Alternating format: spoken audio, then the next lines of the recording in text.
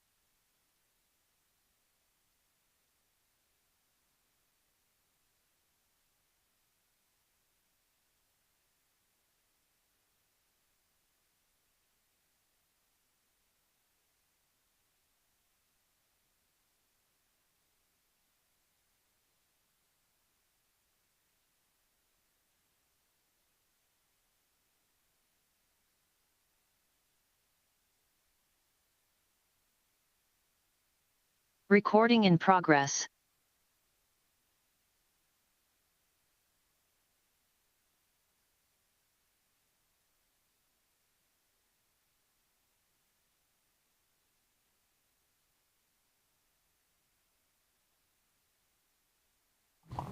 The mayor's running a few minutes late. He says ETA 12:05. Start the meeting, do it. So, no, he said, do not start, and I shall not.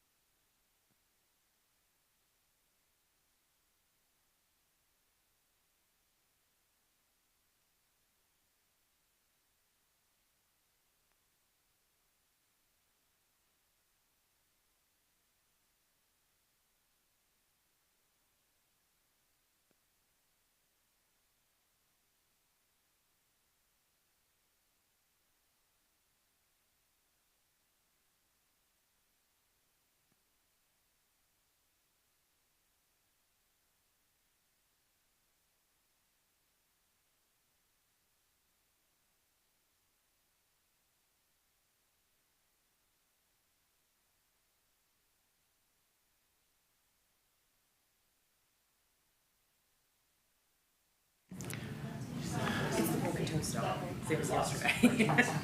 Just got the. Right. 6 months. Are we on Zoom? Okay. Thank you all today for being here. I'm sorry for my delay in getting here. But we will be done no later than 5 o'clock, period, and maybe a bit earlier than that. Why don't we take a roll call first? Councilmember Fahy. Here. Councilmember Kern. Present. Councilmember Cooperman, Here. Mayor Pro Tem Hamilton, Here. Councilmember Hunter, Here. Mayor Lane. Here. If you would join me in Pledge of Allegiance, that would be great. I pledge allegiance to the flag of the United States of America and to the republic for which it stands, one nation, under God, indivisible, with liberty and justice for all. Is Caleb online? No. Yeah, one of our members today got pretty violently sick last night. I'm not going to say that was either because he had to come to council meeting or that he had to pick up family at the airport, but I do wish him well, and that's why he is not here today. He sends his regrets. All right. We're at the budget retreat for the biennial budget for 2027-28. And I'm delighted to be here, as I think council are, and hopefully staff and the public are as well. I wanted to provide a few preliminary comments, and I'm going to also have the chair of our Finance Committee do so, Councilmember Hafner, because that's, we've had a huge integral part in the development of the budget so far. This meeting is being recorded, so I hope that those who can't be here, and even those who are here, can look back at it and be here to understand what we're doing, because transparency is incredibly important, especially on this issue. And I want to, at the outset, thank the kind of following groups of people. First, the staff who have worked absolutely tirelessly to get us where we are right now. And that includes all the directors, I think, who are here today, their staff. I want to thank council, who are going to do, hopefully, a lot of heavy lifting today and throughout the process. Want to thank the members of the boards and commissions who've had big input into this as well. They've been asked for their input, and they've provided it. Want to ask or mention members of the public who, we'll get to that in just a minute, but are going to play an important role in this, and indeed all already are in comments that they've made to us. And I do want to single out our city manager, Diana Langley, for leading the staff charge on this, and she and her staff will be conducting a chunk of this meeting. Want to make sort of 4 points. One is that one of the most important things a city council, and this city council does under the charter, is passing a balanced budget. And we will do that later this year. What does that involve? It involves making policy choices and setting the spending priorities of the city for the next 2 years. We do a biennial budget. We will revisit it next year, and indeed we'll revisit it throughout the year for certain purposes. But we're going to make those policy choices and set spending priorities that we believe reflect and balance the values that the community that we serve, voting public and those who can't vote yet or can't vote at all, embody. And that we understand, I think, to the best of our knowledge and ability. We also are collaborating in this process, and I have enumerated some of the folks we've collaborated and are collaborating with in evaluating and making those choices and those decisions. That's why I call it a budget process. The second thing I think to know in all of this is that every municipality in Colorado, probably across the country, and most other governments, including our state government particularly, are undergoing incredible, maybe metamorphic financial pressures. And it makes this job all the more important and difficult. I think, I don't want to overstate it, but I do think that's a really important lens through which we all have to understand this.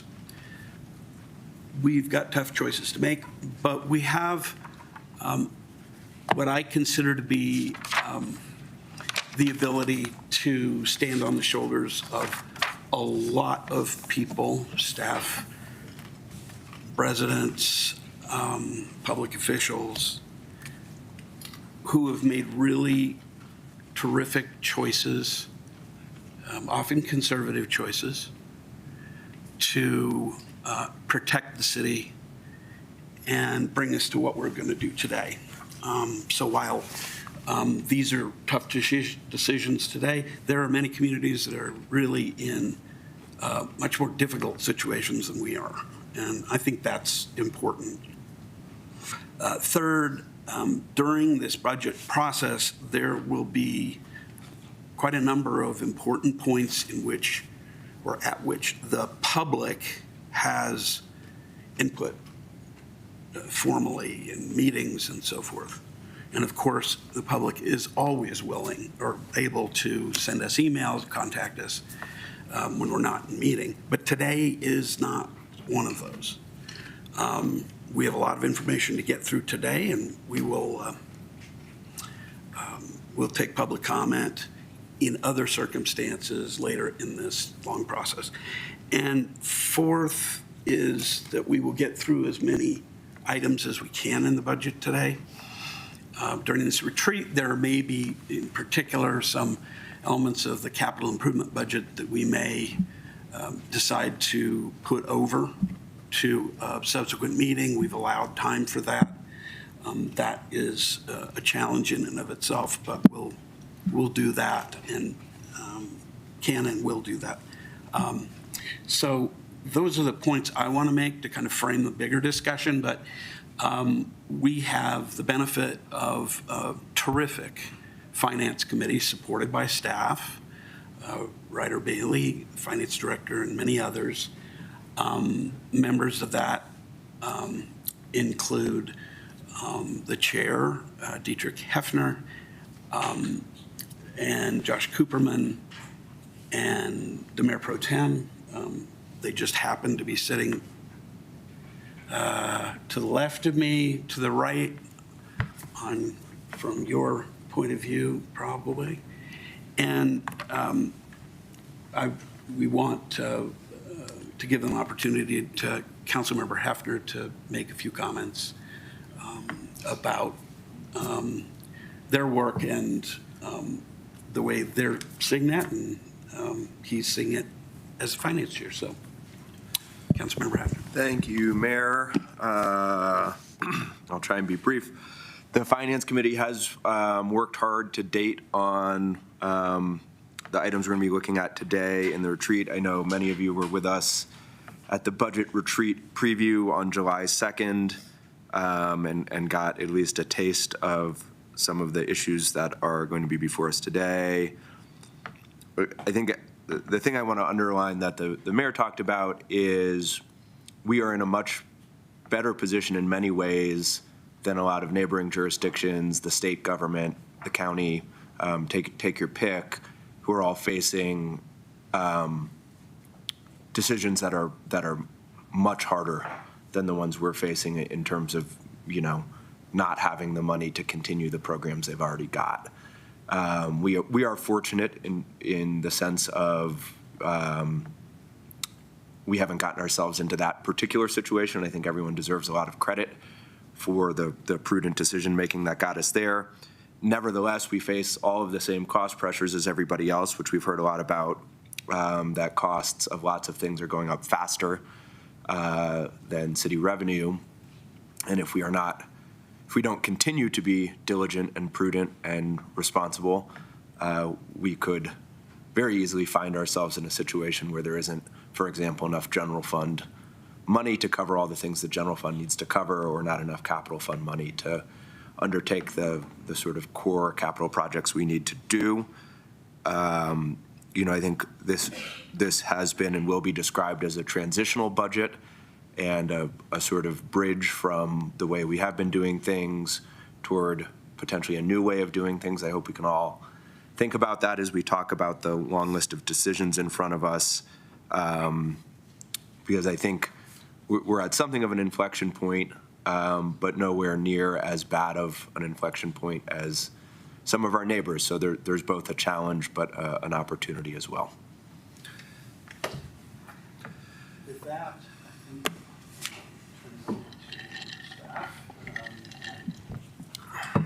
With that, I'll turn it over to staff. I think there may be a number of people who are going to have some part of the presentation. The council will be weighing in at different parts, and I'll be kind of shepherding that discussion, but the staff is going to be shepherding us through some preliminary thoughts and hard analyzed facts and suggestions and priorities and decisions for us. So. All right. Thank you. Thank you, Council, for joining us today. I would like to reiterate the gratitude for staff. To get to this point is a culmination of months' worth of work of all of the departments, and really appreciate all of the time and effort that you've put into this. Also want to thank the Finance Committee, Council, for your support to this point, and then also the advisory boards for submitting their requests as well.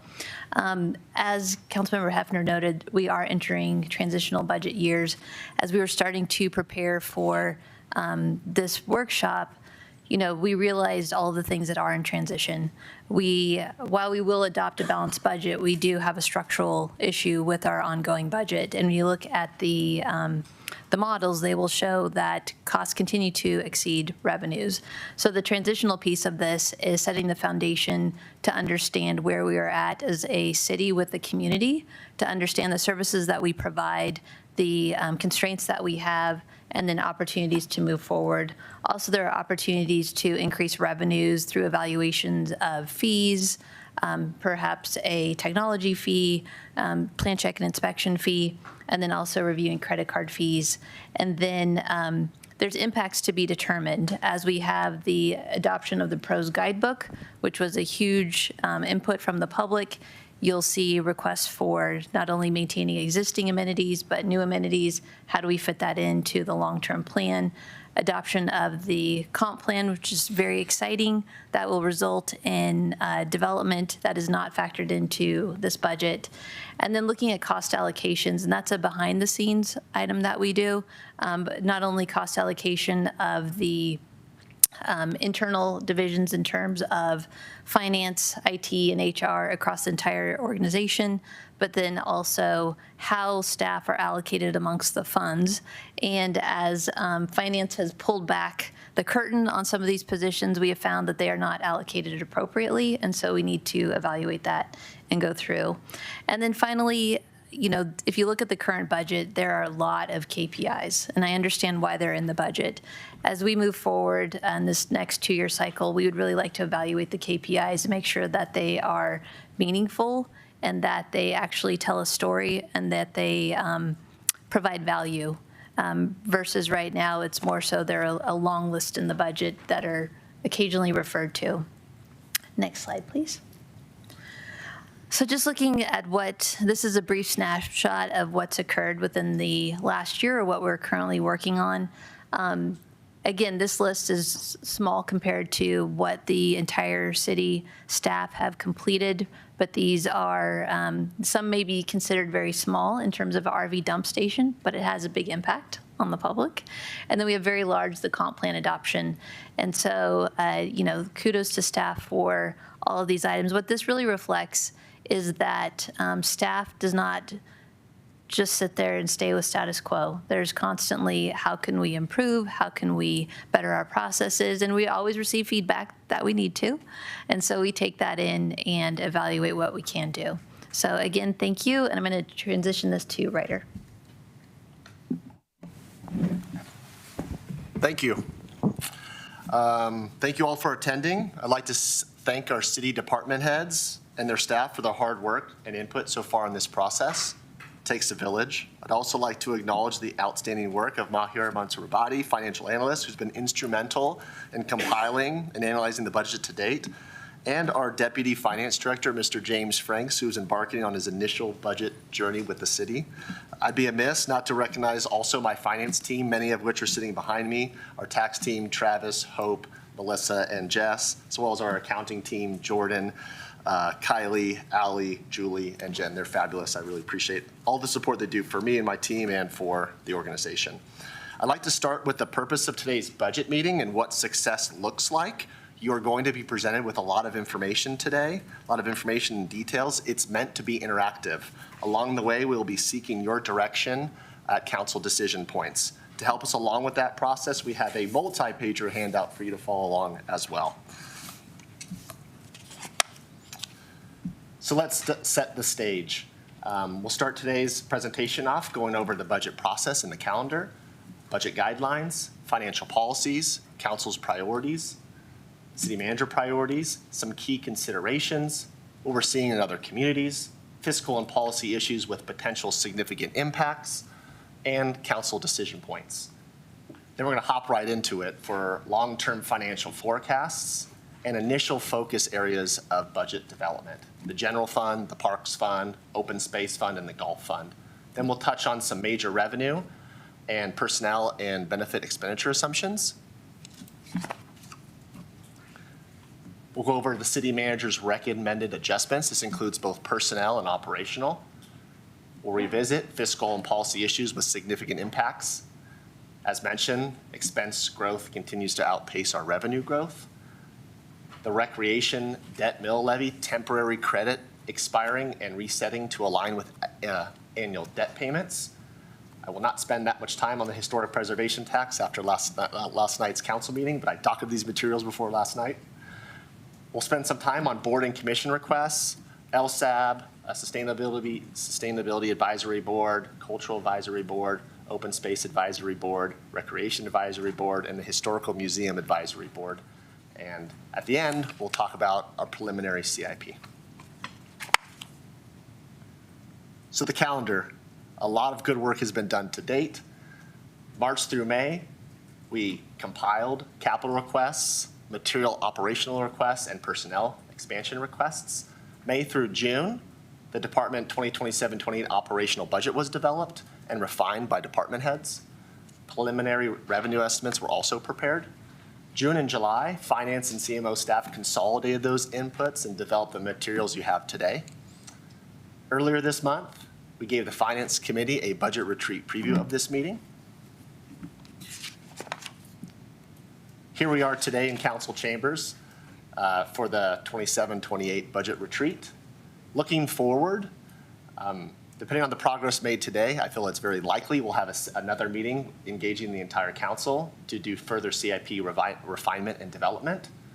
At the August 20th Finance Committee meeting, we'll have a budget retreat recap and additional CIP discussion. all targeting Tuesday, September 1st, council meeting for the city manager's recommended budget.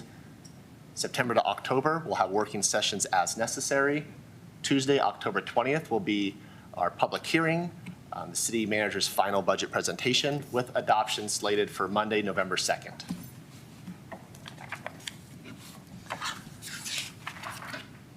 Budget guidelines. The city is currently developing its 2027-28 biennial budget and 6-year capital improvement plan. This is a heavy lift. The budget process aims to allocate resources in alignment with our priorities. We've talked about a balanced budget. I'd like to add on to structurally balanced. What this means is that one-time funding is only to be used for one-time expenditures, not ongoing funding. Put another way, your revenues need to exceed your ongoing expenditures. Line item adjustments are based upon detailed analysis and projections. Staffing requests will include detailed and specific information defining the need for those positions. One thing I've talked a lot with our department heads is cost neutrality, that increases are to be offset by commensurate reductions. What this has allowed us to do is prioritize our staffing and our obligations.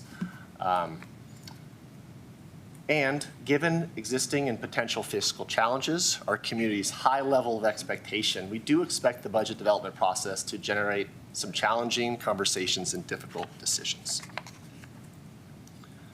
The city's financial policies are posted on our department's website and are routinely reviewed by the Finance Committee. They were last amended on June 16th of this year. The budget is developed within this framework. The financial policies that have a direct impact on budget are asterisks on this chart: reserves, revenues, and our operating budget policies. This budget aims to align your council priorities with our resources: economic vitality, core services, safety, housing, all within the lens of EDI and environmental sustainability. Our city manager's priorities are to prioritize our existing critical infrastructure and core functions. What this means is public safety. In the recommended budget today, you'll see market adjustments for police and Boulder ODM, maintenance of our capital investments, including technology and critical infrastructure, and addressing the long-term stability of the general fund, parks fund, open space fund, and Gulf funds. Investments in staff with an emphasis on retention, training, and development to continuously evaluate and implement cost-saving opportunities and operational efficiencies, and to evaluate fees and cost allocations where appropriate. Some key considerations. We are not alone. Other cities are going through something similar. Louisville has a high quality of life and delivers a high level of service. This city has taken on truly impressive and aspirational work. We just need to balance those with our resources. There are pathways through this.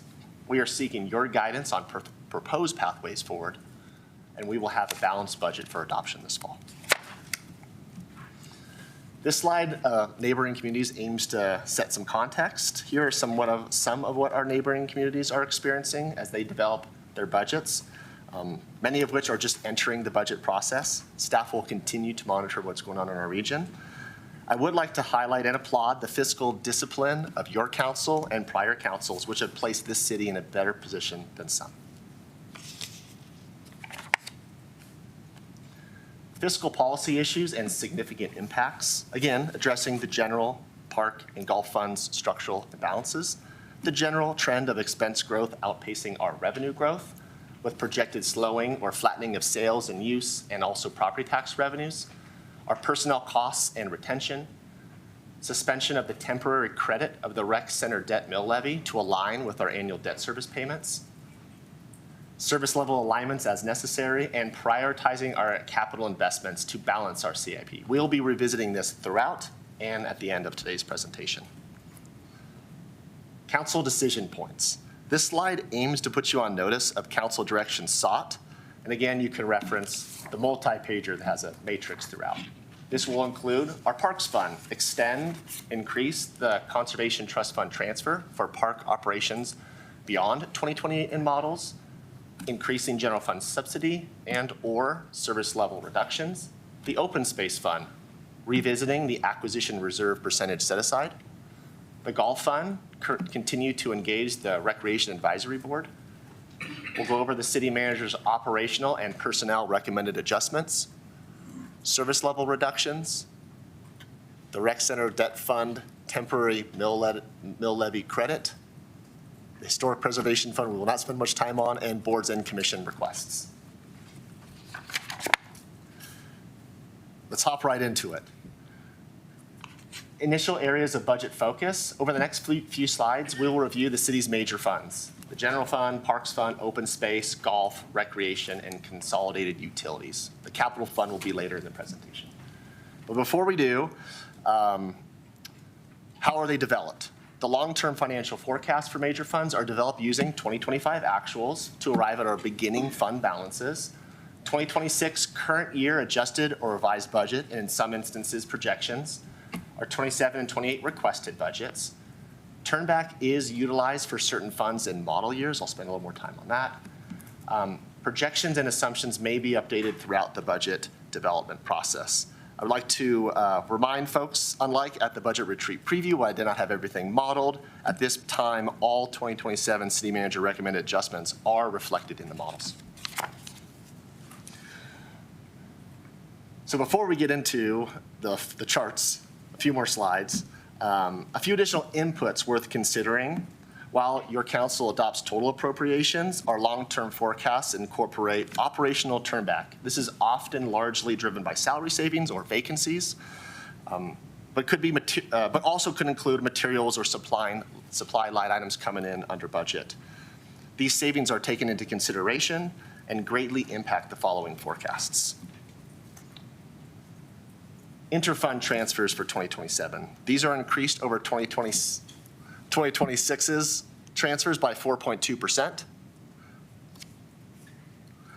These transfers are codified in the city financial policies. I'll run through this real fast.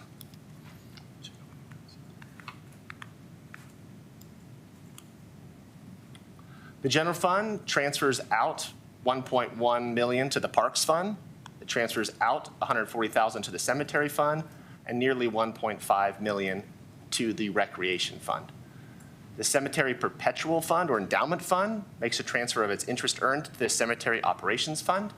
The historic preservation fund transfers $230,000 to the general fund for museum operations. This takes into account the existing percentage, not any future percentages, depending on the outcome of a future tax measure.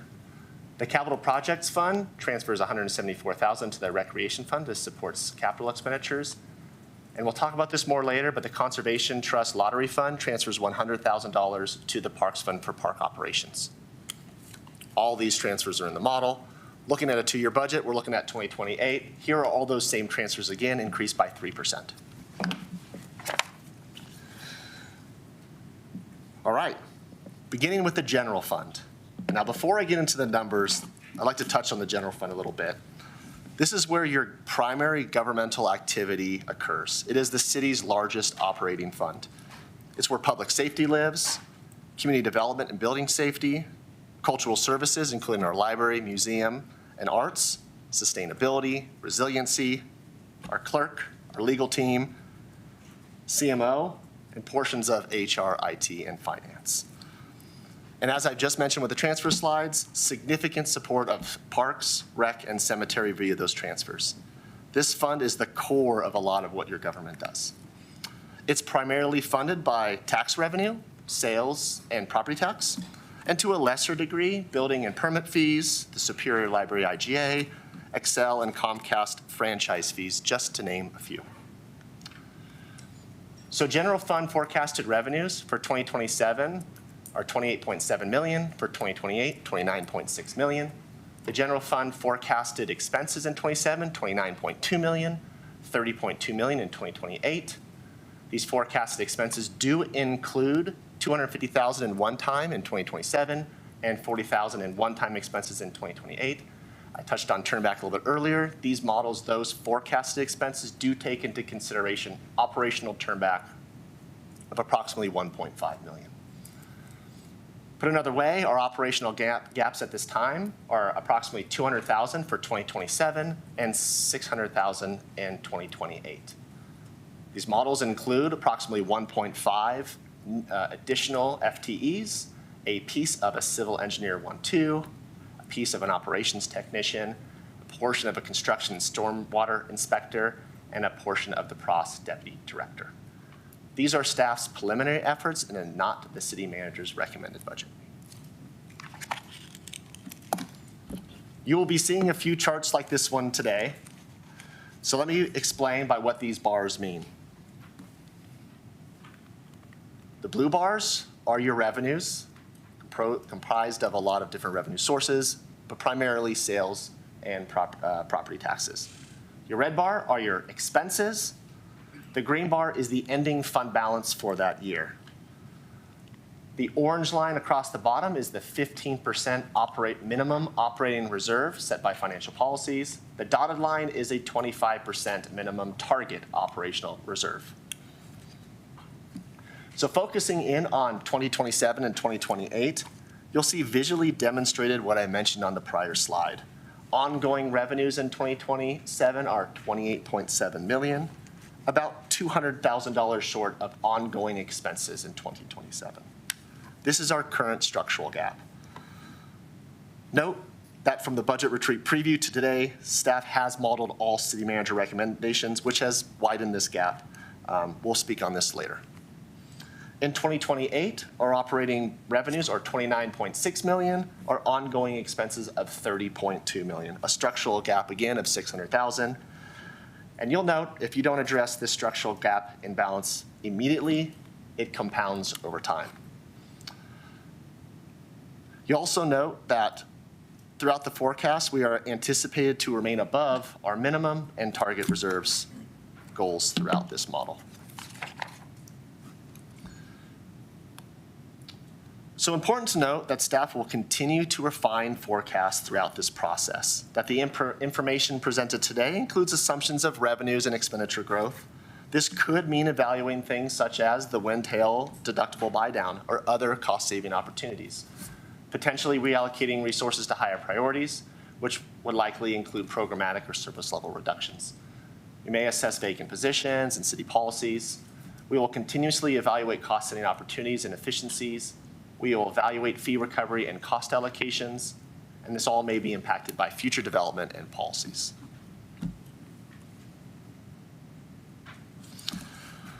I will continue on to the Parks Fund, our second fund of initial area of focus.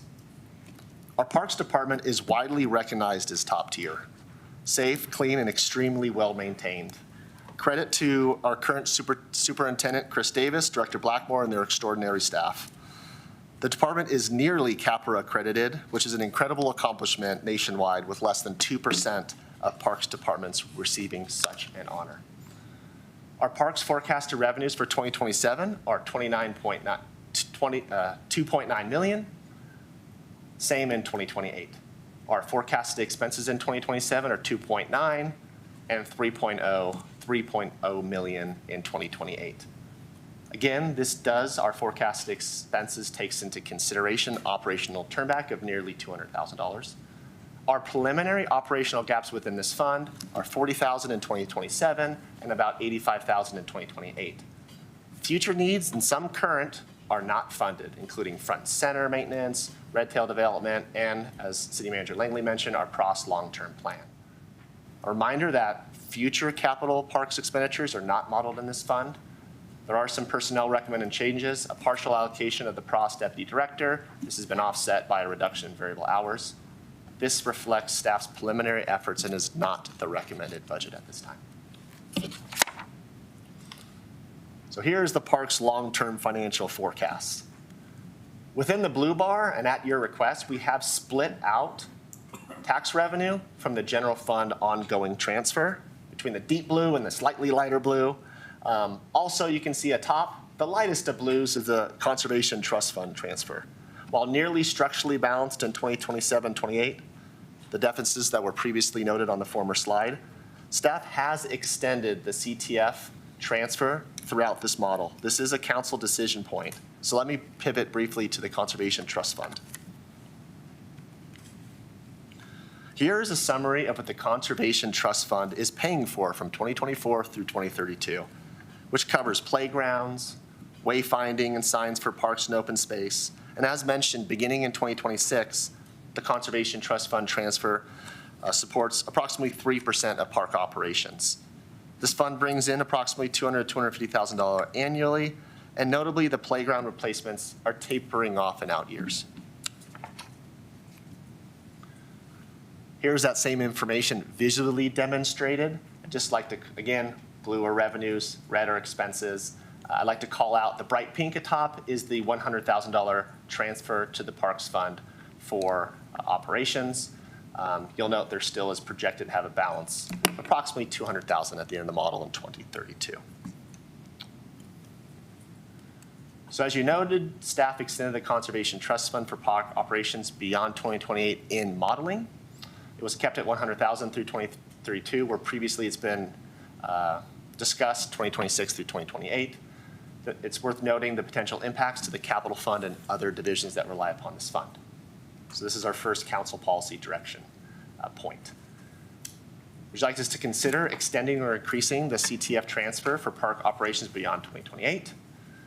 We could potentially increase the annual transfer beyond inflation, annual general fund transfer beyond inflation to the extent feasible possible. I will say today that is not possible in our current projections. And or service level adjustments. We could consider aligning variable personnel expenses with historical trends. So at this point, I will pause and open it up for some council direction discussion on this decision point. Thank you. First of all, just a question, and it's more for the folks who are watching this who may not be as familiar with budgeting. Can you describe turnback just to make sure people, you may have covered it, you've certainly talked about it. It's a concept that the average person sometimes doesn't know. Of course. So where I came from, Mayor, turnback was often discussed as salary savings, just because you would have staff, you would have vacancies, and when you had vacancies, it took a little time to rehire and fill that position. So operational turnback kind of builds upon salary savings and looks to all of your operational accounts, including perhaps your paper budget came in under, and so that would be returned to the general fund, returned to that fund. Your council adopts annual budgets, so any unexpended appropriations funding would fall to the fund balance. Your council adopts appropriations, and what we do in our modeling to really refine, to fine tune where we're headed, we do take into consideration those non-expenses, those things that may not occur. So really it's a way for us to adopt a budget, but then refine our projections as sharply as we can, knowing that there will be some expenses that just don't occur. Thanks. What we have been given, which is a nice kind of little bit of a cheat sheet from staff on council decision points and on parks, rec, and open space, which are different funds. I mean, maybe what we ought to start with is the Parks Fund. It looks like from the list that there are 3 decision points. One, extending, it's on the slide here, but extending or increasing the CTF transfer for parks operations, increasing annual general fund transfer, and service level adjustments. I wanted to ask council if, based on their review of the budget materials, or any other decisions that they think we ought to be making in addition to those. All right. Seeing none. Go ahead, Councilmember Cooperman. No, just on Parks Fund. Yeah, we're just doing this one bite at a time, rather large bites, but yeah. Any thoughts initially? Yes, Councilmember Hefner. Yeah, so Director Bailey, if you could flip back to the general fund for a minute, because this is relevant to the general fund transfer. I just want to talk briefly about one thing I saw in the CIPs, which is moving about $500,000 a year of software expense that currently lives in the general fund into the capital fund, which obviously we need to pay for that expense from somewhere. But I assume this graph shows that $500K moved out already, and that if it still lived in the general fund, we'd see the gap increase by $500,000. I believe your question is, did we reduce our software expense in the general fund to account for the request in the capital fund? We have not done that to this point. Okay. It's still in this chart. We are currently refining exactly what software will extend into the future. So I've not accounted for that. And I don't want to say it's double counted because we're still working through all the softwares that will be required. So it's still showing up here, and it's not showing up yet in the chart for the capital fund? It is showing up in both charts, but I think my point is we may need more than $500,000 for software. Okay. So okay, I think I'm with you. Back to parks. Sorry, I have a couple more things. So I think one thing we talked about for the Conservation Trust Fund on finance is that that fund does other parks-related work, mainly playground replacements. And so I think the thing that had been the recommendation on finance was, what is the amount we can transfer out of Conservation Trust that leaves enough money behind to continue to pay for the playground program? And I don't know if there's an answer on that or not. I will maybe turn over to Adam, Director Blackmore, to speak to the specificity, but we have modeled the requests within the CIP program, and we have allocated those costs between those both funds. So I would say the demonstrated need is reflected in these models to be funded by the Capital Fund and the Conservation Trust Fund as presented today. So my question is a little bit different, though. So on that slide, we're talking about a $100K transfer. And I think the question posed by finance is, what is the dollar amount of transfer that can come out of Conservation Trust without prejudicing the playground stuff that gets financed out of there? I think that's dependent upon what you want the playground replacement process to look like. Yeah. You know, we have some models that you're not seeing today that if there is a desire to increase the CTF transfer into park ops, what that does to the playground replacement depreciation schedule. So, you know, outside of 2027, which the majority of that playground money is going to potentially be needed to do community park the way we would want to do community park. Once you get 28 and beyond, it's kind of all fair game. It's just a matter of whether we want to fund park operations or expedite the replacement of the playgrounds. Once we get through community, all of the playgrounds will have been replaced. They'll be in their existing lifespan. So if we want to defer, you know, a park playground that we had depreciation and replacement at 10 years to 12 years, for example, like a Net Brand, we could certainly do that. And then you could use the entirety of the playground money for a separate purpose in, say, 2028, if that makes sense. And so what are the sort of 28 and onward expenses in the playground here?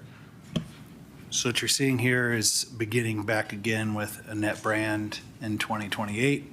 This is a percentage assistance to the playground replacement money that's also out of the capital fund for, I have the list. It's a Net Brand, Cowboy, Pirates, and then potentially allocated money for a new park 2031, 32, based on how things evolve with Red Tail or some other placeholder property. But you're saying we may not need to do those projects? Correct. There's a way that we could not do, if desired by council, all 5 of those parks. We could consolidate that down to only doing 2 playgrounds over the next 6 years. Okay. And transfer that But money even if elsewhere. we do this program, there's still enough to move 100K every year. Without a doubt. It's not an Without a issue. doubt. Yep, no, that's already been modeled, and we're fine with the playground replacements as currently stated with the 100,000 coming out. Okay. I guess my question back then would be, should it be more than 100,000, which doesn't quite cover the gap? I mean, that's a nice round number. Will you pull up the chart? Chair, or Councilmember Hefner, You could extend and increase. I think there's a cap, though. If you look, if you go to the Conservation Trust Fund, you could see through 2032 having $200,000 in the bank. You could potentially increase it by $25,000 and still have a solvent fund. So there is a little room there. But there is a ceiling because only 250,000 calls in every year. So if you're looking to potentially increase it, you could probably go to 125, and then that green bar on the far right would be closer to zero than it is to 200,000. Does that answer your question? No, that's helpful. So there's a little more headroom, but not a lot. Correct. But if we kick out some of the parks projects that Director Blackmore just described, there could be, maybe we get to 150. Correct. When you say kick out, do you mean defer? Defer, yes. Okay. Rather than reduce any given. Yeah, I mean, I assume there comes a point where you have to undertake those projects. Yep. But it would be delaying them further into the future. Director, did you have something to add? I would just add maybe a staff opinion that from a replacement and expectations of the community in terms of quality and fresh appeal of the investment of this money, staff would prefer a deferment or a delay to ensure an appropriate amount of funding per project versus a reduction in scope, if that makes sense. I appreciate that. One of the things I guess I would say, and this is true, I think across the budget, is there's always trade-offs. One trade-off certainly is doing things to a lower service level or a cheaper, for lack of a better term, but a cheaper product or a less exemplary product that perhaps the city residents would like. And I think, my general view is that we ought to do fewer things very well rather than a bunch of things in a mediocre way. It's not always that kind of trade-off, but I think that's consistent with that kind of, at least in that area, kind of thing. So, yes, Councilmember Hefner. Yeah, I agree. And I guess the suggestion I would make on this topic is, give the direction to defer playground projects to the extent sort of that's reasonable and use that savings to maximize the amount of the transfer from Conservation Trust. Are you suggesting a particular amount of transfer? No, I mean, it would be nice to have it be more than this, but I think whatever we can squeeze by pushing off, look, I don't think any of us want unsafe playgrounds or falling apart playgrounds, but if it's mainly an aesthetic concern, and we can eke out 3 or 4 or 5 more years from a aging playground, I would rather take that money and spend it today on operations and maintenance that really is unavoidable, that if we stop doing it will be quite noticeable, and then try and stage out the playground replacements, space them out a little farther than we have been. I'm going to do, as we go through this, quite a few kind of straw polls. What we often do is a thumbs up for direction. If there's additional conversation that needs to happen, fine, but I don't know if others have comments, but are people generally in agreement with that discussion or that suggestion?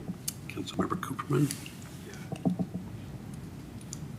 First, I just wanted to ask, so the service level adjustments, there's one bullet point.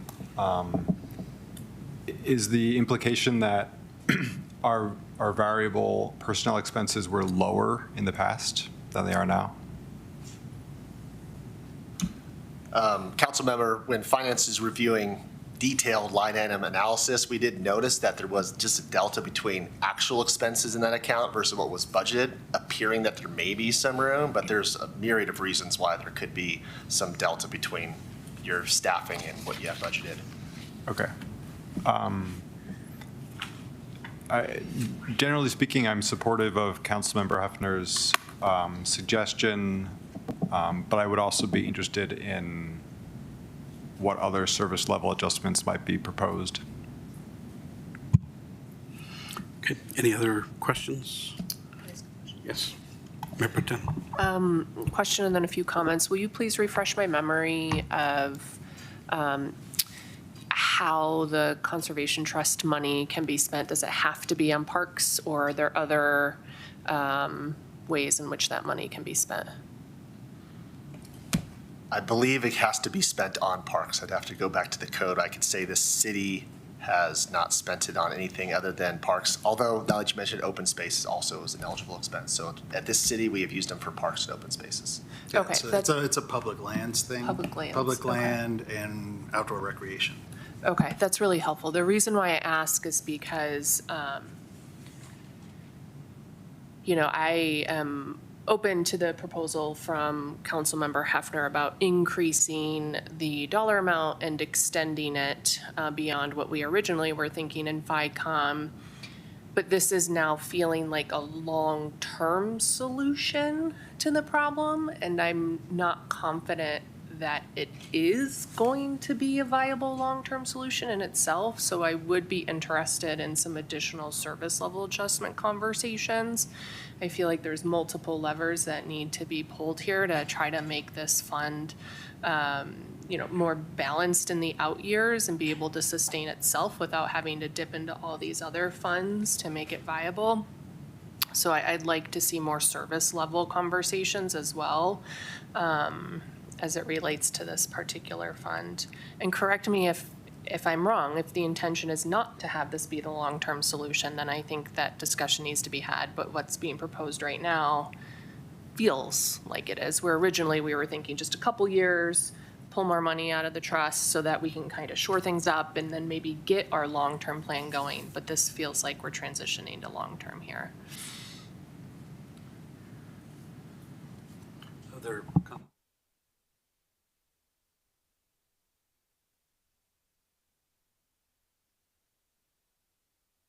I'll just state my agreement. I would appreciate proposals on, what else we can do to stretch our dollars.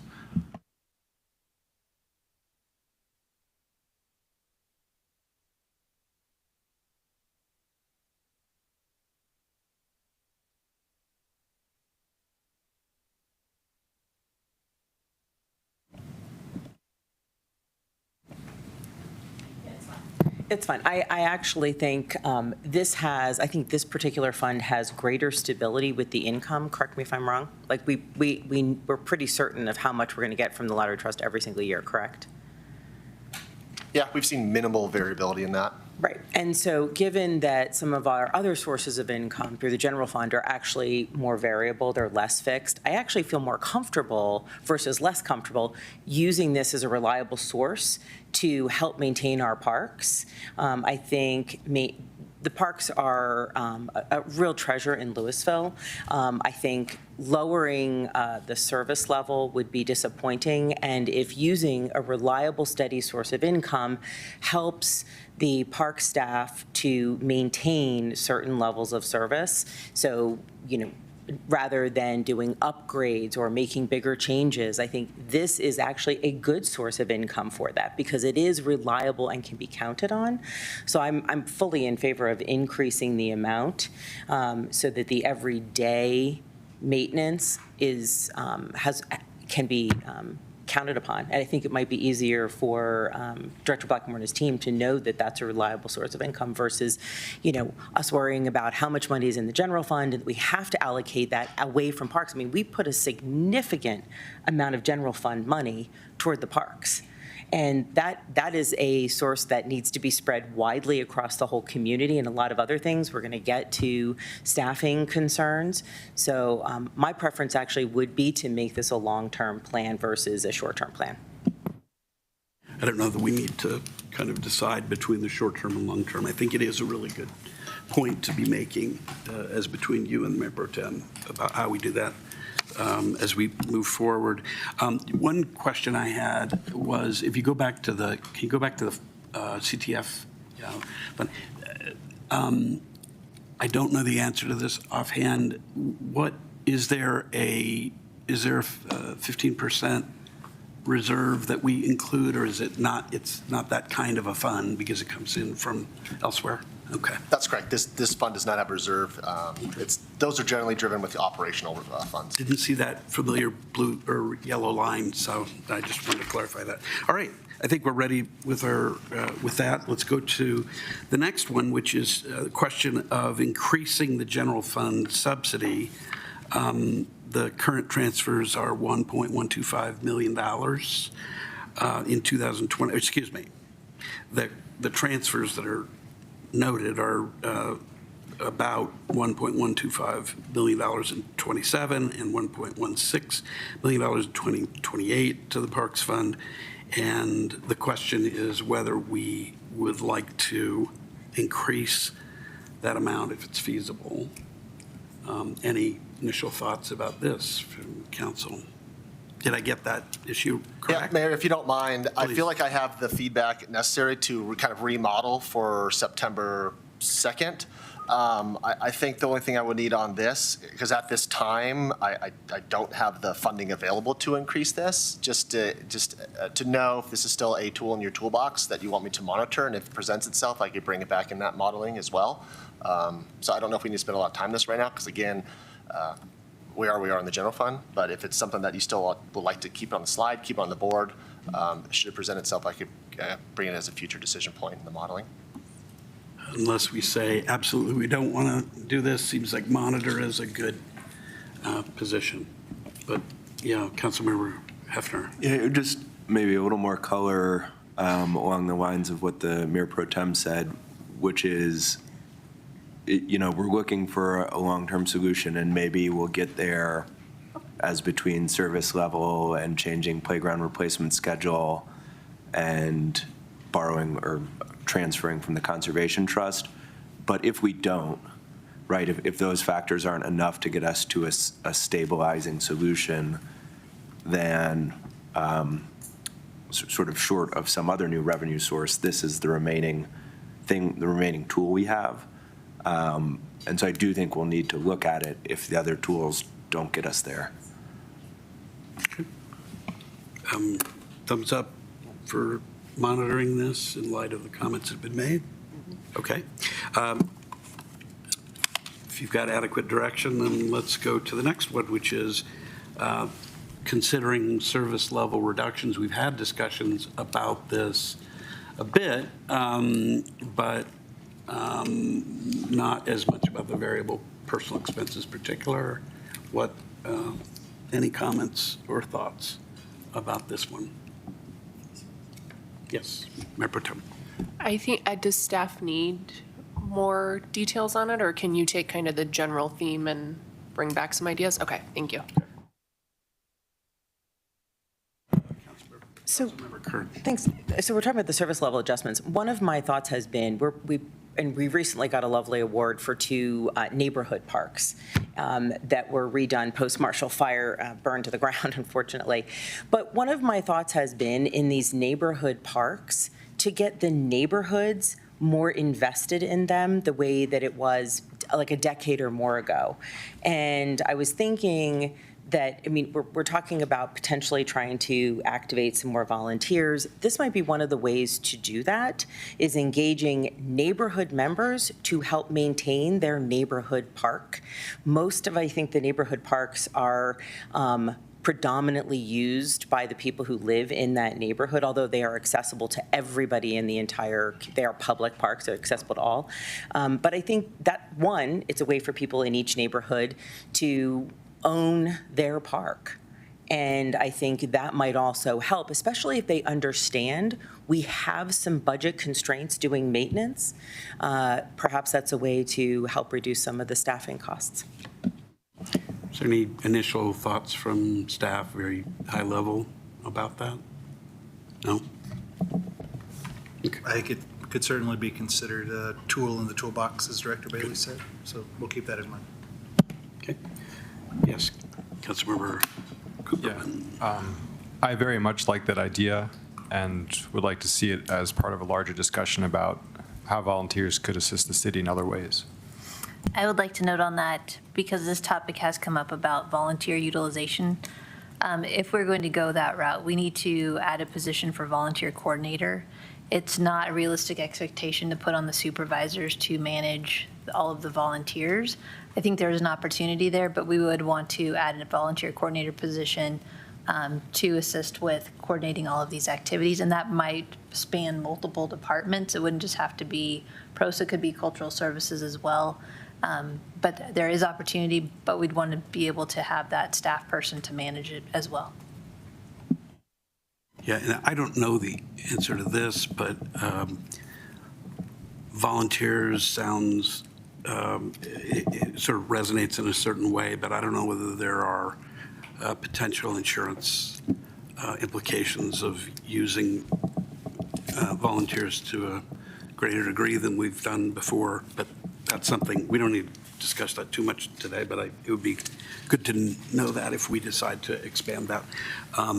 And that's one of those things where I think as we move forward, we're going to need an offset or at least an estimate of kind of how we could accomplish savings. But with those, with that input, do you have enough?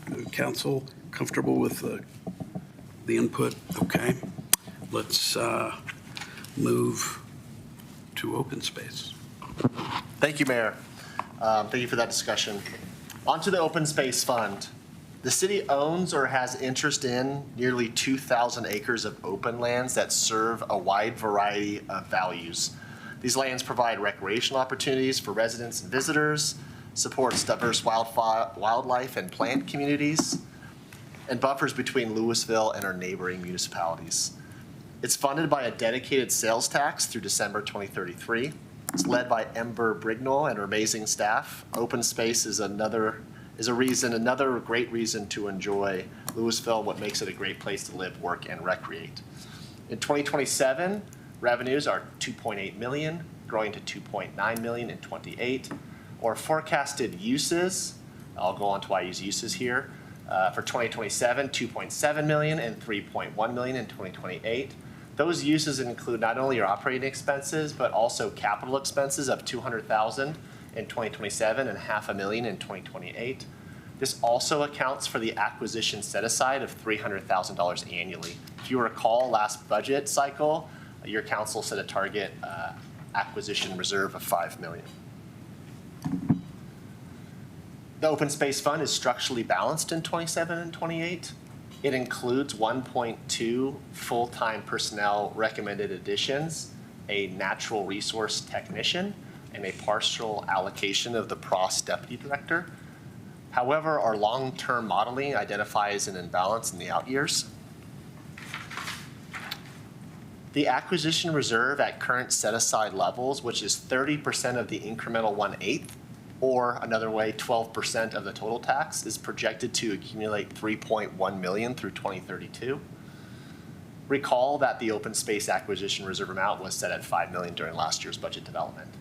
So this brings us to another council policy direction point, whether to revisit the acquisition reserve percentage to balance operational, capital, and acquisition expenditures against available funding.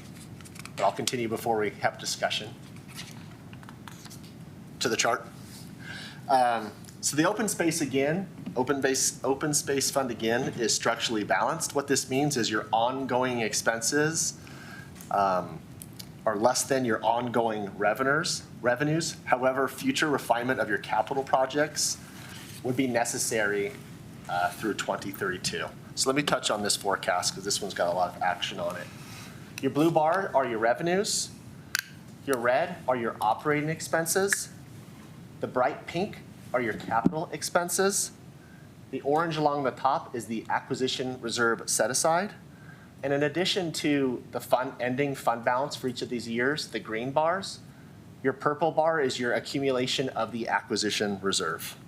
This is subject to change if and when land is purchased. In 2031, the minimum reserve exceeds your operating fund balance. You're not meeting your target in 2031. This continues into 2032. One of the drivers of that is significant capital expenditures in those out years. A reminder that the additional FTE to maintain open space, the natural resource technician, is in this model. Let's touch on the capital projects in these orange slivers on the next slide. It's actually not so bad to read, but you all have a handout to look at these capital projects here. So you can see what's making up the bright orange piece of those, of the open space chart. The bright selections of the long-term forecast chart. So now I'll probably kick it back to slide 41 and revisit the council policy direction. So you have a few levers here. You can adjust the acquisition reserve, which is $300,000 set aside. We have an expansion position that Director Blackmore can speak to a little better than I. And you also have capital expenditures as another lever. Again, this fund is structurally balanced for 27, 28, but we do run our model through 2032 for good reason, so you can see where we're headed. So with that, I'd like to go back to council and open up discussion on the open space fund. Okay, thank you very much. The question you have there is potentially revisiting the acquisition review percentage. Are there other questions that council might want to add to that? Yeah, Councilmember Kern. Great, thanks. So I was actually just curious. It looks like in 28, there's $255,000 that's for open space planning documents. Is that part of the Prost Long Range Plan that's the component just for open space? No, that would be the next step of open space planning. So open space is a little unique that it's managed by what used to be called a master plan. It's a comprehensive plan. It's intended to be basically property level management, recommendations and evaluations for all the things on all of our properties. The last time it was done was 2004. It was intended to be a 10-year document. It's been a high priority of the community members who advocate for these things and for OSAP. And so the discussion between doing that process or the long-range plan first or second, we're using the long-range plan to inform that plan. It also includes set-asides potentially for other evaluations that, we've heard from the community that they would like us to have a more formal approach with as it relates to ecology, wildlife, management plans, that kind of thing that we don't have formalized and adopted currently at the moment. We have operational best practices and we have reliance on the 2004 recommendations, but it's kind of a catch-all for the prioritization of planning efforts that comes out of the long-range plan. And pardon me, does that also include, or is the trails separate? Because I know there was a trails plan as well. Yeah, the trails plan is a separate document. It informs property level impacts moving forward. The 2028 effort will also include the 147-ish acres that were being dedicated as as dedicated open space, to be determined what kind of open space it is, at Red Tail Ridge as well. Okay. And then I was looking at the Warmberg, so when we're looking at future out and how it's depleting the reserve and some of these projects, these are some pretty high ticket estimates as well for Warmberg. So there's the $160,000, this is for the planning, and then another nearly $600,000. It's estimated at $575 now, but it's so far out, my guess is it'll go well over $6. Is that, again, part of it is just to create a plan for that, and that's not included in the 2028 plans, and then is it also the cost of redoing that whole pond that's there? Yeah, so the 160 in 2031 would be the site planning, evaluation, community engagement, what they want to see. Basically, the intention of OSAB and staff is in alignment with the recommendation is to really turn Warrenburg, being centrally located in town, as kind of a hub of open space operations, if you will, for things like educational programming. That potentially could result in a restroom facility. It could result in an educational amphitheater setup of some kind, basically more of a activated recreational open space opportunity at that property is what those particular projects are. So I'm curious if this has come up with the Open Space Advisory Board for where the priorities are. They've always really asked, and I think we've heard from the community too, a high priority on putting funds aside for additional property. But if it's a higher priority that these, and it sounds like a really awesome plan to do for that Warrenburg space because it is so centrally located for everyone. If that's the bigger priority, then, I could see where shifting some of the funds to programs like this away from acquisition. But I would say that we have to balance the priority here. And I wasn't sure where their input came into this. This operationally is the top of their list. They were really excited about this prospective opportunity and the change of just the addition of some recreational amenities within our open space program. We would have to ask them, if one of the directives today is to evaluate that acquisition percentage, if it was an either or recommendation back to council, we could certainly do that. Thank you. Forward. Yes, start with Member Tim and then Councilmember Hefner and Councilmember Cooperman. So I think, thank you, Councilmember Kern, for your point regarding maintaining what we have and balancing that with trying to expand through acquisition more properties. I think it's a really important discussion, and there's certainly quite a bit of money that's sitting in acquisition that if we need to revisit that could be used for other more immediate purposes. Talking about Warrenburg Pond, do any of these costs encompass the neighboring, part of the neighboring property that will now need to be maintained or brought into that fold? The 2031 site planning would. Operationally, we wouldn't need to do any type of capital investment for that particular parcel, but assuming it's under our control and management by 2031, then yeah, it would be included as a potential site to include an investment with the 2032 money. Okay, that's helpful. Thank you. That was my only question right now.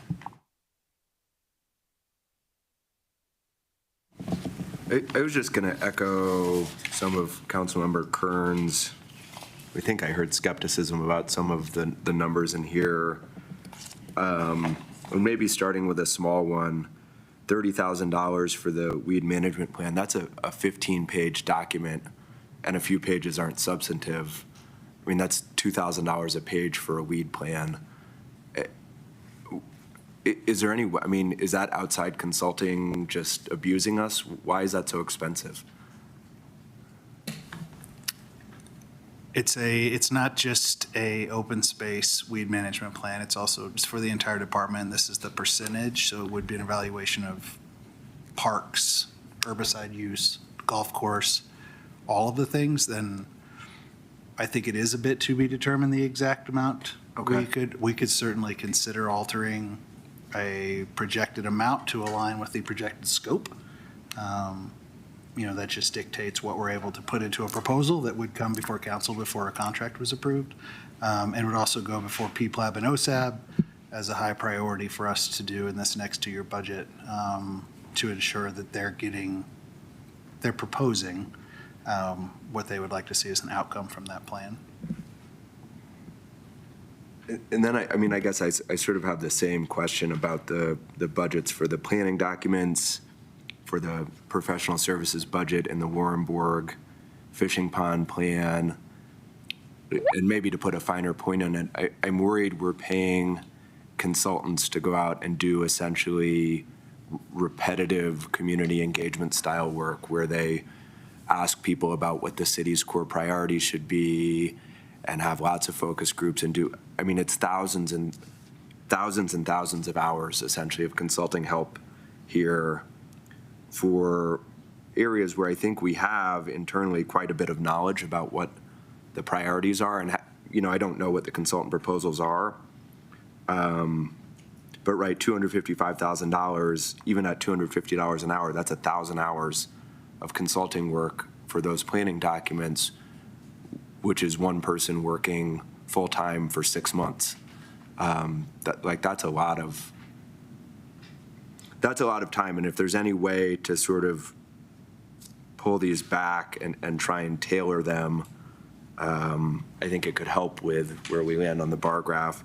I'll just say out loud, what's driving this is I've not been terribly impressed by the consulting help we got on the long-range plan, and I don't think that's the fault of anyone in this room. But I do think there's a lot of consultants out there who are happy to charge us too much, and I would love to see sort of a more skeptical approach to what they're proposing. City manager has a comment on this. Yeah, so a couple of things. One of the things that we've talked about with the CIP is to budget appropriately. We've seen budget amendments come to council for projects because we underestimated. And so part of what staff has done is they've tried to put estimates in that, we think are more realistic in what can be accomplished. The other thing I would say with particularly this budget, OSAB, PPLAB, they have a lot of expectations for what the department's going to do. And then also with the guidebook, we also see that this community is very passionate about open space and parks and how they're maintained. And, the level of documentation does seem to be, to some, excessive. But I would say to those that use it, this becomes the document that they refer to defend what they're doing to the community, because they get so much skepticism in terms of, there's so much expertise in this community, and everybody knows how to do it better than they do. And so when we have these documents, they're able to point to that to say, this was prepared by somebody that's an expert in the field.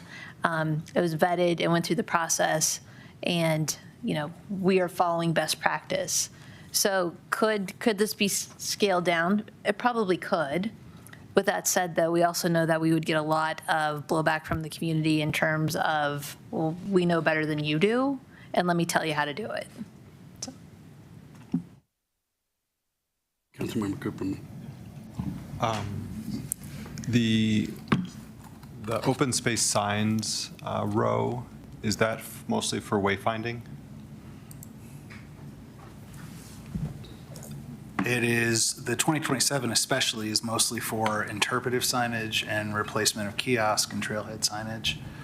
There is an element where it could fall into assisting with wayfinding, but most of the wayfinding projects are being funded out of that CTF allocated funds. So this is more site-specific, property-specific signage. And then are there specific projects in mind for the trail connections for those 3 years at $75,000? Not yet. Those are long-range, our trail system plan placeholders. We have heard that there's a strong preference and priority for community trail connection, expansion, neighborhood connections, that kind of thing.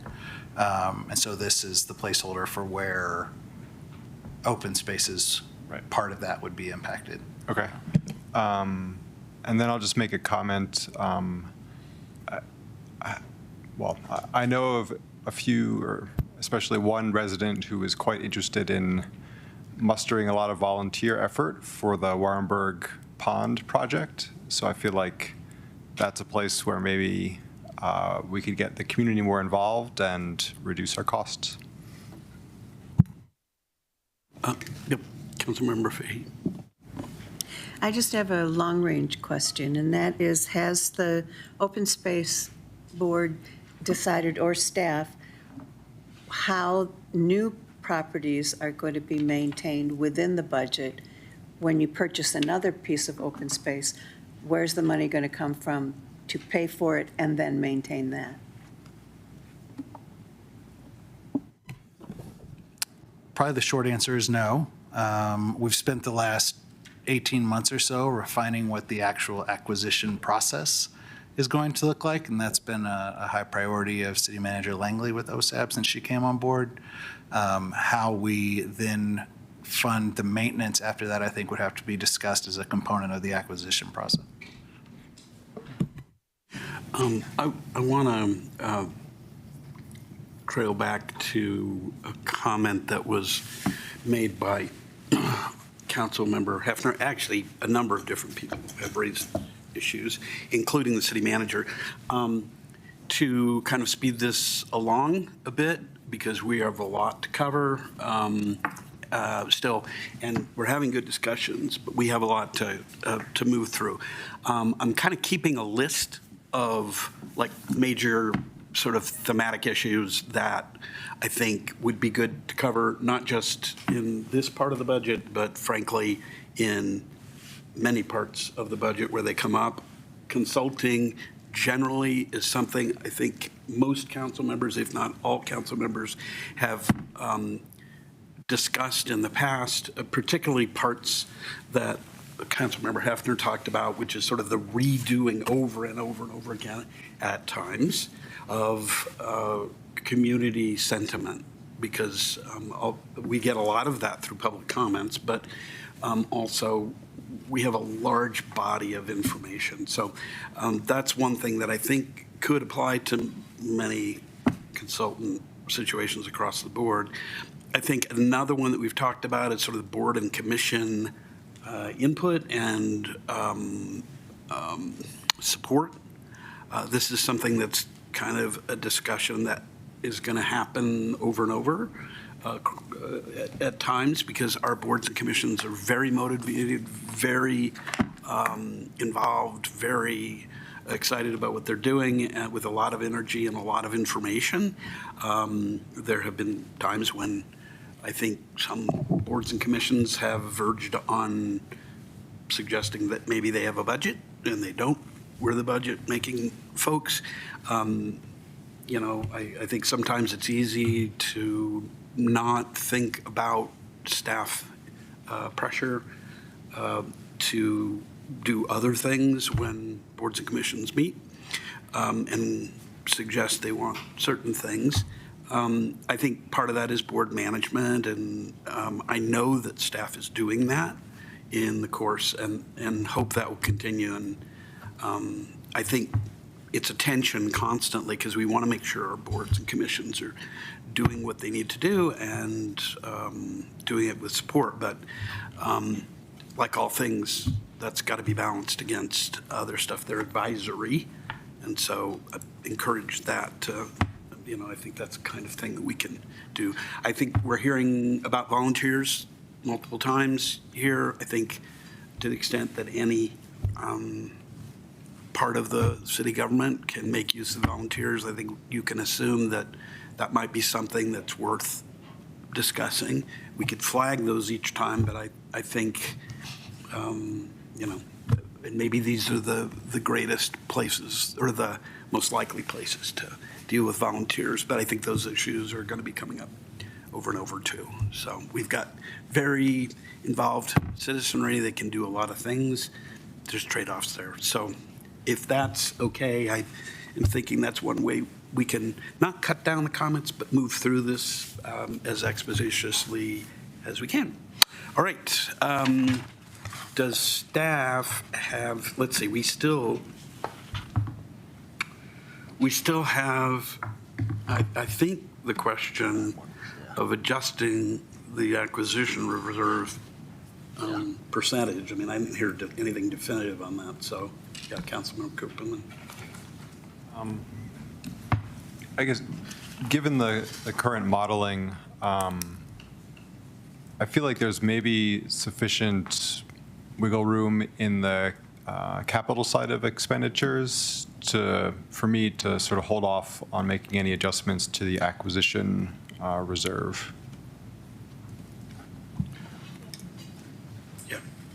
Councilmember Hefner. Yeah,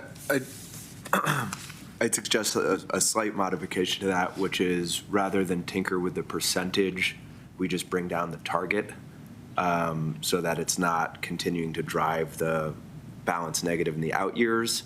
And that way, we're still saving for the future. If we're able to sort of get a handle on the capital expenses, we can always increase the target again. So I would say, let's bring that down to $1.5 million or 2 million. I forget where it was, if you have that chart. But sort of do it so that we can stay above the yellow line. Talking about smoothing? What's that? You're talking about smoothing or something different? No, more of a cliff. Okay, then. Others? Councilmember Cooperman, you raised this just a minute ago. Are you comfortable with that? Or others?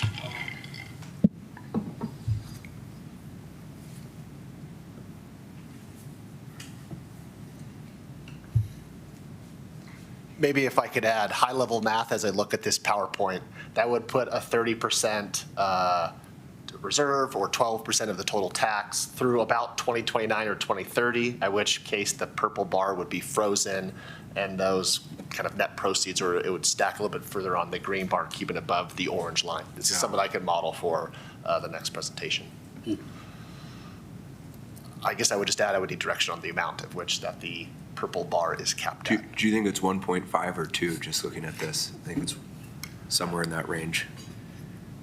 Somewhere in that range, but yeah, I would have to put it in a spreadsheet for that. And just to put a finer point on it, the reason I like that is because it's essentially status quo. And if next year or the year after things are going well and we want to increase the target again, we can.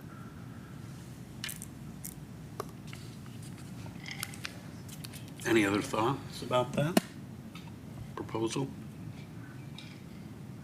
Yes. Mayor Pro Tem. I actually, I really like that idea of adjusting the target for the acquisition, because I'm not certain I see any opportunity here with just maintaining what we have to, cut a lot on this current itemization. So I think doing this proposal is a nice path forward that allows us to maintain what we have, but also still plan for the future and then pivot for that future if needed, so that everything is staying balanced there. Councilmember Cooperman. So if we went with that direction, but let's say we bought something, I don't know, in 2029 or whenever, it would go down, right? And then we would keep putting money into it, right? Until we got back to the cap. So I'm just wondering, would an acquisition throw off that idea is the aim of that idea to keep us above the minimum? I think that would be a challenge for future us, future council. Which is another way of saying it grows more speculative as we go in out years. We're not only focused on 27, 28, and so forth, but I think we can probably, hopefully, move on with the proposal. The proposal has been made by Councilmember Hefner with the considerations that have been otherwise brought by Councilmember Cooperman and Mayor Pro Tem. Pardon me? Councilmember Kern says you may be able to make the chart look better. So I'll leave that to you. All right. Do you have enough? Okay. And I think we're good. All right. Moving on to the golf fund. Thank you for that direction. Nestled at the foot of the Rocky Mountains, Coal Creek Golf Course is a landmark in public golf. That's great. This is stripped straight from the website. Want to hear about the layout? Okay. It's managed by Mark Jensen, Bo Lewis, both PGA certified, and I'd be amiss not to mention the Turn restaurant at the golf course if you haven't been there. Forecasted revenues for 2027, 2.9 million. Forecasted revenues for 2028, 3 million. Forecasted expenses in 2027, 3.5 million. Forecasted expenses in 2028, 3.6 million. Those forecasted expenses do include significant capital expenditures of $400,000 in each year and minimal amount of operational turnback of $60,000 in each year. This leaves us with preliminary operational gaps in 2027 of about $200,000 and $230,000 in 2028. The preliminary CIP includes significant capital investments of approximately $1.7 million over the term, 3.65 FTE recommended additions. This is a piece of the partial allocation of the deputy director, and also an increase in FTEs variables for maintenance workers and guest service attendants to align with actual hours worked in recent history. Recreation Advisory Board has been engaged with multiple meetings established throughout the summer, and staff is currently modeling multiple revenue scenarios next to be presented to the RAB meeting on July 27th.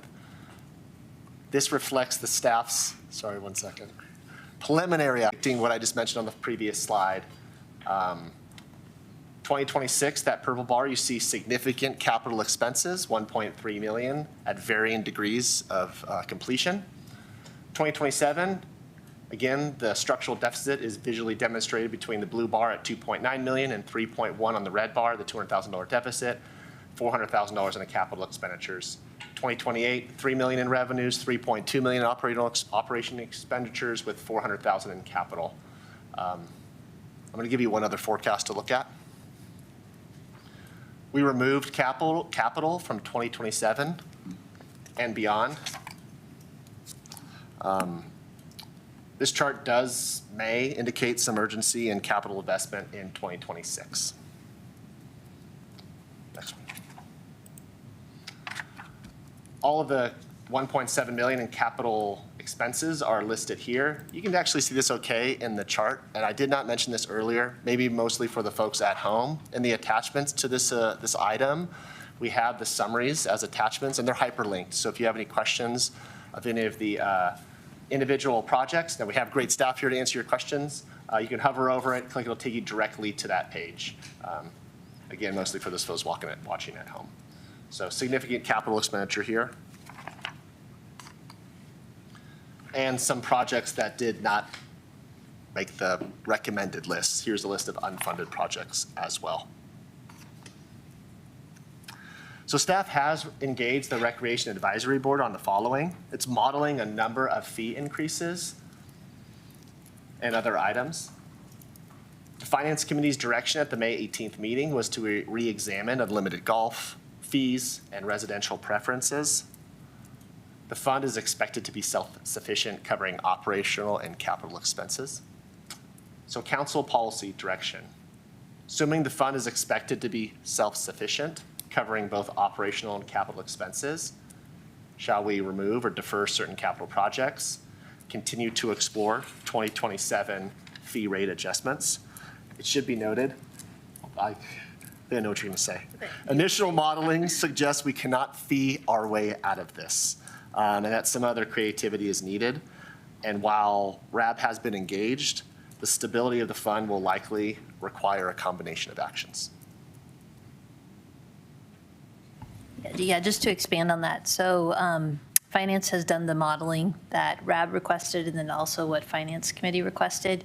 And what it basically shows is when you include capital projects, which I want to say this is a modest list of capital projects, you would have to increase the fees, I think it was 55%, in order to cover capital plus operational, which then you wouldn't have people coming to golf at Coal Creek Golf Course. And so realistically, if you look at the chart where it removes capital, I think kind of at best we can try to target to be able to cover our operational expenses through the fees, through some fee increases, but then we're going to need to rely more on the capital fund to fund capital projects at the golf course. So, and this is an enterprise fund, and so recognition of that, but we don't see a path forward where the golf fund is 100% funding operations and capital projects. Note, we haven't told RAB this yet. That meeting is this Monday. So there's a subcommittee that has seen the the model for this, but the entire RAB group will see the model on Monday. In other words, what you're saying is that the information has not been presented in a meeting, but the information is obviously available now. But just to be clear about the public disclosure of that, I guess I wanted to underscore, I mean, unless there's more of the presentation, I think you've given us what we need. Just to underscore the enterprise nature of golf in Louisville, and that's why we have a separate golf fund. And we, in the old days, particularly after the flood, we had a lot of transfers in subsidizing. Things have gotten better in terms of financials for the golf fund, but this is a pretty stark picture if you look back at your earlier graph. So we've got to wrestle with that a little bit. And maybe the first, if people have comments on either referring or deferring capital projects or exploring fee rate adjustments or other matters. Speak up. Mayor Pro Tem, then Councilmember Hefner. I'm not necessarily suggesting we should do this if it's an option. I'm just trying to understand what the options are. Trust fund. Is this technically something that those funds could be used for or no? They could, from an operational standpoint. I don't know what the restrictions are with it being an enterprise fund, I think would be the hang up. I don't know the answer to that question. I can look into it, but I could say as an enterprise fund, external sources cannot, whatever they are, can't exceed 10%. So on a $3 million fund, you're looking at a cap of external resources at $300,000, otherwise jeopardizing its kind of enterprise nature. Okay, so again, I'm not necessarily suggesting this should be done, but if that is something that can truly help be a short-term bridge the gap until we can amp up fees to cover more of our O&M and capital projects, I don't know if there's any appetite for that discussion. So I just wanted to throw that out there as an option with the other two that you mentioned. Councilmember Hefner. Yeah, I just had a specific question. I see we have a CIP for design to expand or replace the clubhouse in 28. And I thought we as a group had more or less taken that off the table. So I'm trying to understand why we have a CIP for the design work. Director Blackmore, you could probably speak to this better than I, but later in the presentation, we will get to board and commission requests, of which this was one of the ones from RAB. Yeah, I would just add that it is intended to be a site plan as much as an architectural design review for the feasibility of even being able to accomplish what the 2021 feasibility study suggested, that if you recall the three options for either renovating the current building, expanding on the current footprint, using the current building, or a complete rebuild were those three options. And so this, again, to Director Bailey's comment, is partially driven by a desire from the rec board to continue to see some type of movement on what is an end-of-life building that's, for all intents and purposes, not in great shape, and is going to need some level of investment, similar to some other buildings in this community. But again, it can either, I think I mentioned in an email yesterday, it can either be to put in unfunded, it's at the discretion, it can be moved to an outer year, or it can be removed for this particular budget. We're good either way. I wonder whether we might take that request out of order and just deal with it while we've got it, while we're thinking about it. If Councilmember Hefner raises a good point, because it's, at least the suggestion is to take the replacement of the clubhouse off the table. I don't know how involved it is to explain what the board and commission suggestion there is, but we may be able to give direction right now on that. That's fine with me. And I think I would remove it just given the squeeze we have. I mean, it is a worthy project. It's not a bad project. We're in a squeeze, and why bother designing something that we don't have the funds to ever build? Yeah, I'm just, as a sort of respect for RAB, I just, maybe you can at least describe what it is, and then we may decide exactly what Sure. Councilmember Hefner's talking about. Yeah, and I think to Councilmember Hefner's point as well, this work could certainly be incorporated into a future council's decision to consider a full clubhouse redesign, replacement, renovation project that is obviously not included before you today. And so that message could be relayed as well. But again, the scope from a RAB perspective was a site analysis for a future footprint and have a rendering of some sort that could be utilized if we ever were to get to that point. But at a staff level, it's fine. Thank you. Let me, Councilmember Kern and Councilmember Cooper and the Mayor Pro Tem. Great, thanks. So just to clarify, for the day-to-day operations, we're going to run around $200,000 short with the current fee schedule or the fees that we're proposing for 27 to 28, right? Yes. Okay. And did I understand correctly that there is a way through adjusting that or some other means that we could actually not have the day-to-day the shortfall? Or is that not an option? It is an option. We're currently modeling different free opportunities running through RAB right now, so it's kind of being baked. Okay. So one of the suggestions that I'm going to make and throw it out to everyone is, and I'm sorry, because this suggestion actually adds more complexity, Adam, to I think, the golf course. But it's, instead of just having a subset of the Rec Advisory Board, we had a tremendous outpour from the community of golfers who I think really didn't understand where the costs are, where the shortfalls are, and that the fees are changing.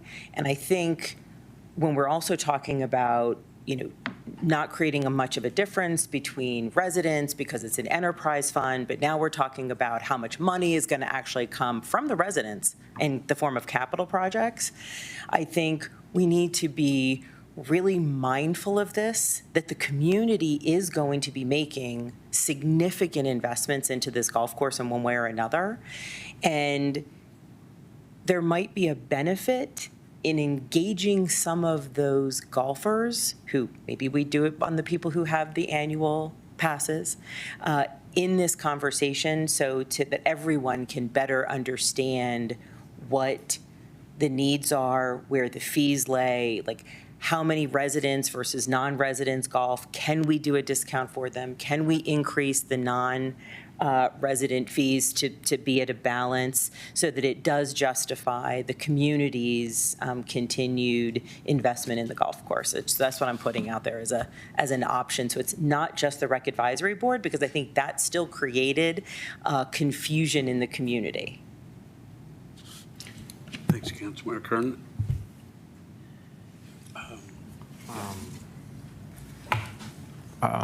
I kind of like that idea too. I'm also wondering to what extent we'll get some of that information from the PROS long-range plan.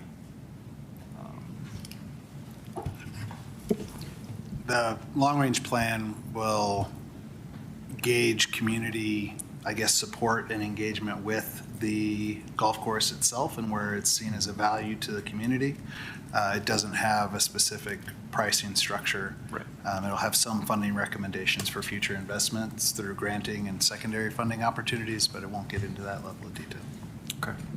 And then, so I had a small question on the chart showing the fund balance for this year itself. That's a projection that we're going, by the end of the year, we'll be below the reserve. That is the projection. Okay. Yes. And then also I'm wondering, aside from the clubhouse redesign, which I think we should probably drop from from the CIP, if we look at the CIPs from the next 2 years mostly, are those things are there things in there that could possibly be delayed if we're looking for a longer term solution? Or are some of those things sort of pressing? I think with the majority of these, there's the potential to delay with an understanding that that has operational impacts. Things like the bunker renovations are partially funded this year. That's the second half of funding for next year. You explore alternative construction methods, you explore expanding lifespans, that kind of thing. But similar to the building, that particular part of the course is about 10 years past a life cycle that it was expected to have after the rebuild. And so with any of these, it's just a balance of operational impact and investment in the course itself.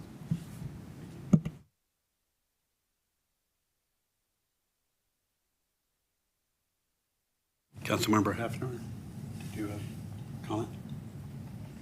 No, I don't. I can make one, but I didn't have my hand up. No, I'm not going to make you. You don't want to. I do think we might want to get back to the question here in front of us as to whether to continue to engage RAB on the fee adjustments.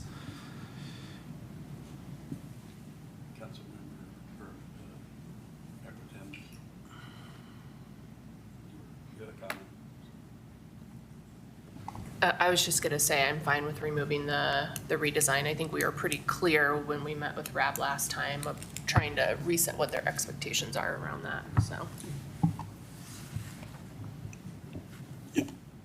Faye? I also agree with removing the redesign from the process. I have a question, though, for Ryder.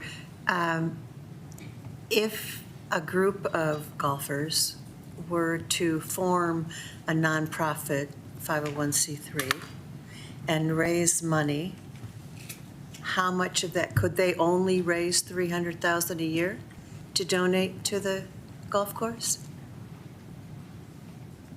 I don't know the answer to that question, but it's certainly something I can look into. I mean, would that impact the enterprise fund? I think my initial reaction would be maybe. If it runs through our city coffers, it would look to me like an additional subsidy on top of the enterprise fund. Maybe if it was outside of the city coffers, potentially that'd be a way to do this project. But How could they do that outside of the city coffers? I don't know that pathway right now, so I'd have to look into it. Okay, thank you. Councilmember Kern? Yeah, I think that's a great idea. That we've actually heard a lot of comments from community members, and it's not like in the last 6 months, it's been for years, that this might be one of the best ways to fund some of the bigger projects that maintain the course's integrity and expand or improve the clubhouse is through donations. And we currently don't have a path. So it'd be nice to find out the legal path that could be formed and then advise the appropriate organizations on how that might happen. I strongly support that. But here's just an overarching question, and I do get this from people who are not part of the golfing world but are residents, which is this is an enterprise. It cannot maintain itself. There are golf courses all across the country that can. So what is it that is different with our golf course and how it's being managed or funded that is done differently with private golf courses or different with other public golf courses that we're not following that same model? And perhaps that's part of already what the new golf manager has come up with and the reason for some of the changes that we're seeing. But I'd be curious, it doesn't have to be an answer right now, but I would like actually for that to come, and maybe it comes to the finance committee because this is just such a big piece of it, is figuring out, what do they do differently to stay solvent in other communities that we're not for somehow able to do?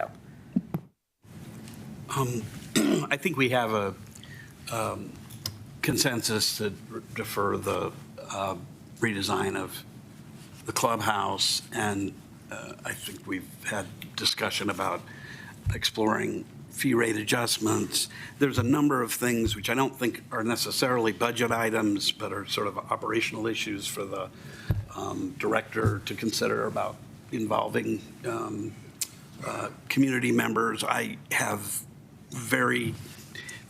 I'll just say this, very big concerns about advising about having our council advise about lawfulness of, or sort of supporting a 501c3, but that's something that I think we can sort of deal with separately. And if there's a chance to help a group of people move toward that kind of arrangement, I mean, it's all good, I think. Just want to flag that. But I don't know, do you need any further? What I'm hearing is we will continue to explore the adjustments with RAB. What the city manager said, and I do agree to, I think it's maybe a goal would be get to covering our operational. I think above and beyond that will be extremely challenging. So if I don't have a decision or direction today on the potential of subsidizing capital projects or deferring or eliminating them for the fund, I would expect that discussion at a CIP deeper discussion. Okay. Yep. Councilmember Hefner. Just on the RAB point, I think it's really important to continue to engage RAB. I think they need to take a hard look at all of the fee structure, not just the daily green fees, but the annual passes, resident preference, so on. I assume that's part of what they're doing. And then I think it needs to come to us because in a lot of ways, what we're seeing here is the golf course is in crisis. And I don't think it's entirely fair to put it on RAB to solve the crisis. I really want their recommendation. And then it needs to come back to us to make a hard decision about how to right the ship. It is an enterprise fund. It's meant to be operated as an enterprise. And we should think very carefully before we start pouring capital fund money in above and beyond the 10% a year that's allowed for an enterprise. And I think as part of that, and I just want to say this out loud, I think everything needs to be on the table, including entirely eliminating unlimited golf, resident preferences only on booking, not on pricing, deferring any capital projects that can possibly be deferred, removing any expenses related to clubhouse replacement or expansion. I know the design is a big one. If there are others, I think they need to come out, and then coming back after engagement with RAB to us with a detailed, comprehensive financial picture. If we pull every lever we have, how close are we? Director, did you have a comment? Just a comment, because to Councilmember Kern's point, we do hear a lot of feedback about comparison course to course, operation to operation. And I would just caution council on how that message is being given, researched, portrayed. The golf industry is unlike any other business in the city as to where it really is apples to oranges across the board. So there may be things at certain local courses that council or the golfers would find palatable. There may be other things that would seem just extreme. And so I think to try to wrap that into kind of a happy package of, well, this golf course is profitable, why aren't you? I think that's a very slippery slope. We can certainly do the research if that's something that's requested and bring that back, but I do think that we still have to be able to operate within some of the confines of our particular structure, whether that comes to really high dollar things like utility cost, footing the bill of all capital, providing incentive and benefit to our regular users or our residents, not becoming a membership country club style minimum food and beverage merchandise type of course that offsets their extra expenses by getting that from their members.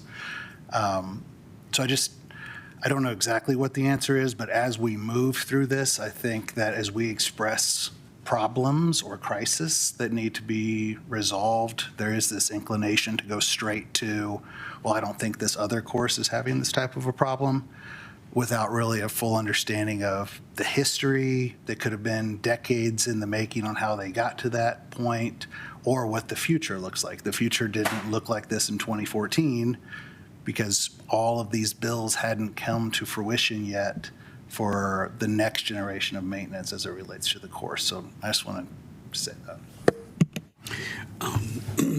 Just to clarify, and Councilmember Kern can certainly correct me on her understanding, but I took her point is more focusing on ways in which the golf course could be run more efficiently and so forth than necessarily. I think she gave one example of how to do that, or how to compare it, but I think we all appreciate your expertise and the challenge of saying certain things that are really going to be more problematic than addressing any inefficiencies and so forth.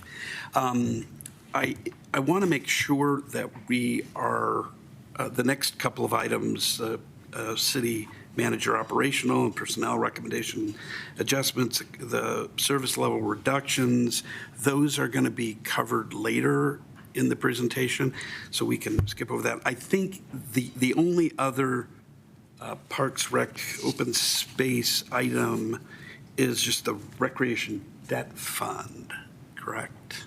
And is that, go ahead. Mayor, I am going to get to the Recreation Debt Fund mill later in this presentation. I've got two more funds before our planned break. They're big funds, the Recreation Fund and the Consolidated Utilities, but I am not seeking council decision points for the next two funds. So we can go through them and hit a planned break in a few minutes, or we can take a break now. Whatever. No, we'll go ahead and soldier on. Wonderful. Thank you. The Recreation Fund. The Recreation Fund supports the Recreation and Senior Center built in 1990, renovated in 2019. It's world-class. You've all been there. It also includes robust senior services, which includes the Brooks Cafe for daily lunches, has trips, promotes health and community for seniors, and also events like last week's ice cream social. Also within this fund is the Memory Square Pool at Memory Square Park. This is all managed under the expert and tenured leadership of Miss Kathy Martin and her amazing staff. Again, Recreation Fund structurally balanced in 2027, 2028. However, we do fall below the renewal and replacement target in 29 and beyond. This fund, like the Golf Fund, which I did not mention, has been receiving the allocation of central funds, central departments in 2025. I'm sorry, in the current year, 2026. That included HR and finance. In 2027, it now includes IT as well. So we're finally getting through allocating all of our central costs to enterprise funds. We did shift the ice rink out of this fund into the general fund. 5.05 FTE recommended additions, 2 full-time positions, a youth and sports coordinator, and a recreation assistant nights at a 0.8 or 32-hour week, a sliver of the Parks Recreation Open Space Director, and some variables, mostly lifeguards. Again, you've seen this chart. It's above the minimum throughout the model, but falling short in some of the outer years on saving enough for the renewal and replacement. Here are all of the capital projects included within the model and in the preliminary CIP. I believe it's continued onto the next slide. Again, within your attachments, the project names are hyperlinked to their individual pages, with one project not being recommended for funding. That's the skate park improvements. That is the Recreation Fund. I will pause if there's any questions or comments, but I am not seeking council decisions. So if you'd like me to move on, I can continue on to Consolidated Utilities. Any questions? If not, we can move. Go ahead, Councilmember Cooperman. Just to be clear, not only in the Recreation Fund, but when you cite the additional positions, those have been incorporated into the modeling? That is correct. Okay, thank you. Any other questions? Go ahead. Good job. Councilmember Raffner.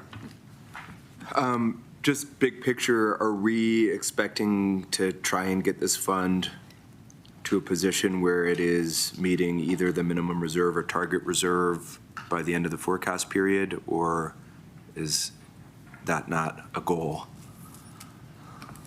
Councilmember, that is, of course, a goal. One of the challenges with the renewal and replacement target is oftentimes these replacements extend beyond the modeling. So in my tenure here, I've often seen a delta between the amount in the bank and achieving that dotted line. It's a little bit of a timing thing depending on how much equipment is purchased in each year.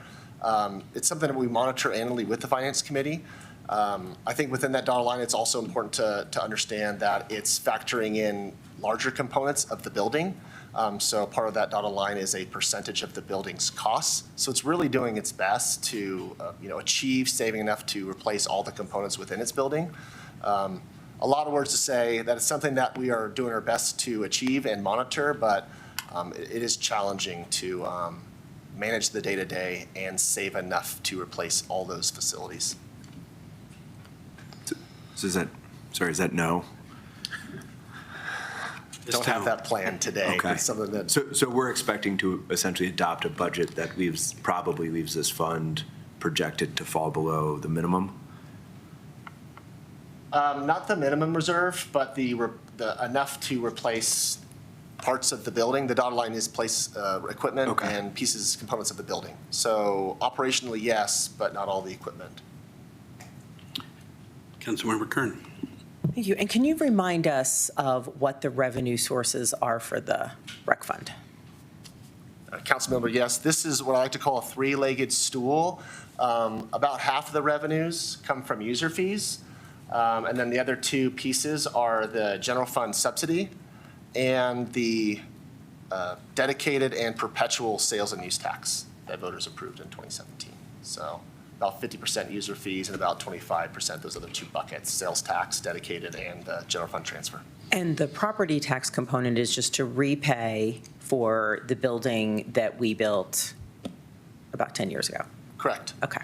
And so then we moved the ice rink out of rec so that this would balance? Because otherwise then we would not be balanced, but it's still a general fund expense that we're gonna have to figure out how to pay for. So we just moved it so that this. We did move it, yes. It is in the current general fund modeling as it stands today.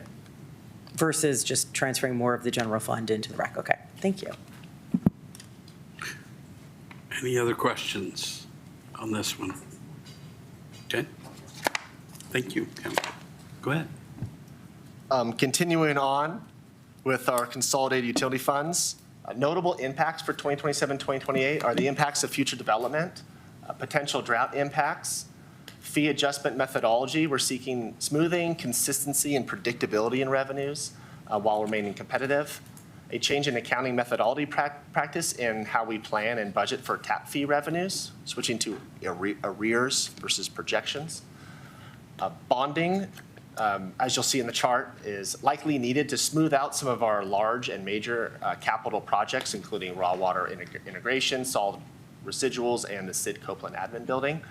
Preliminary total capital investment 27 through 32 is robust at $67.2 million. It also includes, within the modeling, additional personnel. I talked about this previously on the general fund side. Here is the other pieces of those employees: the construction stormwater inspector, operations tech, and civil engineer. Here is the long-term financial forecast for the utility funds. As you can see, robust capital expenditures projected throughout the model, in excess of what we're able to cash flow. So while we're looking at revenues, rates, and fees, we're also going to be exploring financing some of these major projects. The next handful of slides are all of the capital projects included in the model. You don't need to spend a lot of time on this. You guys can click through at your leisure, and a few unfunded projects towards the end. That's what I have for consolidated utilities. No decision points right now, but welcome feedback and discussion. Are there any council questions? Councilmember Cooperman? So back to the chart showing the fund balances. So in 2028, we're dipping below the minimum reserve. Do we need to resolve that before we adopt the budget for that next few Yes. years? Yes. Okay. And you think that we can resolve it through these financing kinds of options, or? Yes, the way I see it, you have two levers. We can spend some time going through the capital projects that are contained, sharpen the pencil, potentially defer, and/or look at a financing model where you can kind of spread them out over future years. Right. Okay.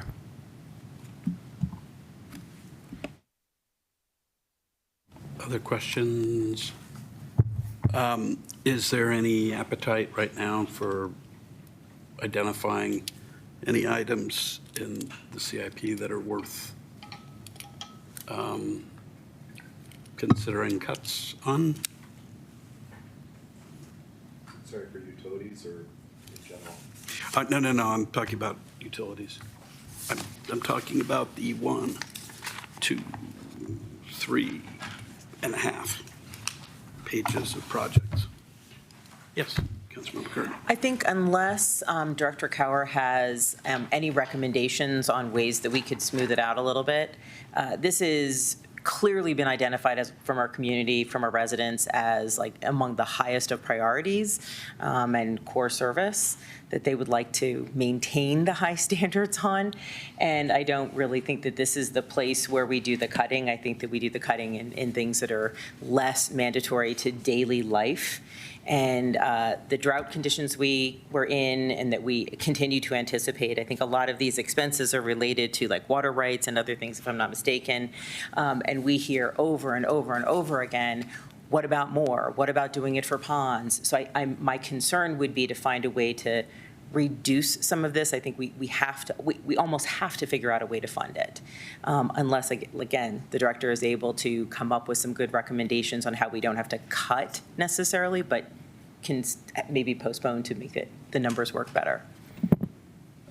I think Director Bailey summed it up well. I think we're going to smooth some things out with financing. We've moved from a pay-as-you-go model to a financing model. Just costs are increasing faster than our appetite for increasing rates. We did discuss with the Finance Committee some concepts last week. There's a lot of factors converging on us, whether it's climate change, costs, various things, growth that will come or is planned. And so I think we're going through a pivot point or a paradigm shift with the utility of what does the future look like? So we're going to run a pretty standard rate model that shows financing options for this year. And then over the course of the next 2 to 3 years, we're analyzing our tap fees and our tier structure to see how to accomplish our goals in a reasonable way. So along with that, that would be then taking into consideration some of the possible new development that we're for. And I don't mean Red Tail because that's a separate negotiated thing. I mean any of the new residential or other businesses. Yes. Okay, thank you. All encompassing. Okay, good. Other thoughts? Yes, Councilmember Rove. I just had one specific question on the Sid Copeland administration building. The CIP form says final design is anticipated through the remainder of '26, but then we have $400,000 of design cost in '28. Yeah, I just think that was an artifact that we missed. Okay. So we had 116 project sheets and we missed it on this one. So we don't need the 428? I don't think we do. Great. No. Yeah, we're not going to double up on consulting. Yeah. And you guys are always a final check when we bring a contract to you of like, this is a good use of our money or a bad use. So there's always a filter there if we're not using consultants well. Other questions? Easy peasy. Comments? Yes, Councilmember Cooperman. Yeah, one specific question. For 27 and 28, there are line items for water rights acquisitions. Are those pretty definite? We think we really want to acquire some rights in those years, or? We know from all our hopes and dreams that we have to go acquire water rights, and we try to guess the best year to kind of do that. We also try to have that money balance out cash flow So if we have a large project year, we might move the water to a different year. That said, and some of you that have been on council for a while, we're always shopping for water. And if there's a good opportunity, we're going to come to you and we're going to say, we need to go spend $1 or $2 million to get this good opportunity. So both things are always in play, but for now, that's a best guess, balancing cash flow.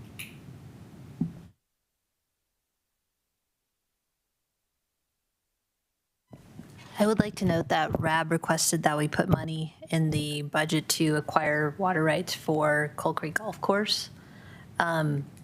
We are not recommending that for funding at this point in time. The amount that's in there, water rights right now are so costly, and we have other priorities that we need to fund. So that is a project that we're not recommending for approval. Thank you for clarifying that. Other comments?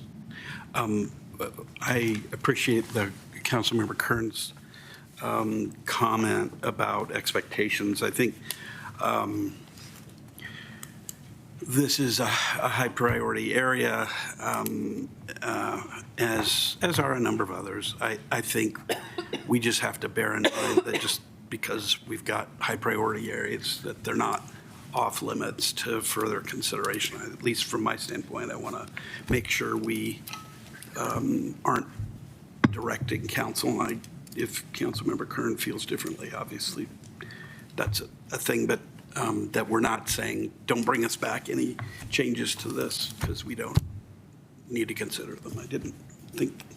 No, that's what I said. I was asking the director, and I was, as an alternate for the Finance Committee, I attend every single meeting and listen in on the conversations and usually add my 2 cents. So I was very much paying attention to the last Finance Committee meeting and on this topic. And I think there is definitely room for a lot more conversation. I think we have to get creative about how we pay for it. My point is, this is not a choice in whether we pay for these things. It is, we have to find the best method forward versus eliminating. I think the community needs this investment, is what I'm trying to say. Okay.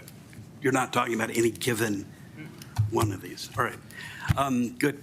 Do you have the direction that you need? Not that you asked for it, because I think you said expressly you weren't asking for direction, but our council is comfortable giving you direction even though you don't ask for it, and that's our job, of course. So let's take a break for 10 minutes, be back at 2:28, and we'll tackle the rest of this. I would say that we're about halfway through, so this is we're going at a pretty good clip.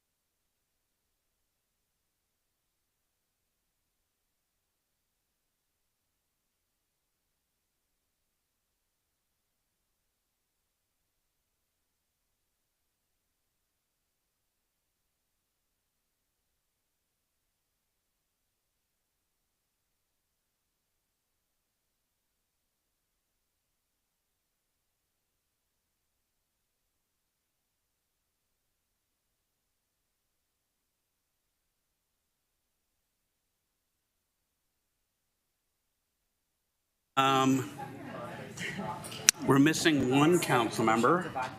He disappeared, I think, for just a moment. But why don't we go ahead, just in terms of, thanks. We wanted to address one issue that didn't get addressed this morning. Councilmember Kern? Thank you. Actually, I do need to wait for Director Blackmore to get back. He's 100% relevant in my comments. So once he returns, then if you wouldn't mind circling back, that'd be awesome. I will Thank do you. that. Yes, Director? Mayor, let's continue. I'm going to hand this off to Mahyar, and he's going to go through some revenues. Then James will handle some expenditures. So we'll be sharing it for the next few slides. Take us away. Thank you all for joining back after the break. We're going to go over major revenue assumptions. These consist of property tax and sales tax. We will start with mill levy changes. In 2027, the city will be suspending the temporary mill levy credit on the rec center debt mill levy.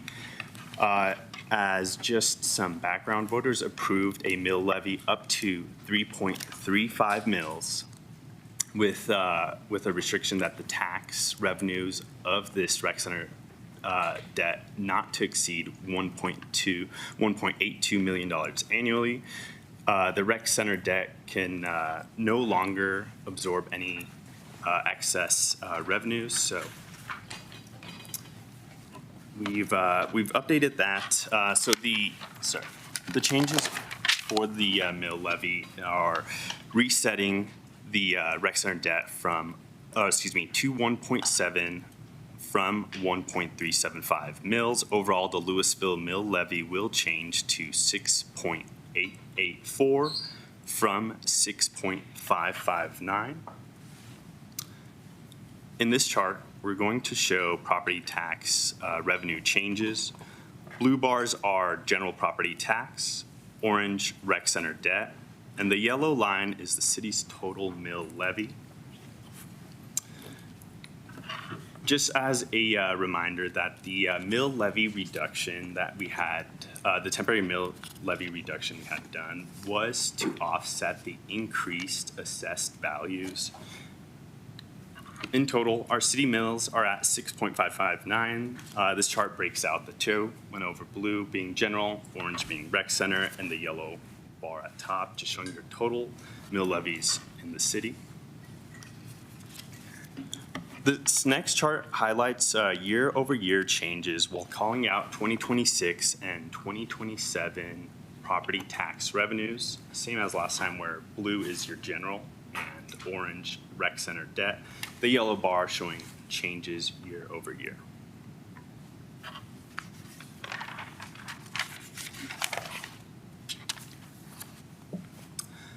This next slide is showing for every property tax dollar collected within the city of Louisville, where does it go?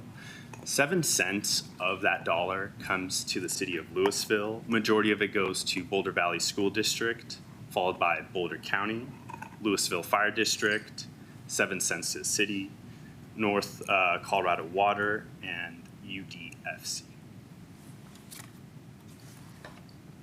This slide is basically showing for every dollar that's collected for city of Louisville sales tax, where does that dollar get divvied up? Most of it, 53 cents, goes to general fund. The next big one is capital fund. About 26 cents of that will go there, followed by open space, 8 cents, parks at 5 cents, recreation center, 4 cents, and finally historic preservation at 3 cents. This chart is showing sales tax revenue year over year changes and total revenue assumptions. Just some notes. In this projection, we do have a few things taken into account, which are King Soopers opening up. Certain things have not been incorporated into this, such as Sundance Film Festival and Red Tail Ridge development impacts.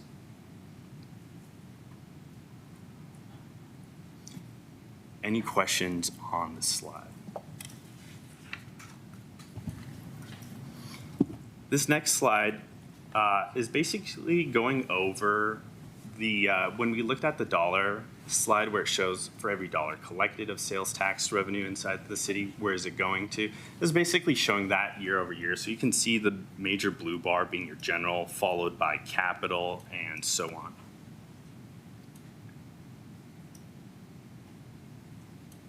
All right. That's all I have for revenue assumptions. Just to add a little bit of color, just real fast. Going back to property taxes, we've kind of two revenue sources. One for our general fund, it's a little over $5 million. We're at the cap of our mill levy. We cannot go any higher without going back to the voters. At $5 million, this is about 1/6 of your general fund. So material, but not as large of a lever as your sales tax. That orange bar is how we repay our rec center debt fund, rec center debt.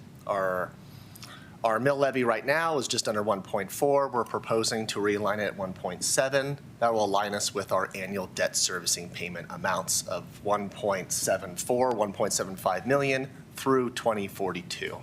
So this is something that we were able to hold down for a few years. We've eaten up the fund balance in the debt fund. We can no longer absorb that shortfall. We really do need to align the collections with the debt. The impact to the median home of that adjustment in the mills is about $20 per year. So that's what we have to do. And if you were to go to the property tax chart looking forward, you see it kind of petering down a little bit. What we're doing is we're modeling assessed value increases and then adjusting or refining that rec center mill levy to arrive at the amount of the debt payment. So we will talk about this a little bit more later, but really looking for your direction to align the mill levy with those debt payments.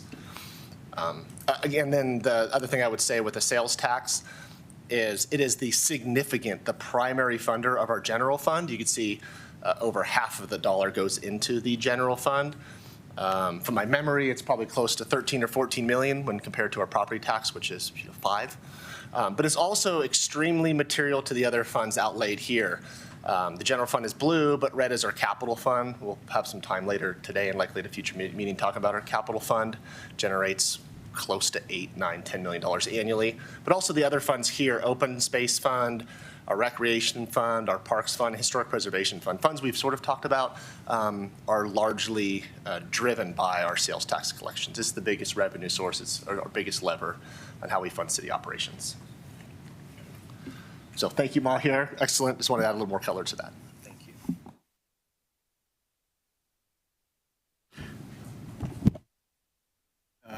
Okay, next we're going to get into some Hold on for just a minute. Sure. Sorry for interrupting. Just want to make sure if council members have any questions about the revenue piece here. That's, yes, Councilmember Fahey. I just have one very general question.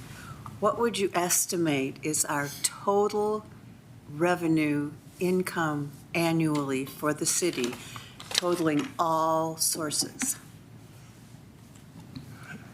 I have a spreadsheet for that, so I'd hate to guess. 80 million, close to 100 million.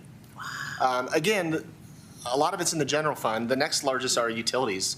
You know, we do tens of millions of dollars when we fund our utilities. So those are pretty much the primary funding source for what we do. And actually a main component of my job is collecting, and my team's job is collecting sales tax and use tax, but also monthly utility billing. So a lot of what we do is bring money in the door. So folks can deliver excellent services to your citizens. Thank you. Residents. Thank you. So one of the next things we're going to get into is some personnel and benefit assumptions through those out years in the model. Aligning with one of the city manager's priorities in retaining staff and investing in staff and staff development, we've kind of outlaid what our expectations are as far as salary increases, which are a large driver of those expenses that, as we've dictated our fast outpacing revenues. There are a couple of different adjustments that we make and that we model. The first being a market adjustment that would go into effect January 1st for all employees, and then also a merit-based adjustment to kind of capture that remaining portion of maybe the difference between the market and what people are experiencing inflationary in their daily lives.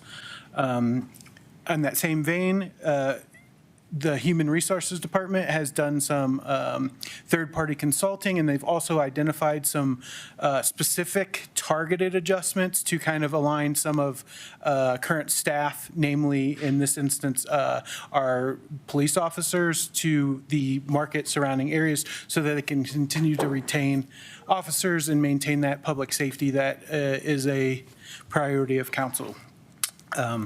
Among those assumptions, we have modeled a 2% market adjustment. Again, that's the first day of the year going into effect, and then a 4% merit adjustment max for staff. And then as far as the targeted police adjustment that we discussed, that third-party consultant has suggested that to get us competitive and remain competitive, in addition to the adjustments made in the end of 2025, we need to bump the police officers up about 7%. Those would be your non-admin staff in the police department. And then their steps for their pay program are at 5%. In addition to that, we've kind of modeled some increases for variable personnel.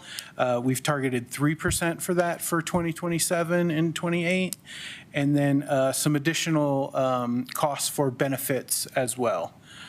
Given that the benefit costs are kind of unknown to us now, we've been very conservative and budgeted or targeted at 10% for the health insurance and then 2% for dental and vision.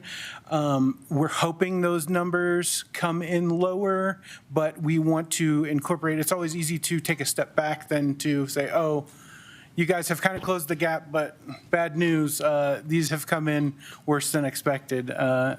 So we've also have some history of kind of those assumptions over the changes over the years. So this next table is just kind of like a history of the personnel adjustments since 2019 that kind of captures kind of what we historically have been doing for staff to maintain that retainage. If you want to go to the next one. And finally, this is kind of the history of our benefit insurance cost increases. As you can see, the last 2 years, we've come in flat thanks to a lot of work with Human Resource Department collaborating with some of our benefit providers. And so we are hopeful that we'll get good news again this year. But again, we have kind of taken a conservative approach and budgeted for a 10% increase. And these all average up to about an 8.5% increase in the model. Any questions on any of that? Yes. Great, thanks. Appreciate you doing this. So you had mentioned that you had already hired a consultant to come up with some of the merit increases, and yet we saw for some of the capital improvement or some of the funding requests was another exterior consultant to do some additional work. Is this like, and it doesn't look like it's projected for all the years, is it that you needed it for this time, you'll need it one more time, but you don't need it in ongoing years? Councilmember Kern, maybe best for Director Monzingo to answer that question, but my understanding is that these are two different asks, two different studies. They annually review markets against what our competitors are paying folks. I think last I heard it was over 30 jurisdictions they benchmark against us, so this is part of their annual work. That is separate and different from the budget ask. With that, I will ask Director Monzingo to delineate the difference between those two.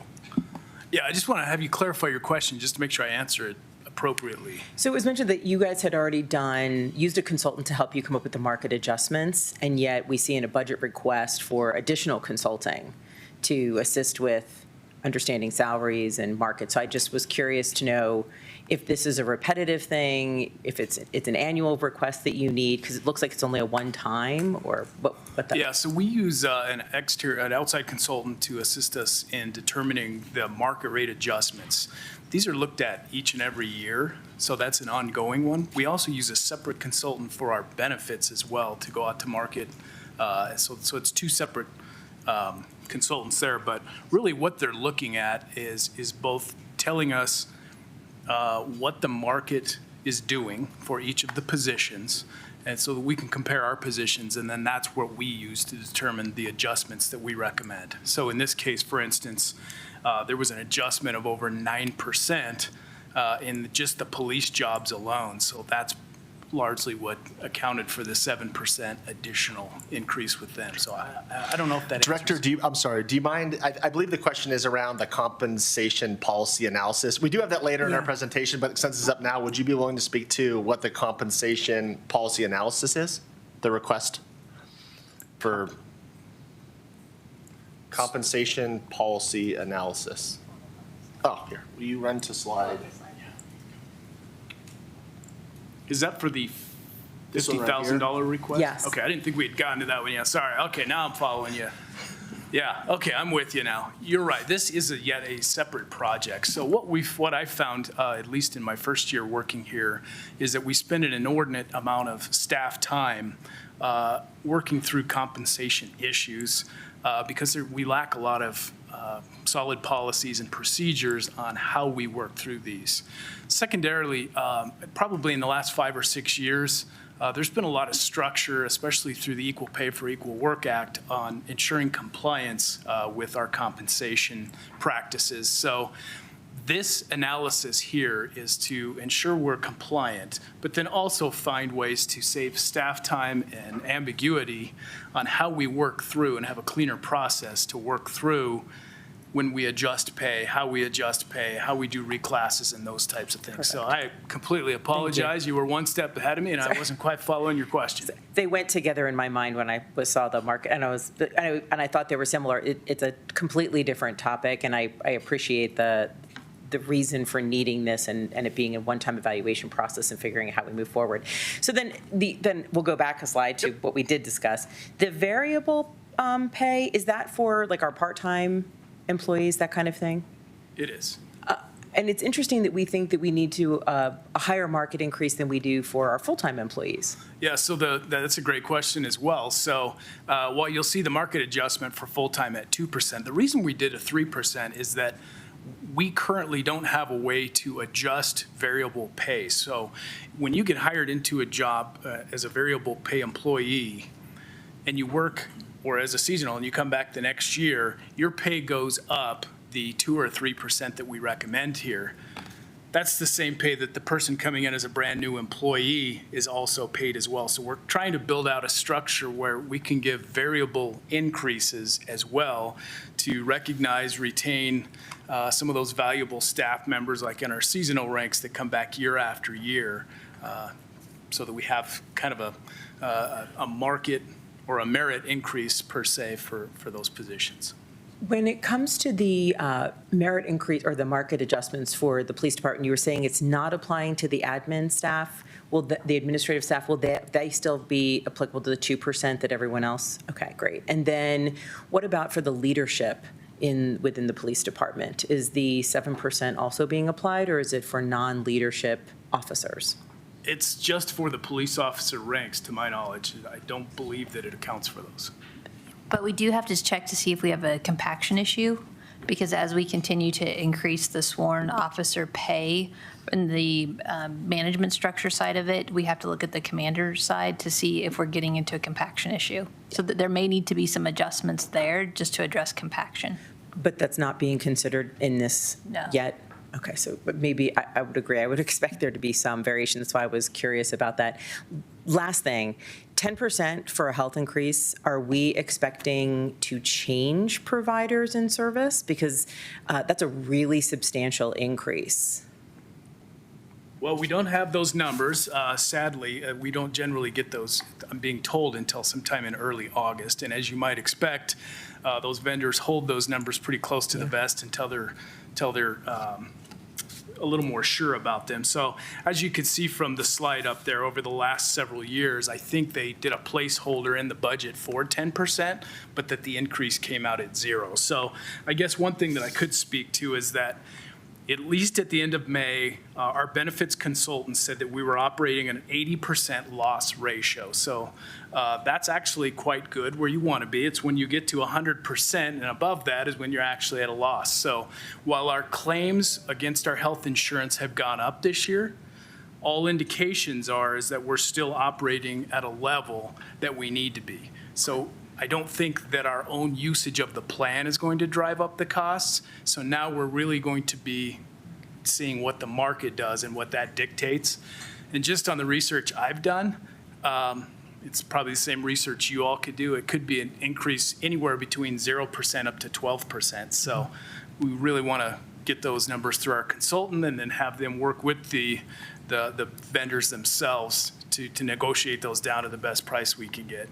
Thank you, and appreciate the indulgence. I've spent many years in finance, but also targeting human resources and benefits, and I did benefits for casinos with thousands of employees, so that's why this was my pertinent questions. I happen to have background and experience in it, so thanks.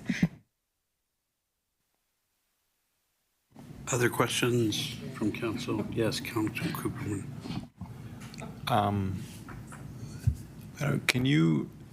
Can you give a ballpark estimate for, like, if our health insurance has like a 1% increase, roughly how much that translates to in expenses for the city? A lot of on-the-spot math here this afternoon. I'm glad I'm sharp. It's we've got $3 million in our annual benefit costs. So when we project 10%, that's $300,000. So every percent's 30, split across all the funds.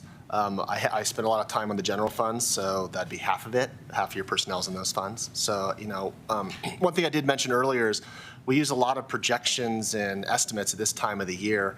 We try to be conservative so we don't have a widening gap throughout the process. We have one that's closing. So one thing I'm optimistic about is HR and their great team and our broker can keep these costs as low as we've seen historically, and we can come back to you in September with some good news.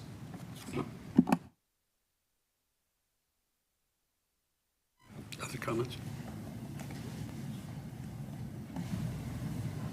If there are no more questions on personnel and benefit costs, I will hand this over to the city manager. Are you okay driving these slides, or I can keep going and take notes? Do we want to circle back to Councilmember Kern now that Adam's back in the room? Pardon me? Do we want? Oh, yes, I'm Okay. sorry. The question that she raised from before, yes. Would you Great, like, thank now you. that, So, sorry. now that the director is, I appreciate that. So I forgot to, when we were talking about the rec department and the budget, one of the things that I wanted to ask about and bring up is, do we ever separate out the cost of the Memory Square pool and the swimming pool component at the rec center so that we can see how that cost is different than just all the other services of the rec and senior center? Aquatics has its own budget lines, yeah. So Memory Square has a line and Aquatics has a line in the overall budget. So and pardon me if I don't know, I tried to find it and I couldn't on the website. Are there like separate and additional fees to use Memory Square Pool if you already have a rec center pass? Membership transitions to Memory Square. That's not a separate fee, and the daily admission is the same as the rec center. So that's what I was thinking. And I was looking at several of the capital requests, and it seems like a lot of the large ticket items are, because swimming pools are very expensive. Everything related to them is just expensive. Anybody who's ever had their own knows that.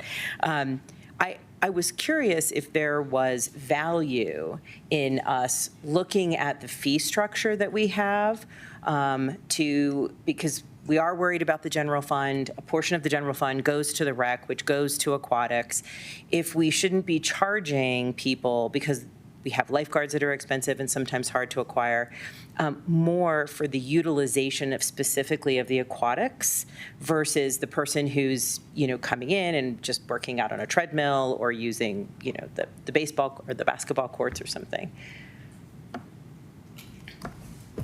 to try to recoup some of that extra, that very specific user cost. Yeah, I think we could consider that possibly for Memory Square as a starting point, being a seasonal pool. It's pretty low impact probably for what you're getting at, maybe as a relief to the general fund. We can explore whatever you'd like to explore. I think, the majority of that $30-ish million renovation was intended, and went towards a lot of renovations for the pool area. So I would imagine the community is expecting that debt repayment to allow them the same access at the same rate as the rest of the building. But, we can look into whatever you'd like to look into. But pools are expensive. So are senior services. That's less than 5% cost recovery, and the majority of the people coming in to use those services are paying less than $3. So, it really is just whatever area of the facility you would like to kind of zone in on. Okay, thank you. Okay. Go ahead.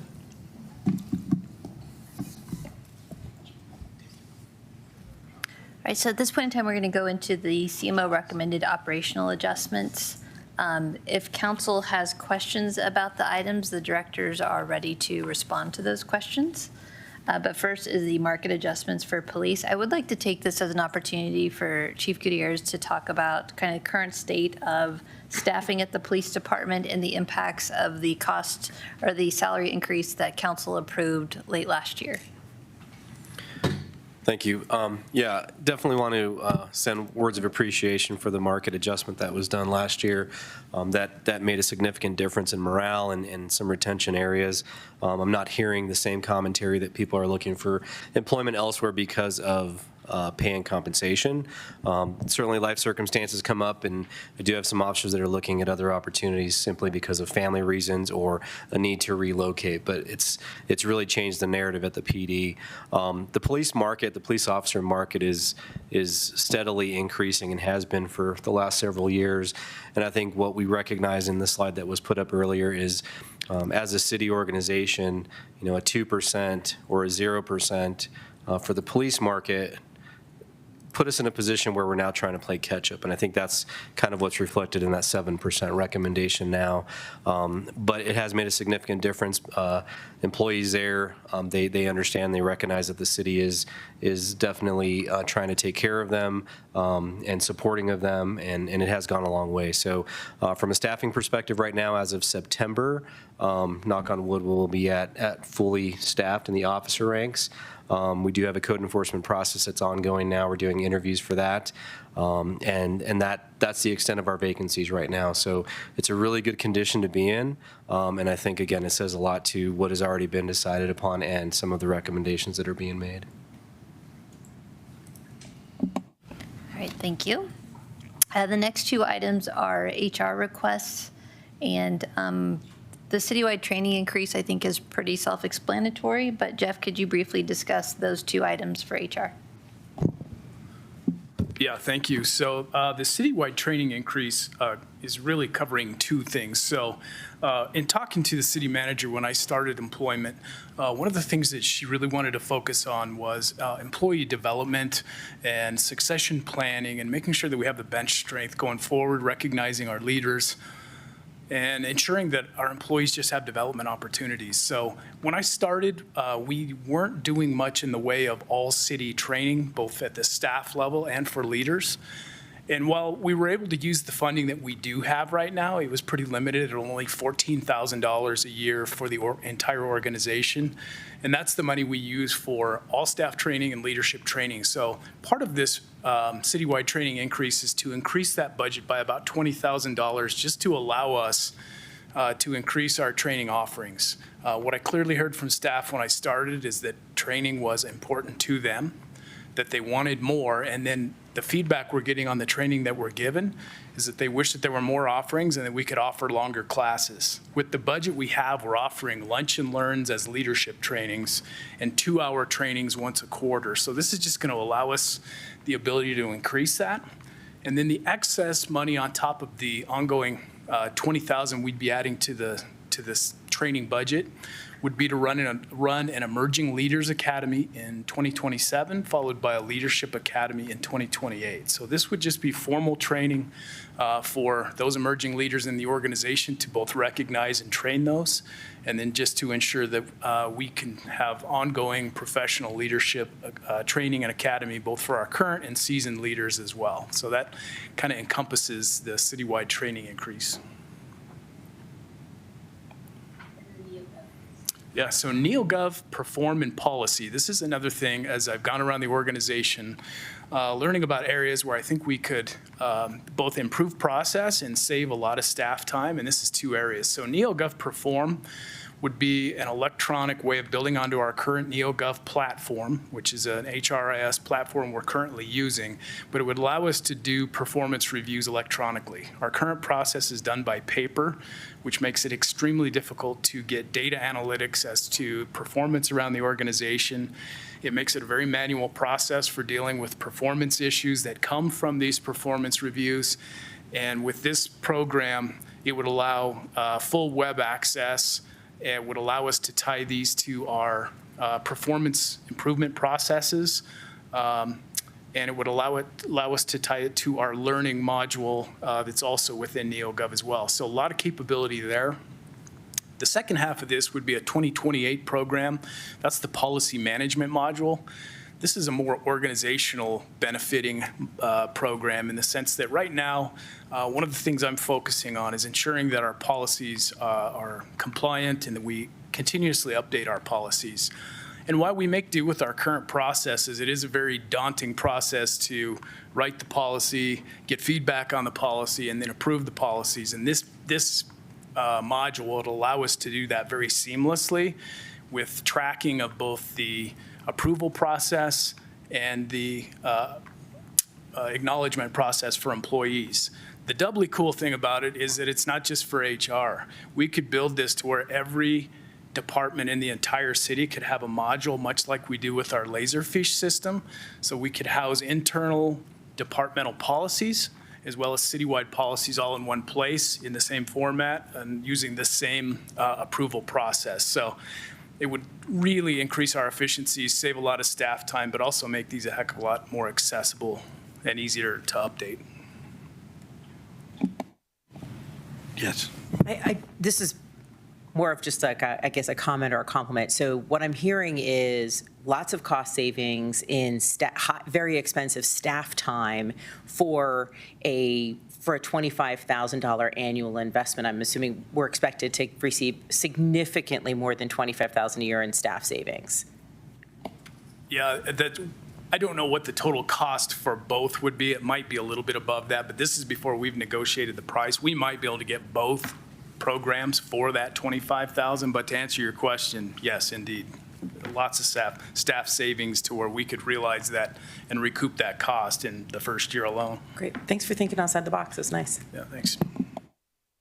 Other questions, comments? Would you like me to go over the last one on this slide, Mayor? Pardon me? Would you like me to go over the last one on this slide? Sure. Great. So the Hard to Recycle voucher is a pilot program we started in 2026. We have had almost all of these vouchers taken up and over 250 used at this point in time. You might recall this replaced our Hard to Recycle event, which was consistently weathered out. So it was a very challenging event for us to hold. We are hearing a lot of positive comments about this program. In fact, a lot of other cities have asked us for a model because they're very interested in this program. We'd like to extend it, and we'd like to use general fund funding to extend it. I will say staff who is here to answer questions should council have them. is considering a no-match grant through the Colorado Circular Communities C3 waste reduction programs. So if council wants to, they could approve this contingent upon receipt of the grant. Any council questions? Councilmember Curtin. Of the 37,000 there, how much of it is actually coming from the bag tax and how much would we need the grant money for? I'm just curious. For our proposal for 2027 is that no money would come from bag tax. We'd take it out of general fund. Staff would like to seek a grant for the full amount. Correct? Correct. Okay, and would then the bag tax be going, would we still be doing like the hard to recycle program in some of the lower income neighborhoods that we've done in the past that was very successful and really well liked? We would still be looking at doing the other programming in the bag tax, and I think there's a larger sustainability conversation coming up for this council where we talk a little bit more about bag tax, that sort of declining revenue and what that looks like when we talk about those larger sustainability goals. Is that one of the reasons the move to the general fund for this instead of the bag, is because of the declining bag tax numbers? Correct. Yeah. Okay, great. Yeah, this is an amazing program. I'm in favor of it. I do really recommend that we push as hard as we can to get the grant money, though, just given how tight things are. So at this point in time, we are looking for council input on each of these items. So if we could go down the list and get input in terms of preliminary council support, or if you're not supportive of this, that would be helpful. I will start. On market adjustments for police, I really appreciate the analysis that's been done. It's hard stuff, and I absolutely support that item. Training increase, I was, to be honest, almost shocked to see how low it was.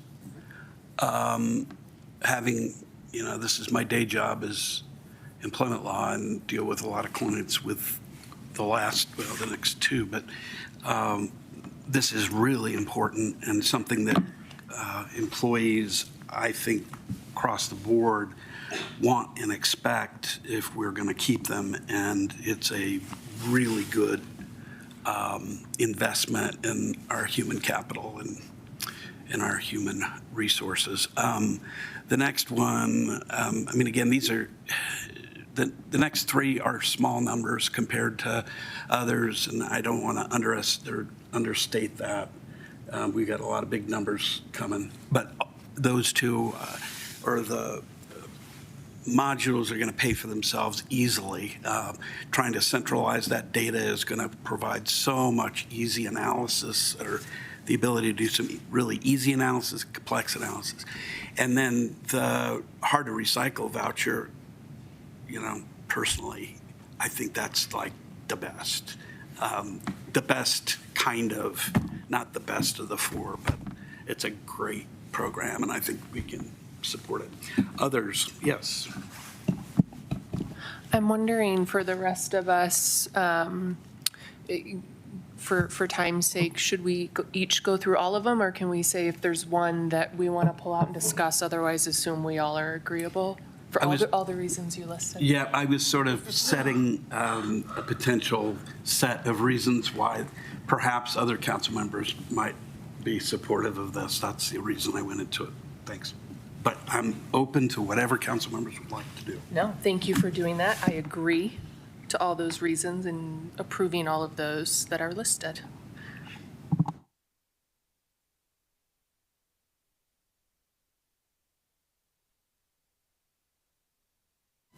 I just want to say I do agree with everything the mayor has just said and Councilor Kern. But I want to add that I think it's important to maintain staff rather than bringing in new staff that then have to be trained and don't know the history. And so I think these programs are amazing. That sounds like a support. It is. A verbal thumbs up. All right. All right, we'll move to the next slide and go through the same exercise. So Sama will address the 3 CMO requests, and then you already heard from Jeff in terms of the compensation policy analysis. Great, thank you, Diana. So the Sundance request is a little bit of a late add here. I had the opportunity to attend one of our coordination meetings, and I realized how many unknowns there are about Sundance coming up, from the amount of trash pickup to additional signage and notifications. This set-aside is really intended to be an if needed, if there are additional costs, to allow us to get that information, and then in future years, we can start anticipating that and budgeting for that. The cost allocation analysis, you might have remembered from the Finance Committee strategic planning document, so looking at what we're doing there. As we've been evolving that, using that for cost allocation is something that we think would be really beneficial for this organization, to get a really good feel for where everyone is placed, That dollar amount is something that we're working on refining as we refine the scope of what this cost allocation is, but this will help us truly understand our programs and the cost of our programs to put council in a place to make those strategic decisions. And then I'll skip over to the community survey. So this is a community survey that we have been doing every 4 years for many years now. We are next up in 2028. This is used in a lot of our strategic planning and our budget considerations and departmental considerations when they're prioritizing items. It's really a baseline that we'd like to continue.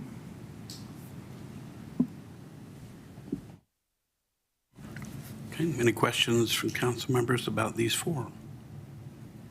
I do have a question. Yes, Mayor Pro Tem and then Councilmember Hefner. I do have a question regarding the community survey. From my understanding, there's some pretty consistent questions so we can track metrics over time. We don't necessarily have to get into the details today, but I am curious, given some of the concerns and feedbacks around multiple consultants asking similar questions, if this isn't an opportunity to maybe blend some of that into this existing survey to maybe save some dollars in some other areas as well. Yeah, thank you, Mayor Pro Tem. That's a great question. And that's something that we have been looking to each time we've done the survey. So for example, when we did the survey in 2024, we incorporated some comprehensive plan questions. I'll also throw out that one of the things we're looking at is, as with updating our KPIs, we're going to take the opportunity to look at the survey and make sure that we're asking what we should be asking. And I'd like to look at making sure that we're aligning with nationally benchmarkable questions. So when we set a KPI, it's not that we expect 100% satisfaction on a question response, which is never going to happen, but that we are measuring ourselves maybe in something more realistic, right? Like we're going to be above the national benchmark. Councilmember Hefner. Yeah, the Mayor Pro Tem stole most of my thunder. I agree with that point, and maybe this isn't a budget item, but if there's a way on other consultant work that we can refer them back to the community survey and demand that they not reinvent the wheel and rely on the fact that we know full well people value open space in downtown Louisville and they don't need to go around to focus grouping those questions a second time. And then I also would like to see the cost allocation study refined somewhat. $100,000 seems like a lot for an organization of our size. Any other comments? Just so that you do have like additional comment on that, that was going to be my statement, was that cost allocation analysis seems a little steep for what the value it'll add. Thanks. All right. Do we have, with the qualifications mentioned, do we have a thumbs up? Okay. Great. All right, thank you. We're next going to get into summary of city manager recommended personnel adjustments. All right, this is the opportunity. You've heard in previous slides about positions that have been proposed. This is the opportunity to ask questions about these positions. Specifically, I would ask Director Blackmore to address the Deputy Director for Parks, Recreation, and Open Space. This may seem like a big ask, but there are very good reasons for this. And then also, I would like Kurt to address the Civil Engineer 1-2 position specifically. But if you have any other positions that you would like the directors to address, we can do that as well. Can I ask one question?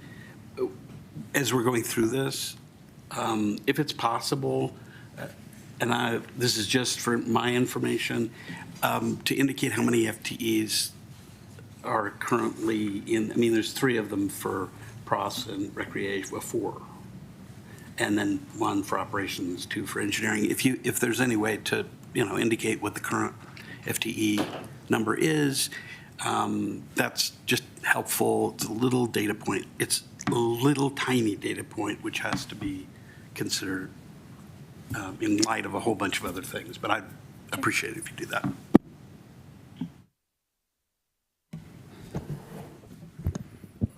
I'll go.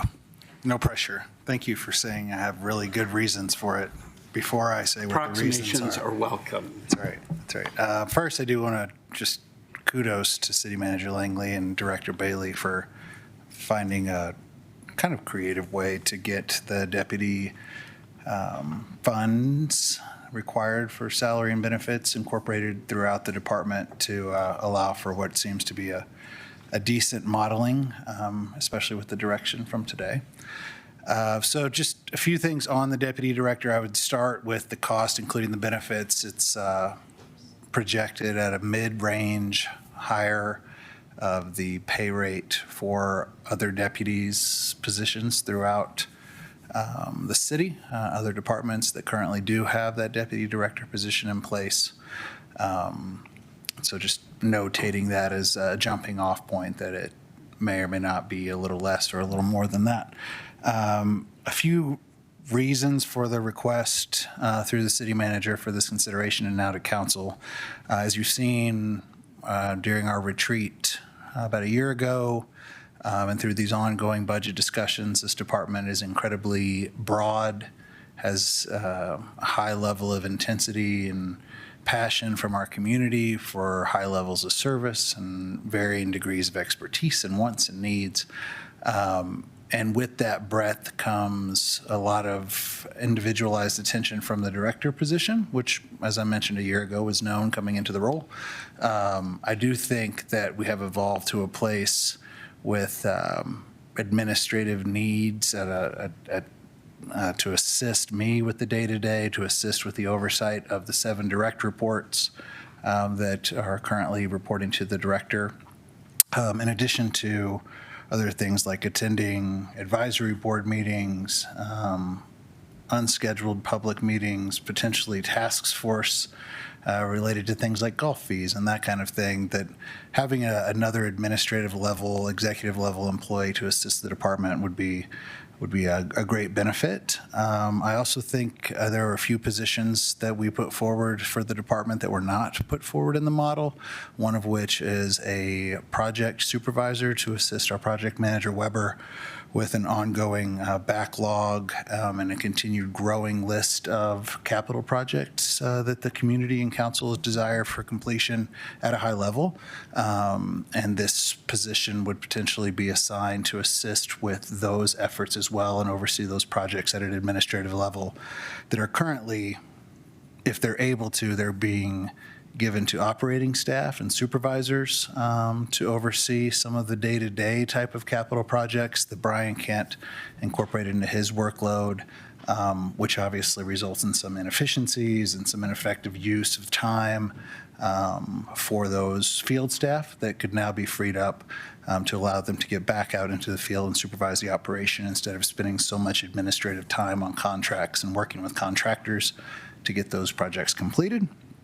I already talked a little bit about the guest service component of the position, but there does, there with the high level of engagement of this community, there are delays in communicating with staff, effectively, addressing concerns, that kind of thing, the high level of service expectation, which could also be offset with this position as well. And lastly, and I don't know if this is the most important or the least important, is the succession planning factor, back to Councilmember Fahey's point about making sure that that knowledge is retained. Having that deputy position that could come in and learn the ropes, the administration, the ins and outs of how this department works. It's an incredibly challenging, as I've learned over the last 4.5 years, acclimation. It's a very unique position, a unique community as it relates to Parks, Rec, and Open Space, as we've talked about a lot today. So having that ability to have kind of a number 2 and having that knowledge in place, I think would also be very beneficial. So at a high level, those were a lot of the rationale items that you'd see on the position request in your packet today, and just some anecdotal information from me.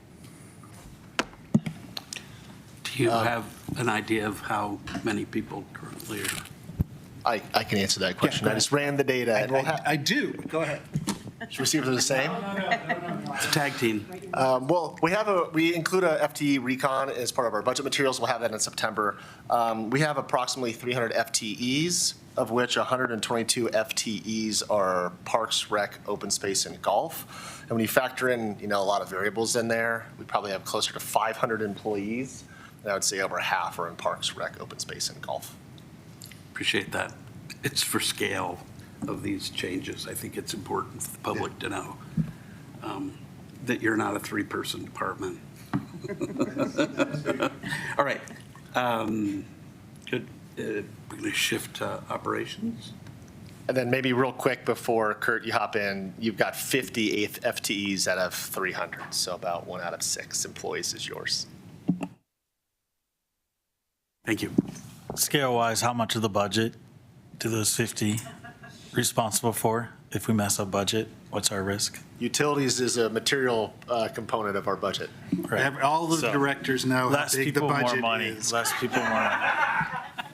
Right. Good questions. This was not meant to create controversy, just provide a little scale. We're just having fun. That's here. all. I'm just trying to give you the lightness in the day. All right, civil engineer. So our engineering department, they run almost all your construction in the city. And they're handling tens of millions, sometimes over $100 million worth of work. Some of your most critical, high-profile projects. That department has not been fully staffed since 2019. Despite that, they regularly deliver projects and deal with disasters and deal with community expectations. We've done that. We've accomplished that, I think, through dedication of several long-term employees that have retired in the last several years. We've done that through working nights and weekends. And we used to get away with that because contractors would do what they said, or we had long-term employees that made things that are really complex look really easy to get done. But as the world has changed because of COVID, you can't hire someone and have them do the job well. And not have to babysit them. I don't know how many people love the word intrepid right now, but I'm sure you all love intrepid. But that's just one example of a lot of projects we do throughout the year that require a lot of effort to make sure it goes well. Our resident expectations, I think, continually climb of how we interact with them and the, I would say, high customer service nature at which we have to respond to emails or phone calls when projects happen. So everything's taking longer. We've had people that used to be able to make it look easy leave. So now we're bringing in new people. New people don't stay for 20 or 30 years. They stay for 3 years, and then they go and they get a better job. So there's time caught up in the churn of recruiting, training, getting them up to speed, and then they leave. So we need to make up for that time. And then skill set. We just have a different skill set coming in. We have positions that ask people to do 5 to 10 different roles and run 10 to 20 different projects and do that all at one time and do it well. And the incoming workforce just isn't equipped to do that. So we need to, in this case, split a position we had into 2 engineers so that we can keep up and it's sustainable. And a lot of times just cover the churn. So see if I have anything else in there that I'm missing. I do think it also comes down to quality, making sure we keep our quality up in delivery of our projects. And also just, I think, cost responsibility. When we're delivering this much money, if we know we're not watching it well and we know we're going to miss, we need to make sure we correct that so we have the right amount of eyes to be responsible to the taxpayer dollar. I'll stop there. So what I have, you said I have like 50, hopefully I'll have 53 after this conversation.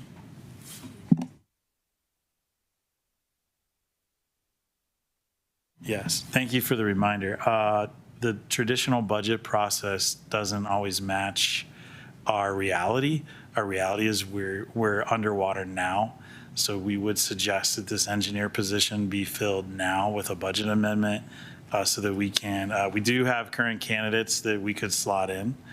And if the council feels that's good value, then we would hire that position now and help dig out for the workload that we're currently in. Thank you for the consideration. As a follow-up question to that, either to you or city manager or the finance director, is there room in current budget for the department to cover an early, or not an early, but an immediate filling of that position should council decide to do it? Mayor, I would say I would look into this a little further, do some analysis, but it's very likely that you're able to do that. This is one of those benefits of having good fiscal conservatism and some fund balance in case you're not able to generate the current year savings, which I could look into. I would just say at this point, it's likely you'll be able to do so. I'm going to suggest that that may not be quite ripe, but it could be ripe with a little bit of analysis and maybe coming back to council with a proposal of some sort, not making any decision today about that, I think, based on the information we have. But I appreciate Yeah. Also connecting some dots that are in different slides. The development review fee will cover some of this position in the future. Timelines for development review can ebb and flow depending on our staffing levels, which impacts our commercial customers and our partners out there in the business world. Also, we do rely heavily on consultants to manage our peak workload, and we've had to rely more and more on consultants, so we'll be reducing our consultant costs as well. So we're not just asking for a new position without trying to offset it and make it a neutral add in the long run. And I'm going to sort of take the liberty of speaking for all of council. We know that you are working very hard to try to cut and bring costs for personnel and everything else down or steady or with as modest an increase as possible. So just I think to make that clear or expressed to you, I think is worth doing. So with that, are there any other questions on any of the other proposed positions on this slide? And then we need to know if there's general council support for these positions in terms of the 27 budget. Okay. Council members, yes, Councilmember Kern. So Director Blackmore, you kind of set us up for a teaser and then didn't tell us. You said that the city manager had some creative ideas on coming up with the funding for the deputy director position? I didn't mean to be a teaser, but at the surface level, it seems like it's a administrative, general funded, Parks and Rec administrative type of position, and we worked to really delegate out to the various funds within the department where we thought a lot of the work would end up going with this position. And so it's just spread out, as you would have seen through the previous slides, at 20% here, 15% there, that kind of a thing, instead of just trying to have it all hit the general fund. Oh, okay. That makes me understand things a little bit better. And then the rec assistant at nights, it's not a full-time, it's, I guess, a 32-hour almost full-time position. It's a tier 2 full-time up to 35 hours, no overtime without approval, that kind of a thing, maxed out. It's kind of a 1.5.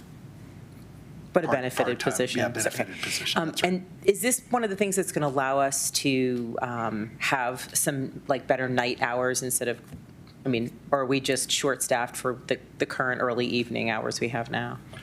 Part of the hour setup is demand and programming demand after we expand and we constrict and expand based on usage of the facility.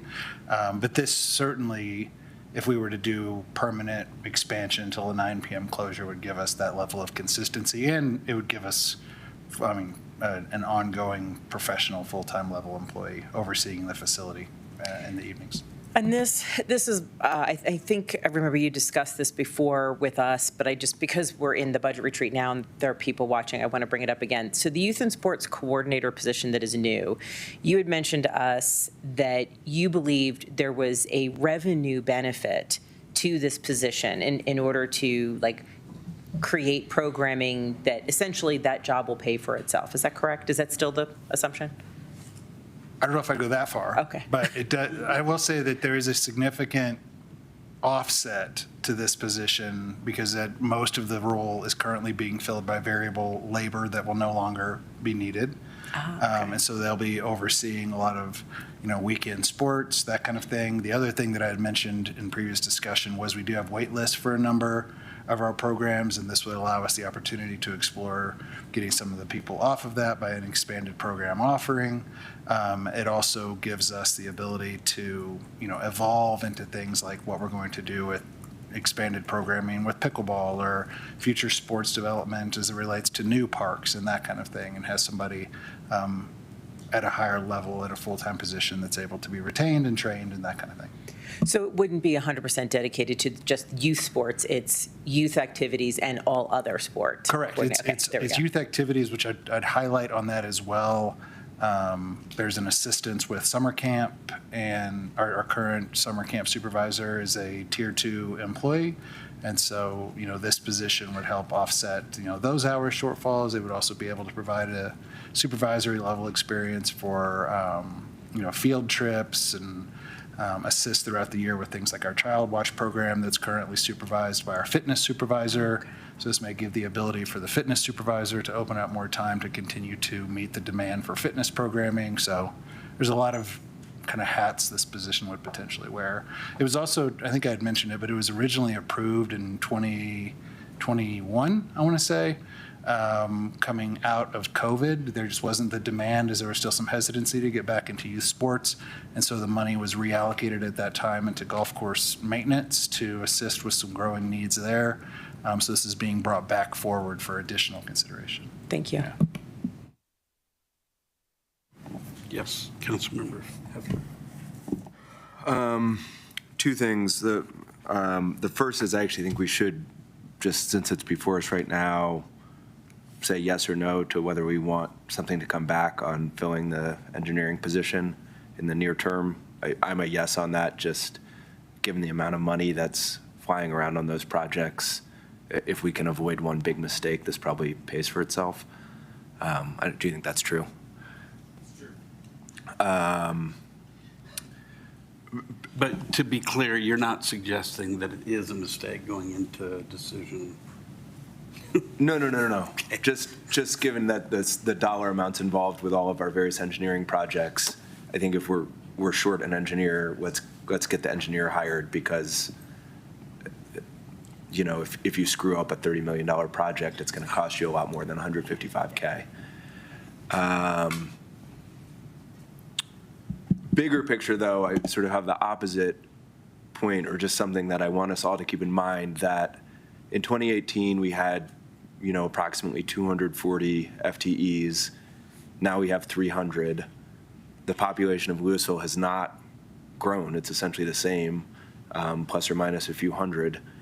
And, I know we've all talked about there's reasons for that around the rec center expansion and so on. But our property tax rate hasn't really gone up. Our sales tax rate hasn't really gone up. A little bit for the rec center. And if we continue to add FTE headcount to the tune of 5 or 6 or 7 or 8 per year, that will eventually consume all of our resources.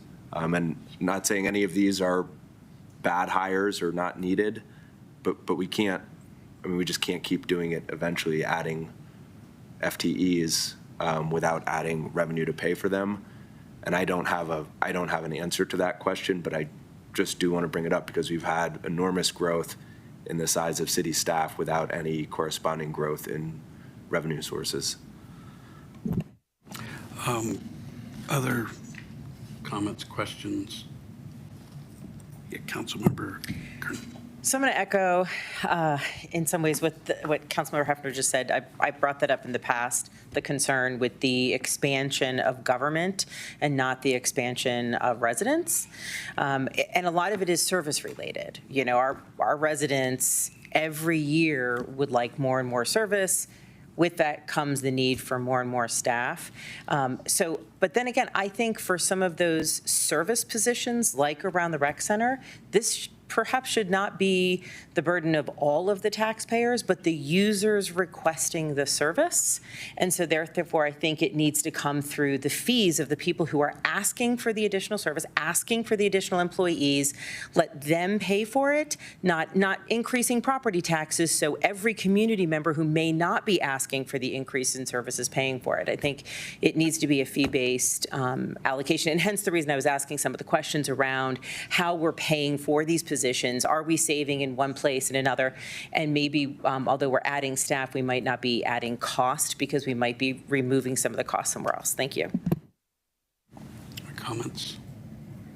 I'm going to respond to this because I think I want to be very clear about what I see. I've been, I guess, Councilmember Fahey and I both have been on council since 2019, which was your benchmark year, I think. Council after council after council, including the people at this dais, have voted to pass budgets that increased personnel. And I don't know that, it's not a matter of going back and debating those budgets. I think we all had good reasons or wouldn't have voted for the budgets that we created. That's number one. I think, two, the point, which I do appreciate from Councilmember Kern, and I think generally, is that I think there is no question in my mind that the level of expectation in this community has gone up across the board, and in some cases pretty substantially. And that's okay. But you can only get so much juice out of the orange that you squeeze. And that's going to be something we're going to have to deal with. I think we are dealing with this as we talk about it. I think we're all trying to do that. But it is something that council members see, but we don't see it on a day-to-day basis, department basis, like the staff do. And we've gotten a lot of feedback, all of us, about that. I think it's great to think about fees. My understanding is that staff is thinking in terms of the fees for sort of technology, for example. There's some ways of allocating costs that way. I think we have to be careful for tax reasons. Not calling a tax fee. I think we're all sensitive to that under Tabor, and I know that council members are too. So, I mean, I do want to defend the choices that have been made. I understand the optics of having bigger government, and I think that's something we all have to think about, but it's not the only consideration. And it is our job not just to be very careful about who we add and so forth, but to meet the demand that we're getting. And I know other council members have talked about this, that, considering other revenue sources or potential revenue sources as a way of, addressing these things. But there are trade-offs, to be sure, and we're working through them. And I have a great deal of respect for the staff. Again, I think others on council share that, for how we make do with what we've got. And so I think it bears saying those things, just to make sure. I don't know that any of that conflicts with anything that's been said, but I think it's important to say, just as perhaps the person who served the longest on council, maybe because I'm the mayor too, but I think it's important to say. Yeah, Councilmember Cooperman. Yeah, let me just add sort of one comment on that. I mean, as we have added employees, right, we have done so within our means, right?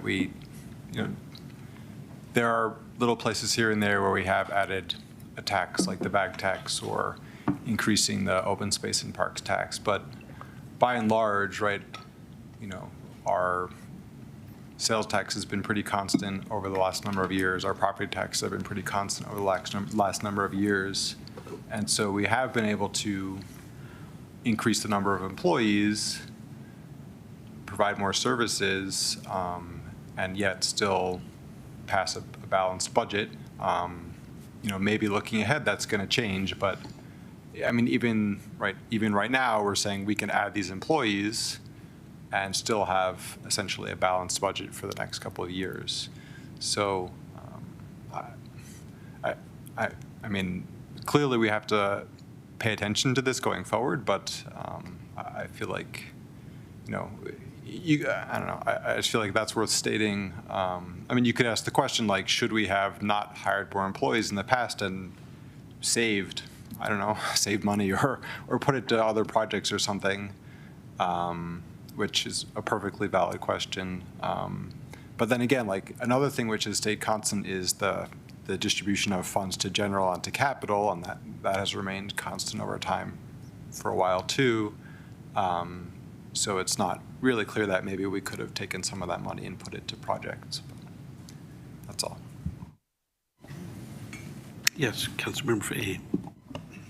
I just want to add that for like the Public Works, you have increased the water tap fees, the water prices for all residents, and you are providing a core service, a fundamental needed resource for all of the residents, residential or commercial, in the city.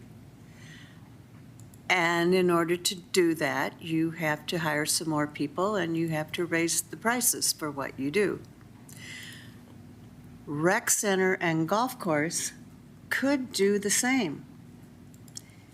I know that the annual membership for a Louisville resident for the rec center is $200 and some a year. I'm not sure what the non-resident price is, but I know that the non-resident price for an annual membership at the Boulder Rec Center is over $600 a year. So perhaps the price increase in membership would help balance out and cover the cost of the additional staff needed there. So that's all I will say. Thanks. Any other comments? Yeah, Councilmember Hefner. Just want to briefly agree with that, as well as I think Councilmember Kern's broader point, that there are, and I think the city manager has been looking at this, that others have been looking at this, there must be more opportunity for us to do cost recovery on certain things like the rec center and shelter rentals and whatever. And we should be taking a very careful look at every opportunity for cost recovery because we have such limited flexibility on taxes and changing taxes. And I think, as the mayor pointed out, basically unlimited appetite for, top tier level governmental services. And I mean, the rec center is a great example, right? A private gym membership is often $150 a month. And we're charging 200 some per year. And I'm not saying we should benchmark to private by any stretch of the imagination, but there's probably some room in between those two things. Any other comments? City manager, you have some thoughts? No, I'm just looking for yes or no on these positions.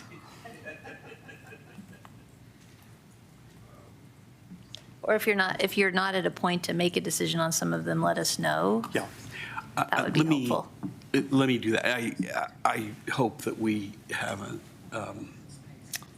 certainly haven't finished with the discussion. If I could, why don't we take two different questions? One is on these particular CMO recs that are on the board here. Is there agreement to approve all of those? Not approve, but direct staff to continue on, including those? Yes, Councilmember Hefner. I'm happy to move forward with all of them. On the first one, I am immensely hopeful that we'll get the parks, open space, and golf funds to a position where they can support this, and I don't think what we saw today is that yet, but I'm hopeful we will get there and this can remain included, but I would include it provisionally until we see more refinement on those funds. Okay. Do people generally agree with what Councilmember Hefner said? Okay, go ahead. I do, and I I don't actually understand what the natural resources technician is going to be doing with the open space, but I was thinking things like that, if we're running short to be able to fund the deputy director position, that seems like a higher priority to me. If we're trying to figure out where we're coming up with the new funds within what looks like a very difficult budget past the next 2 years. So I am curious, though, Director Beckmore, what that job does. So that position oversees the land management components for all of our open space properties, including maintenance and restoration, rehabilitation, fire mitigation, contracts, that kind of thing. They're involved in things like our invasive weed controls, community education. They do noxious weed education seminars, that kind of thing. It's also a proposed hire in response to the community feedback we've received to do more in this area. Currently, we only have one of these positions in the open space division. It's also an advance kind of hire in preparation. As I mentioned, we do have 147 acres of open space coming on board. The warranty period is within the next 2 years. So having that person on board and acclimated to our land management structure would be very beneficial for the open space division. So this person will have some required background, knowledge, specialty area in wildfire mitigation to assist with this? Or are they just assisting with the program that somebody else puts under? Yeah, they'll be responsible for implementing the program that our department is putting forward, whether it's Ember or me or council-driven. Their primary background for these positions usually revolves around natural resource management, ecology, wildlife management, that kind of thing. Okay, thank you. Okay, yeah, Councilmember Cooperman. Yeah, I'm generally supportive of these positions. Just had one sort of question. So on the following slides, there are a list of positions that are not recommended, and a few of those are in Adam's departments. I'm just curious, I assume you had discussions about, these being the ones you most want to go forward, and those other ones are lower priority. Yeah, I think they're all a priority, right? To your point, we have certain things that could be accomplished with all of the position requests that we have. There's a significant number of positions that were requested in things like golf course maintenance that just, there's no way the fund is going to bear it. So we'll make do in there. I do think that every one of these, hopefully through some of my ramblings here, has shown a level of importance to what we've heard from the community, from a service standpoint, as well as from an effectiveness for how we serve the community through this department. Good. Sounds like the consensus is to support these positions with some, some further discussion that may happen. I think I certainly don't want to tie anybody's hands. We're not voting on a budget. We're providing direction, and appreciate all of the careful discussion and really good comments of all the council members on this one, and thanks for the staff's responses. The second question is whether council is comfortable with directing staff to prepare or expedited creation this year of a civil engineer 1-2 position. That's the last one on this particular list. Okay. And we'll see a budget amendment on that and propose it. Okay, good. All right, the next list is for variable positions. And so we have lifeguards, which Adam can explain the need for that. The golf course item, this is to align with what they've been spending. And so this isn't necessarily a new request, it's to align with what they have been spending. And then the museum associate interns, Brandy can address this request if you have questions. And note that this one is not in the model. It would be dependent upon the historic tax outcome. Thanks. Do we have questions about this? Mayor Pro Tem. Can you clarify for me more what you meant by like what they have been spending, that comment? Yes. So the Golf Fund historically has funded extra variables based on kind of salary savings and turnover. The last handful of years, I've noticed that they used about 30,000 variable hours out there, but budgeted for closer to 23 or 24. So this is looking just to right-size the amount of hours they are using at the golf course between guest service attendants and maintenance workers, and kind of relying less upon turnback or salary savings. Okay, that's helpful. I mean, given our discussions we just had about the Golf Fund, it gives me pause. I guess my question would be, they've been using those hours. Are they necessarily needed going forward, or help me understand this? Couple things. We have not adjusted yet. We are working with this model to adjust not having winter here anymore. I mean, like really, like the hours in the past have projected that we would be down a couple of months out of the year with no variable salaries being spent at all. And that just has not been the case. And so part of that overage has been the result of just more hours that we are open and needing to have staff there more often to be able to serve our customers. That being said, they're with the new general manager being on board now for almost a year. This is certainly an area of emphasis that I've stressed to him to work within our means and or give a realistic projection for the expense. At a maintenance side of things, there has been a turnback savings as it relates to the full-time employees over there, just because it is, for whatever reason, it's been a high turnover position. And so we have increased our variable budgets on purpose to account for that additional expenses.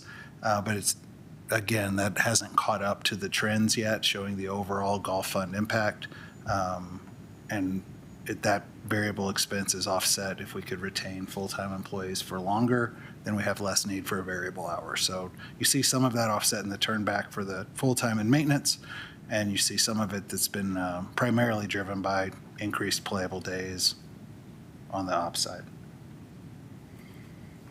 Okay, that's really helpful. And I trust as the conversations around the Golf Fund, the capital projects, all of that is happening, you all will have a, risk-benefit analysis of whether this is most important or some other projects or staff. Yeah, similar to the lifeguard line item here, it's really a balance between what you want to use your full-time labor for and what variable labor should be used for, and the cost benefit for each of those things. There could be a drastic reduction in golf course variable labor at the expense of probably ineffectively using your full-time labor to run your front desk, wash carts, ranger, that kind of thing that we're paying variable salary for. So I think that there is a balance in there, and I think that, to Director Bailey's point, this now aligns with trend and it's modeled to kind of show the true impact of that so that we can adjust up and down on that balance.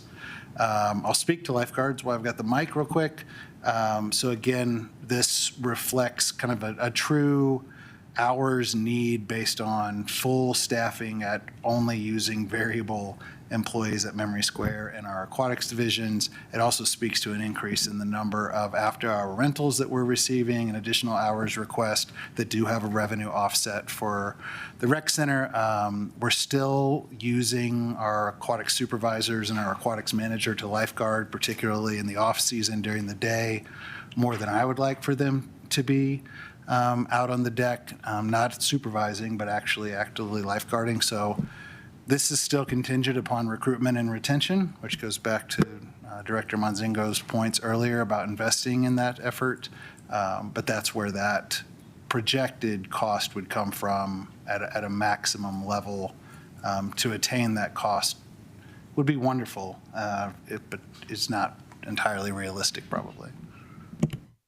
Okay, thank you. That's helpful as well. And I'll just, rise to the surface once again the conversations of fees to recover some of this and the rentals associated with the pool that requires those lifeguards, evaluating those as well. So thank you. That was all very helpful. I appreciate it.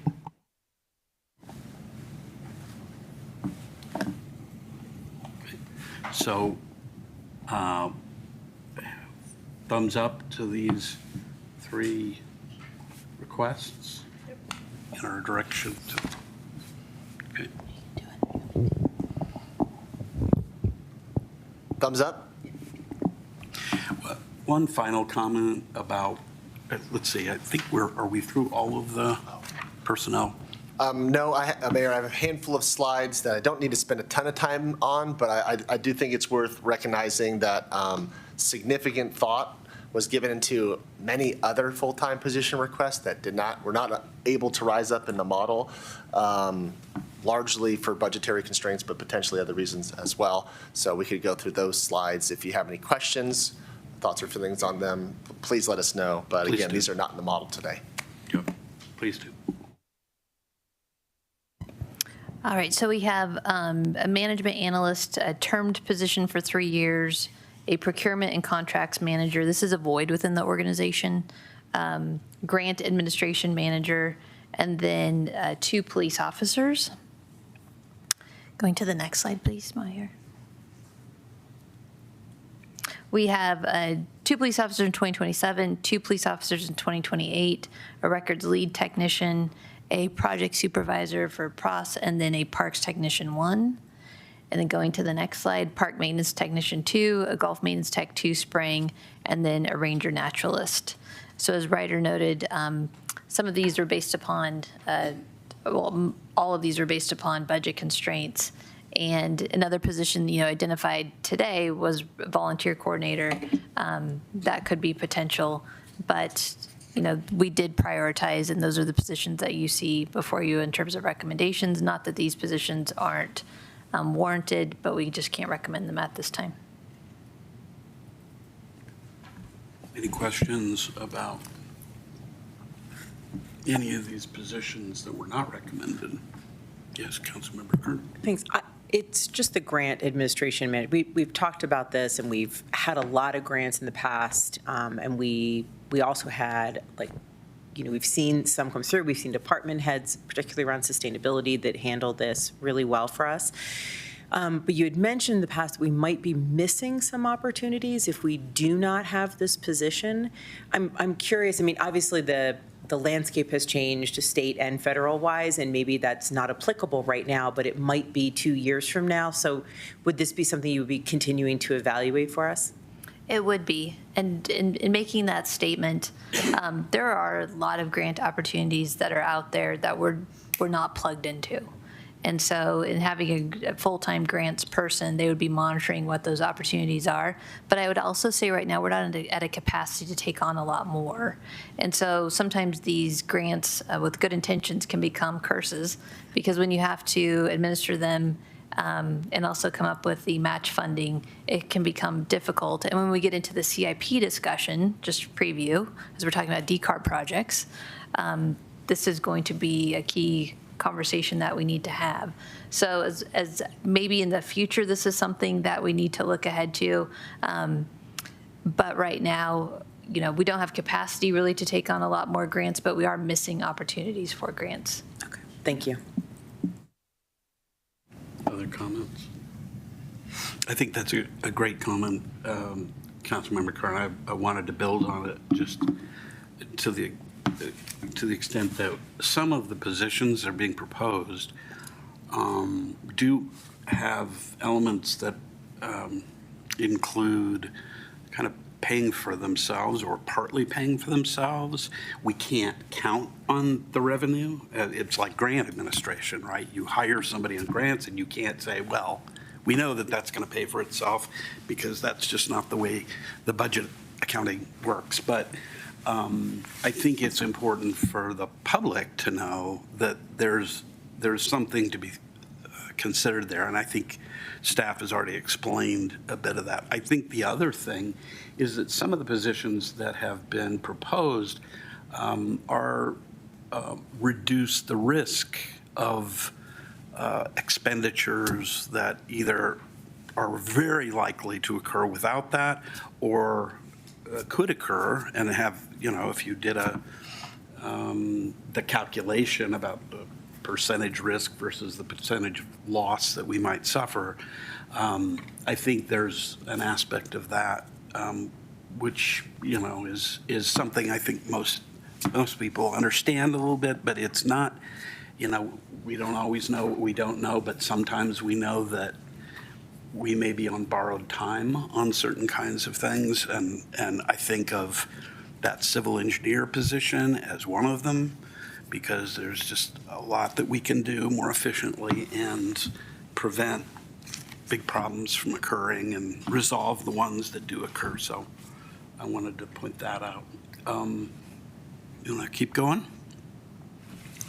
Thank you, Mayor. That brings us to service level reductions. Department heads and staff have refined and reviewed their budgets. A few reductions have been recommended. None are being recommended to be restored at this time. If you have any questions, we're happy to answer those on these. Questions from council? Councilmember Cooperman?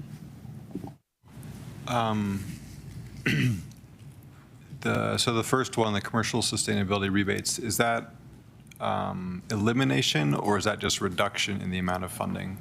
Thank you, Councilmember. It's reduction in the amount of funding. And those first two are to offset a grant that we've historically received and used for staffing, but we will no longer be able to receive and use for anything but an added item. And since we're not in a place to add at this point in time, and the grant wouldn't fully cover the things we would add, we're working to show those offsets. Okay.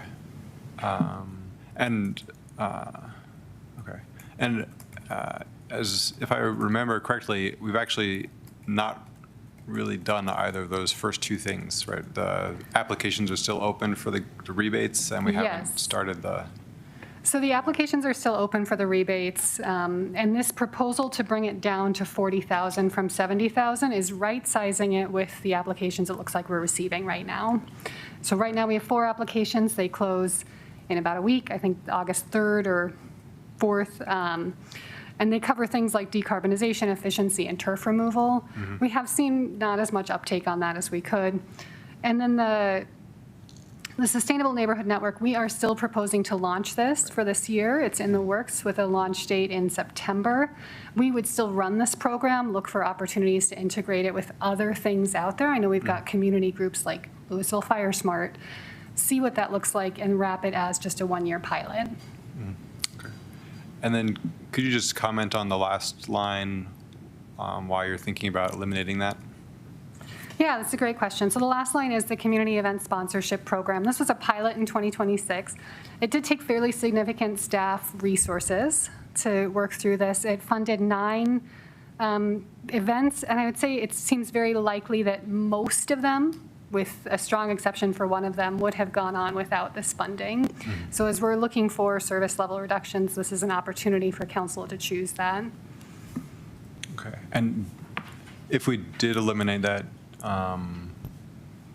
do you have a suggestion for an alternative? Like, I mean, like if I think about the turkey trot, like we seem to have a lot of interest in supporting them to some extent. And if we did, but not through this method, what would you recommend? So I can speak to it, and City Manager Langley can speak to it too. You know, one of the alternatives is pairing this in the future with a program such as your nonprofit grants. The organization I came from, these things were compared. The scope of that program was expanded a little bit. Did you have something you wanted to add there?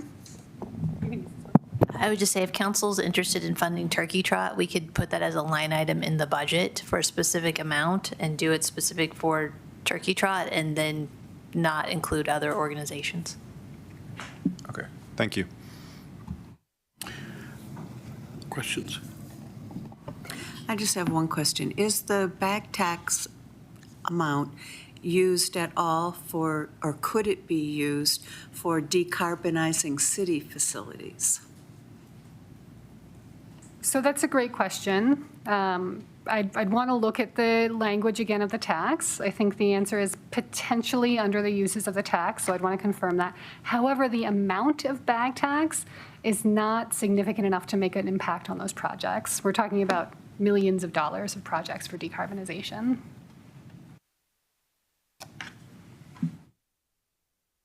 Any other questions, comments?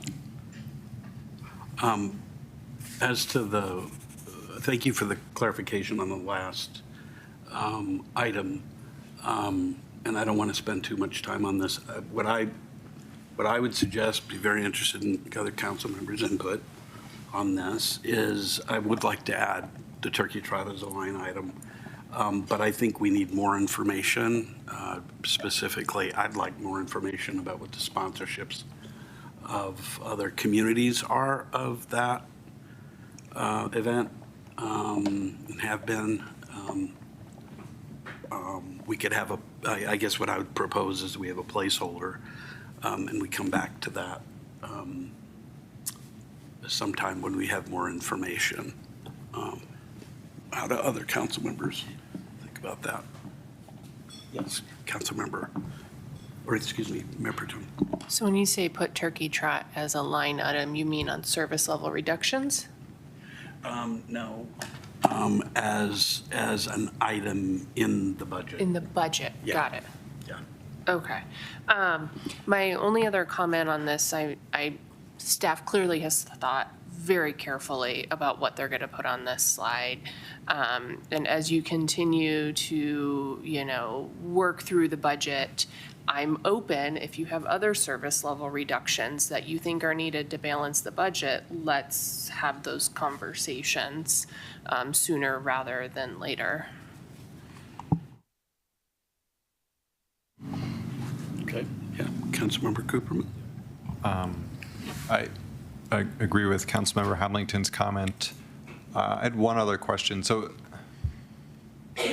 is this meant to be service level reductions where you look across all funds, or is it meant to be like, this is mostly, I mean, these are all three in the city manager's office. So I just wasn't clear like where you were looking for these reductions or.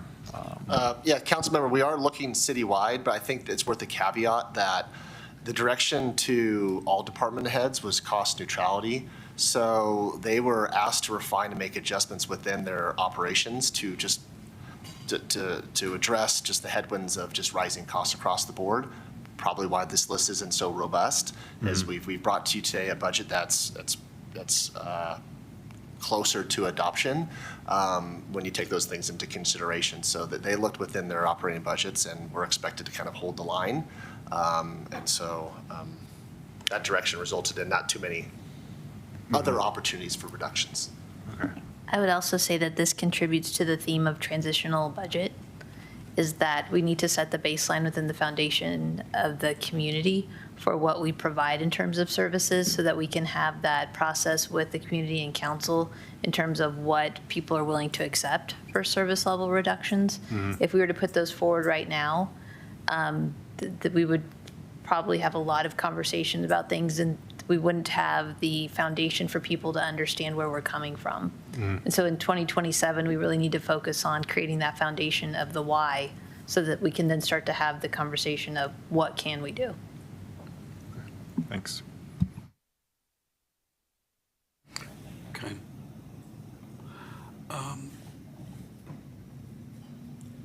All right, you want to continue? So maybe before I continue, do I have clear direction on whether or not to continue moving along in the budget process with these outside of the city manager's recommendation in September?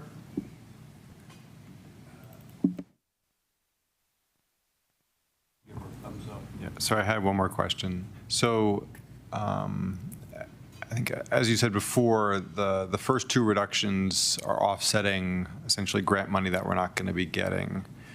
That grant money has mostly been paying for a staff position, right? So is the idea that these offsets are going to help us retain that staff person? That's correct. Okay, thank you. Can I clarify direction on the last item? I heard that you would like us to bring back more information about the sponsorships from other communities for Turkey Trot and consider adding it as a solo line to the budget. Okay, thank you. Great. And otherwise, are we comfortable with each of these non-requests? Or, excuse me, service level reductions, really? Yes, okay, good.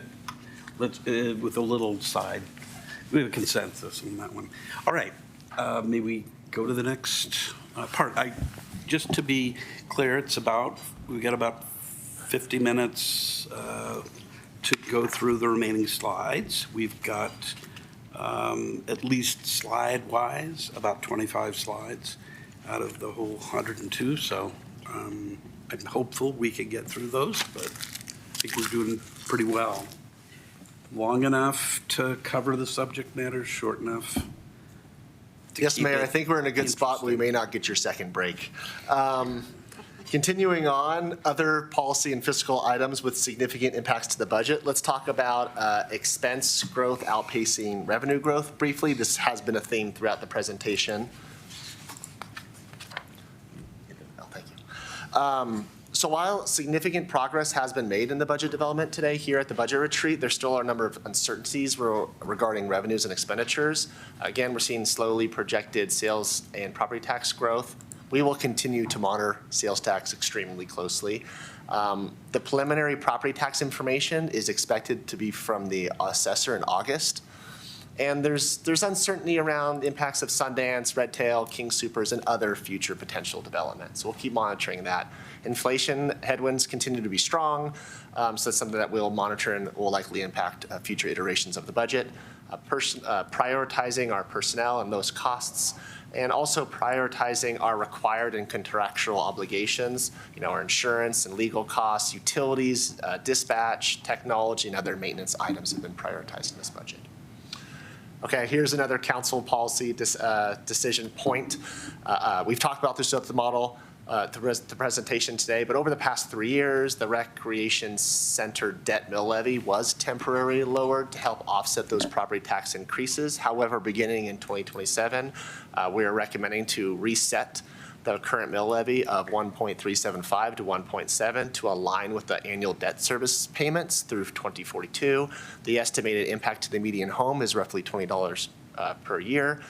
In future years, the Rec Center mill levy will continue to be adjusted to align with future debt payments. So I'd like to pause here and seek your support to suspend the temporary mill levy credit and to align it with our annual debt servicing payments. Is another way of putting the policy decision that we're letting what was a temporary measure lapse? Of course. Essentially.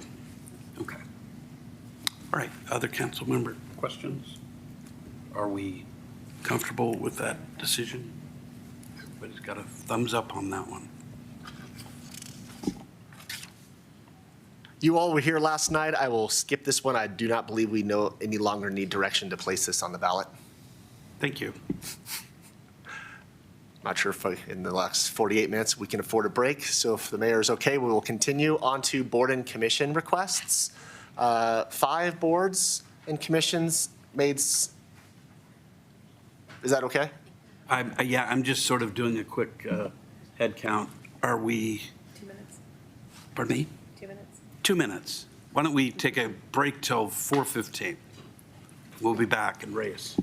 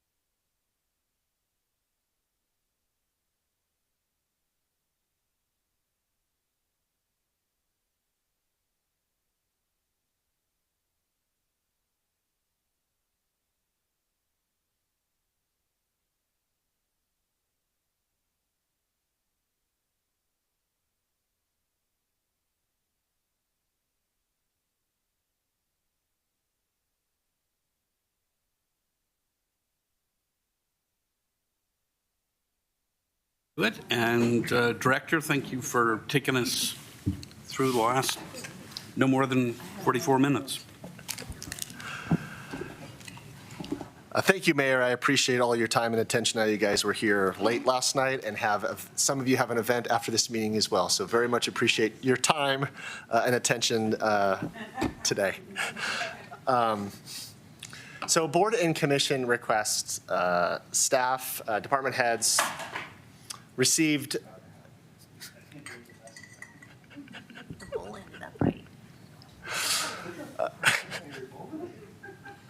We're getting there. All right, bringing y'all back in.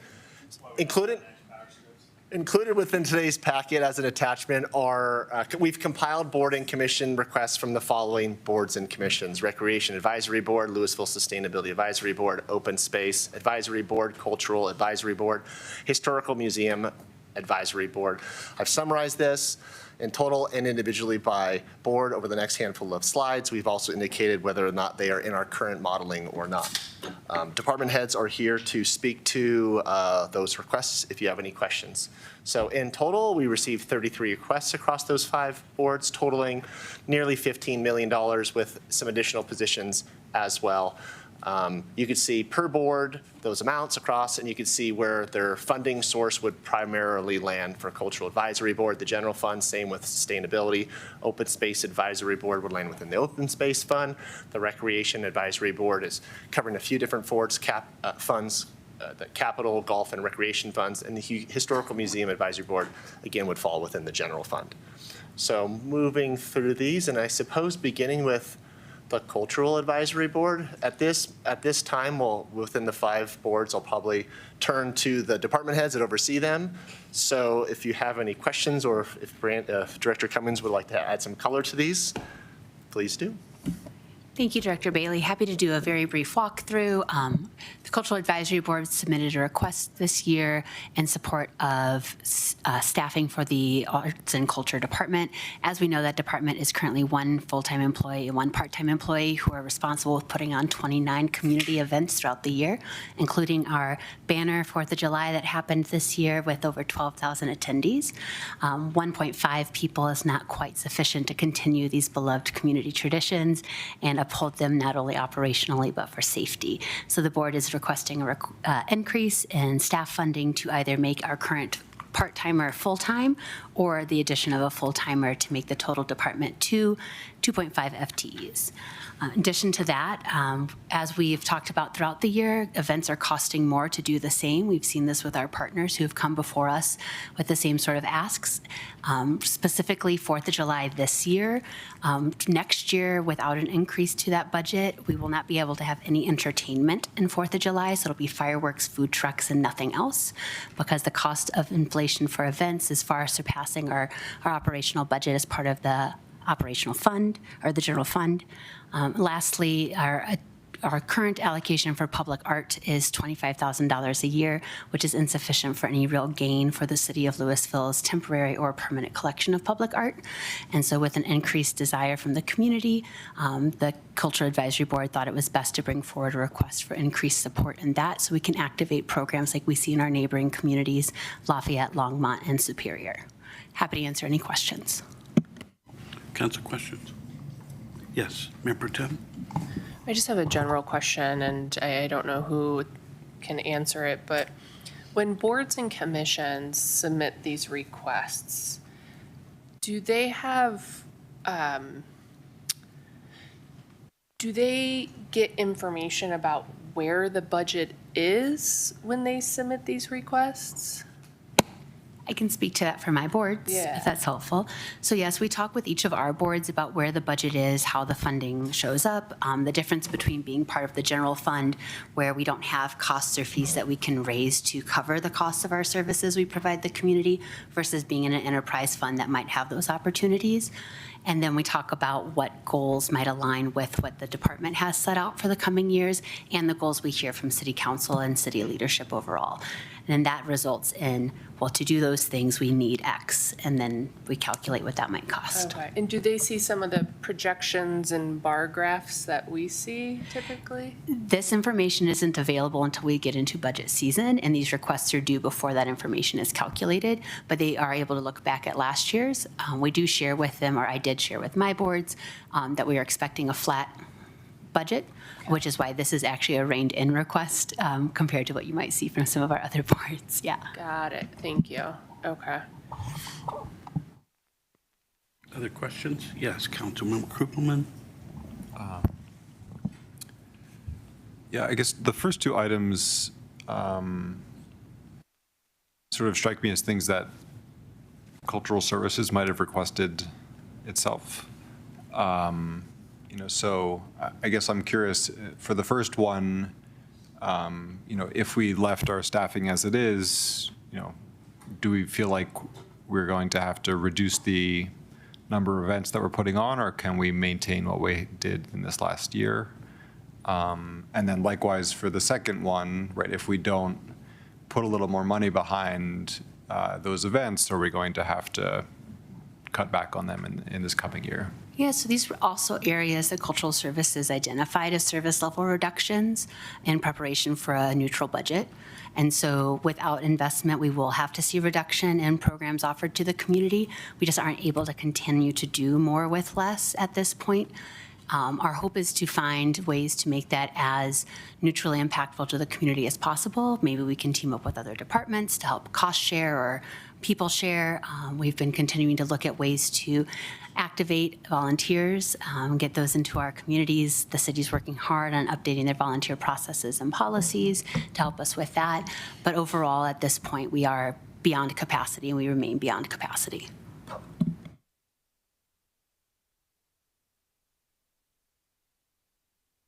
Other comments or questions?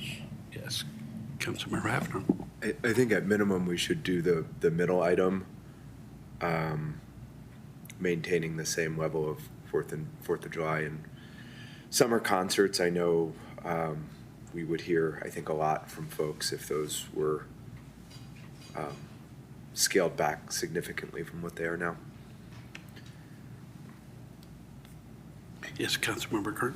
So I'm curious, so you're mentioning specific with the 4th of July, there's 3 primary cost components: the food trucks, the music, and the fireworks. I thought the fireworks were donated to the city. Is there marginally?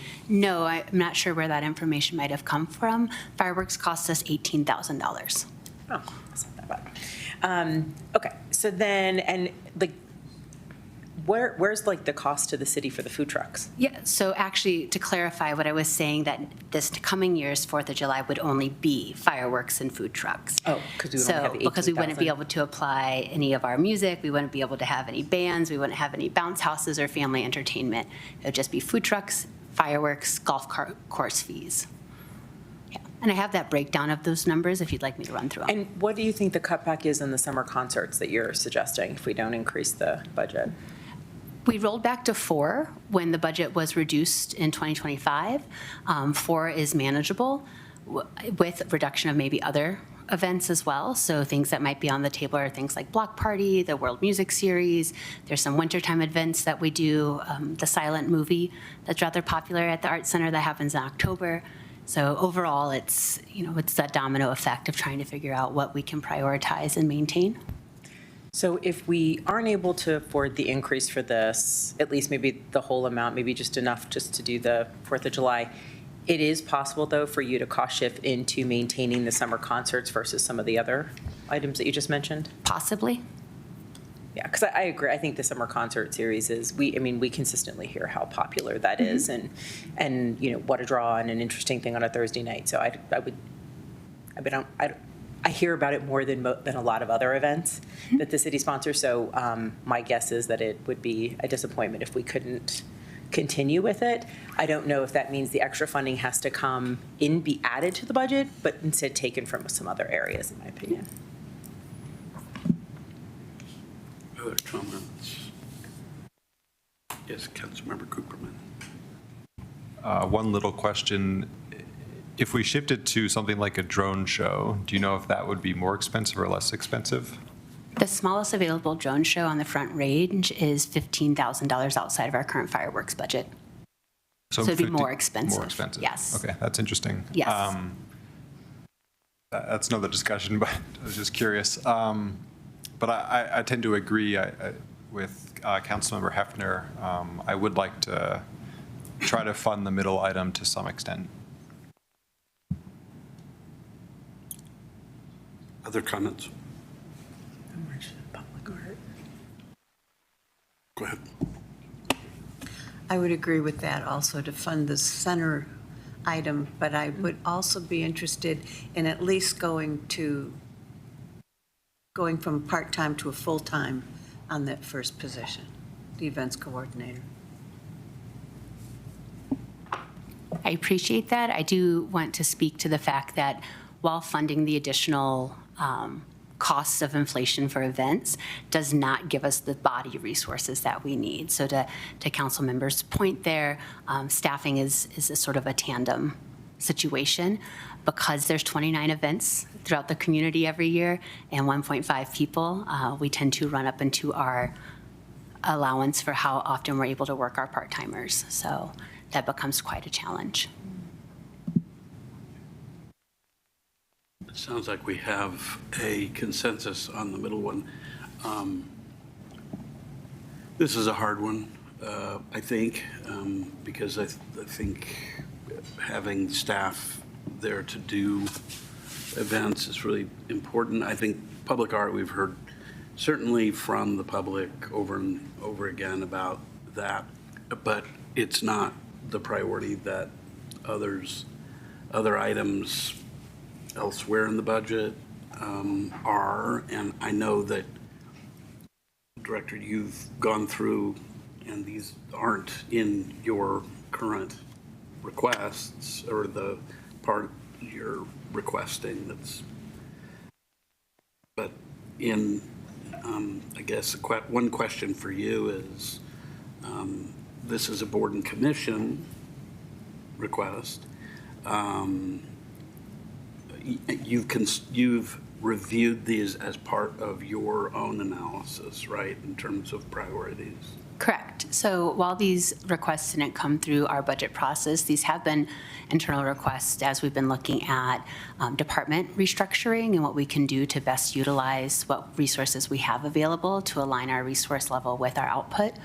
So these numbers are accurate to our pay and to our policies, yes. I mean, on the public art, there's nothing certainly that stops community members from collectively acting to potentially provide funding that might be used consistent with our own policies. We are working through those policies. Currently, that level of donation policy for the city is not in place. So we're working through those processes. City manager. Just something I'd like to note too, I really appreciate everything that Director Cummings does and her department does. This is a hard conversation, and this is a hard conversation for her staff to listen to. Part of that is because on the flip side, we approve increases for chamber contract. We approve increases for DBA contracts. We're going to be bringing forward to you a request from the DBA to give them an additional $35,000 for the ice rink for last year. Because they are short that amount for that. They're going to be requesting additional funding for the ice rink for this year.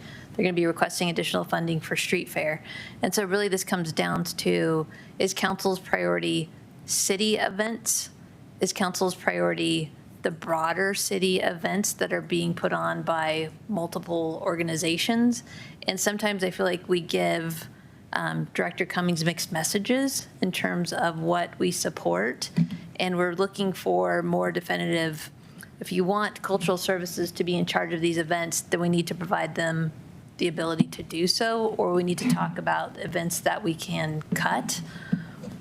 Or are we going to put more funds towards these events that are run by other agencies, and then we're great with what they can do with what they have? And so this is, again, this is that conversation of, these are, going back to Ryder's early slide about some difficult conversations, this is one of those difficult items, because nobody feels good talking about this.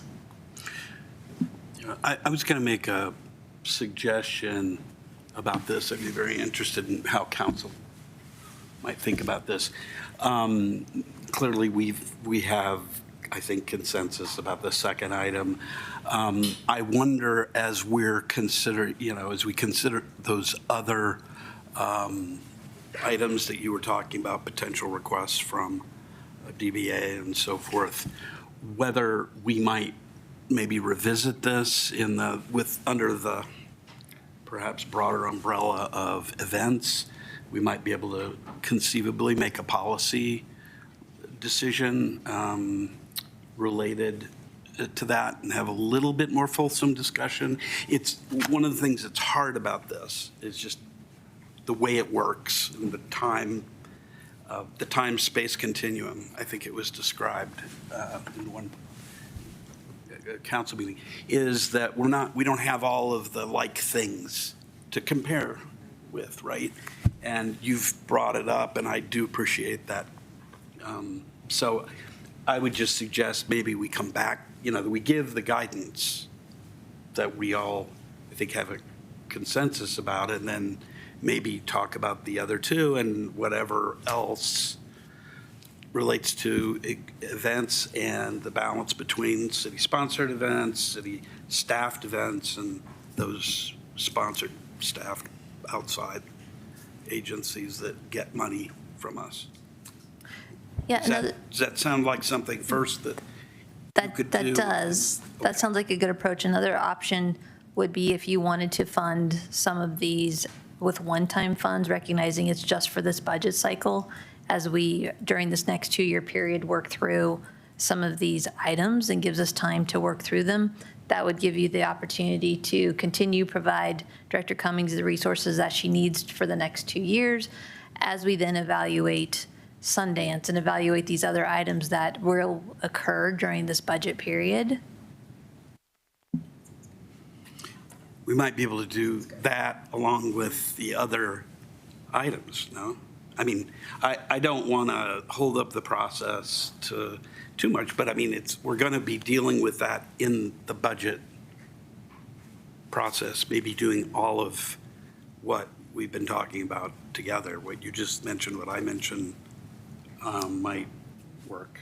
Yes, Councilmember Hefner. Yeah, I agree. I mean, I think we should fund the first two items here for both years of this budget with the expectation that, we'll revisit them as we consider this from a higher level perspective. But these are highly visible, very important events to the community. It's delivering water is very important and very good. It doesn't generate a lot of joy or excitement. These generate a lot of joy and excitement. It's a relatively modest amount of money in terms of everything we're looking at. And I think we've got to do it for this budget cycle. And we should have the more detailed conversation about where all of these dollars are going in DBA and street fair and so on. But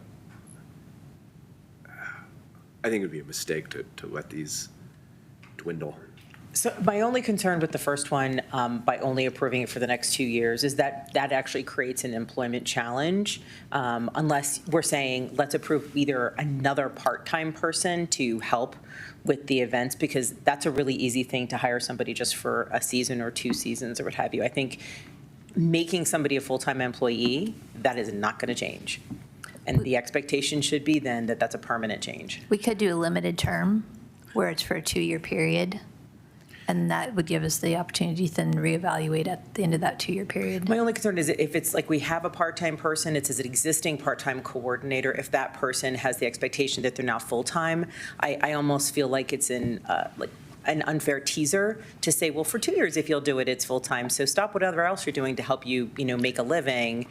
And then in 2 years, we come up with a completely different restructure, and then that person no longer has their full-time job.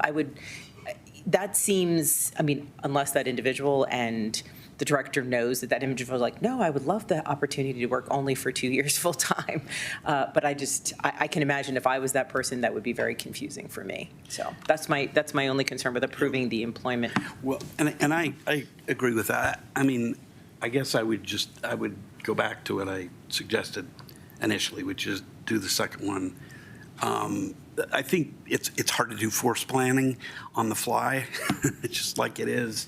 And I wonder whether, as a function of how we choose to deal with outside organizations, that the director may have a sense that, one FTE is not going to be enough, or maybe it's going to be 1.5 or something, or God forbid less. I would hate to push you into that position and then have to discuss it later, because we don't have to make that decision today. I think it's better to have all the information with us at once. Yes, Member Deb. Yeah, I really quite like the idea of having like all events under an umbrella to evaluate it. And the other thing I wanted to say is my initial question about, are boards and commissions aware of our budgetary constraints was by no means directed specifically at this board. You guys just happen to be the first ones. But I just wanted to ask the question up front and really apply that to all the boards and commissions, just so we can understand what their expectations were when they submitted all of these requests, so.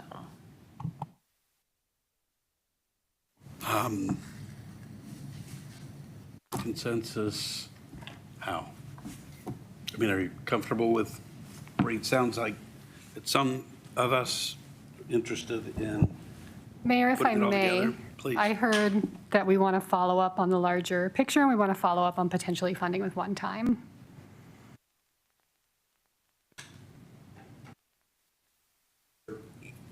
Yeah, go ahead. Just pushing off the whole decision for later. That's what I heard. I thought I heard fund with one time and then follow up on big picture, but there was a lot of waffling on that. I was in favor. I like the idea of, at a minimum, the event inflation for the next 2 years, so that's set, so the plans can get made. My only concern was saying yes for the next 2 years from an employee perspective was converting somebody from a part-time position into a full-time. That's a bigger thing. So, I mean, I would be in favor of a second part-time person because that's a much easier thing to do just for a 2-year cycle.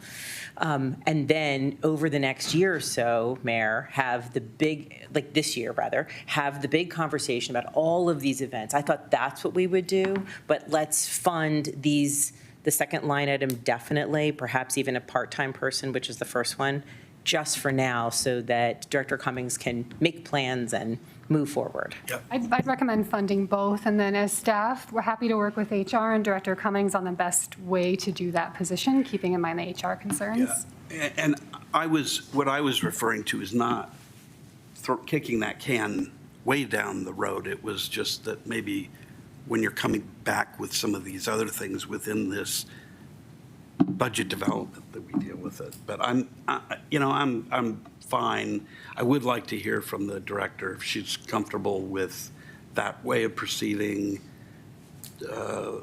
whether there's some cost to it. I'm not trying to screw up. The last thing is screwing up your own planning and budgeting. That's not my interest. It's efficiency. No, I think much like Deputy City Manager said, with a one-time allocation for both the first and the second, we could work within our city processes and with HR to determine how that additional, whether it's turning someone full-time or additional part-time coordinator position would work best with our own policy and practice. Okay, fair enough. Thank you. So with that, is there consensus for the first two? All right, good. All right, direction received and process. Go ahead. Continuing on, we have 4 more boards. We have 20 minutes, so I just want to put that in perspective. And if some of this leaks to a future meeting, you just let us know. I don't want to rush you, but I just want you to know how much time we have left. Just use nouns and verbs. So in the interest of time, I'll cover LSAB here. This board was aware of our financial situation, and I think they were very thoughtful in their requests. Their first request was to add grants to the Sustainable Neighborhood Networks. This is a service level reduction that council has given us direction to pursue.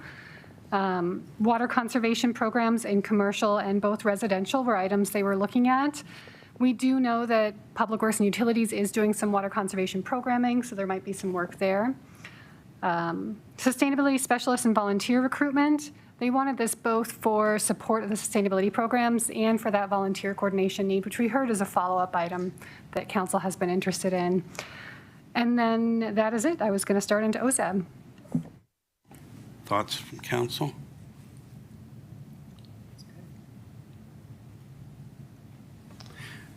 The first three strike me as fairly small ticket items. That doesn't mean we should be approving them or not, but they are relatively small.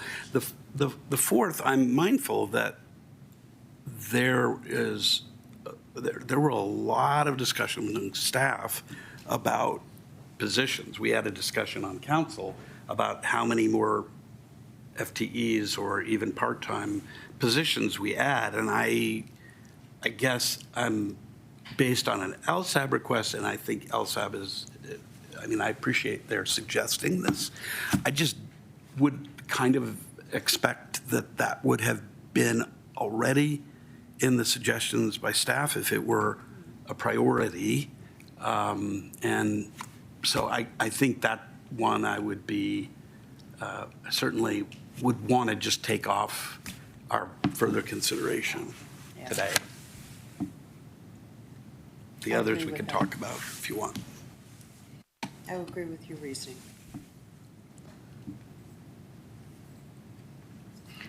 Other council comments about these three? Or are they worth, is there consensus to take off the sustainability specialist as an additional request for funds? Yeah, Mayor Pro Tem.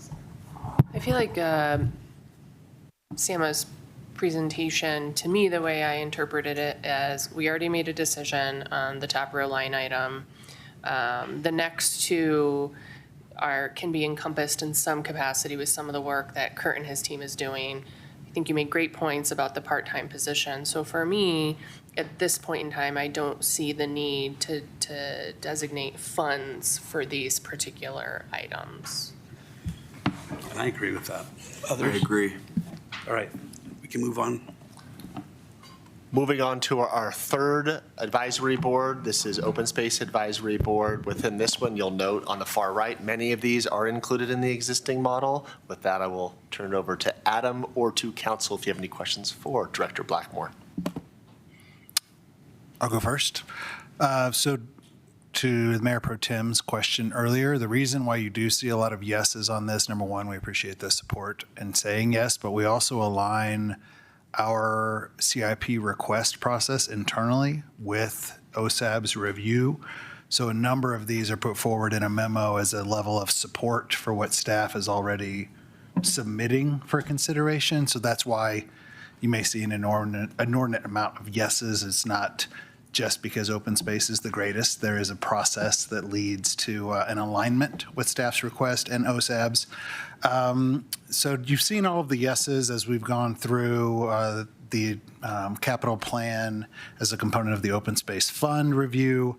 The no's on here, there are a couple staff positions. Again, the project manager position isn't currently in the model because it is, some of those duties are incorporated into the deputy model.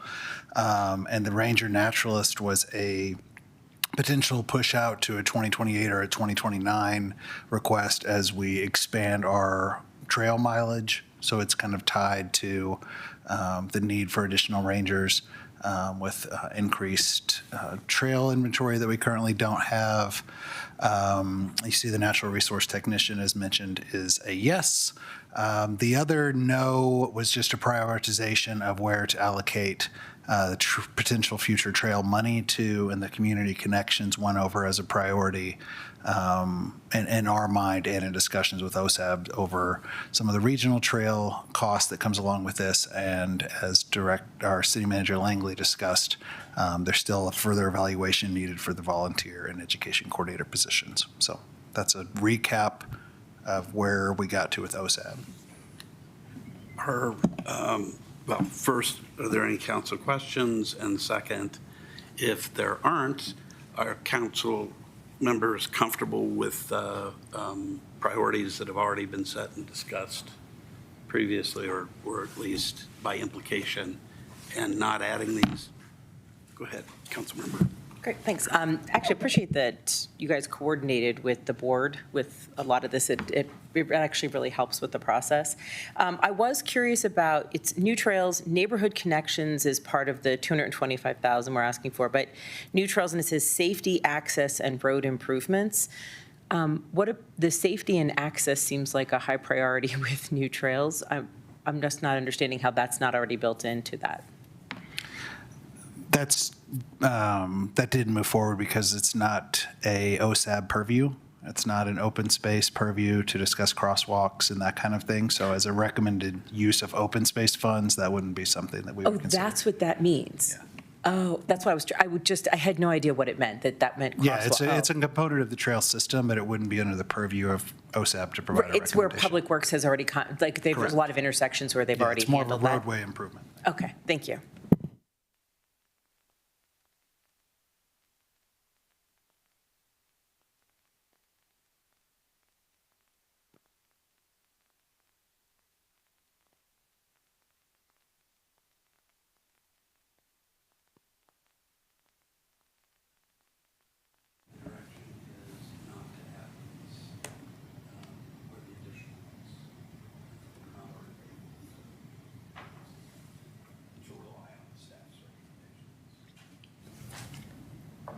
Wonderful. Keeping Director Blackmore in the hot seat, we have the Recreation Advisory Board requests. Okay, so this is the Rec Advisory Board. Again, same kind of a process with this particular board that we just mentioned with the Open Space Advisory Board. So we take a look at the previous 6-year CIP and kind of build out the next 6-year CIP. RAB has been more inclined to provide recommended projects in their memo to bring awareness to a desire of future desires, if you will, versus immediate approval. Hence, the $7 million for soccer and multi-use fields is meant to illustrate that that's a high priority for them as future development and future infrastructure needs. We did fund, until recently, a couple of these. The clubhouse pre-design, as you can see, was originally in the model. Per the direction today, that'll be removed from the model. We have included, per the discussion and then the confirmed support from RAB, the potential for a puck and stick court of some sort to replace the inline rink that's being converted to pickleball. That's built into the model and put into the 2028 budget with a placeholder for funding. Still to be determined that location, that would be a component of that project. And then City Manager Langley touched on the water rights item for Cold Creek Golf Course. We've elected at this point in time not to include funding for site plan review of the park parcel at Red Tail Ridge. That'll be a future budget ask with some level of alignment to the long-range plans, desires from the community. And the Centennial Park tennis courts, 2 new courts. Again, that's just not a cost that we're able to bear in the funds at this moment, and will be considered in future expansion, again, based on community feedback from the long-range plan.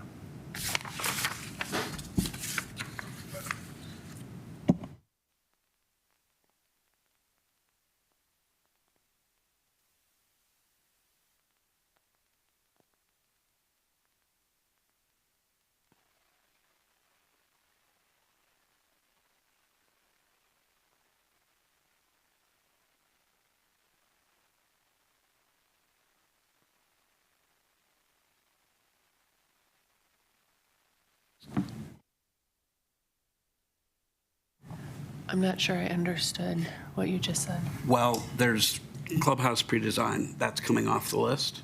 And I thought water rights were off the list too. Is that not right?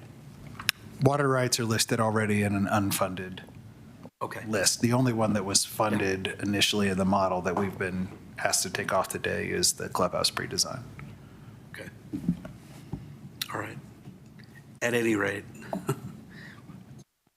what are thoughts about adding any of these that are not already in, I guess, yeses in the final? Well, is there any interest in adding any of the ones that are not already baked into the draft but baked into the requests that you've made? Councilmember Kern. So I have an interest, but I want to clarify, I don't believe there's the budget. We've heard for years now the request for the tennis courts, and I think it was the #1 priority from the Rec Advisory Board when we met with them, was to be able to move that forward. So I would love if there was a way, and we found the funding through capital improvements to do this, because I recognize the community's need and the board's request repeatedly for this, and the fact that they have presented, and I think this would be correct, Director Blackmore, that the tennis courts could produce revenue for the city if used for the tennis association?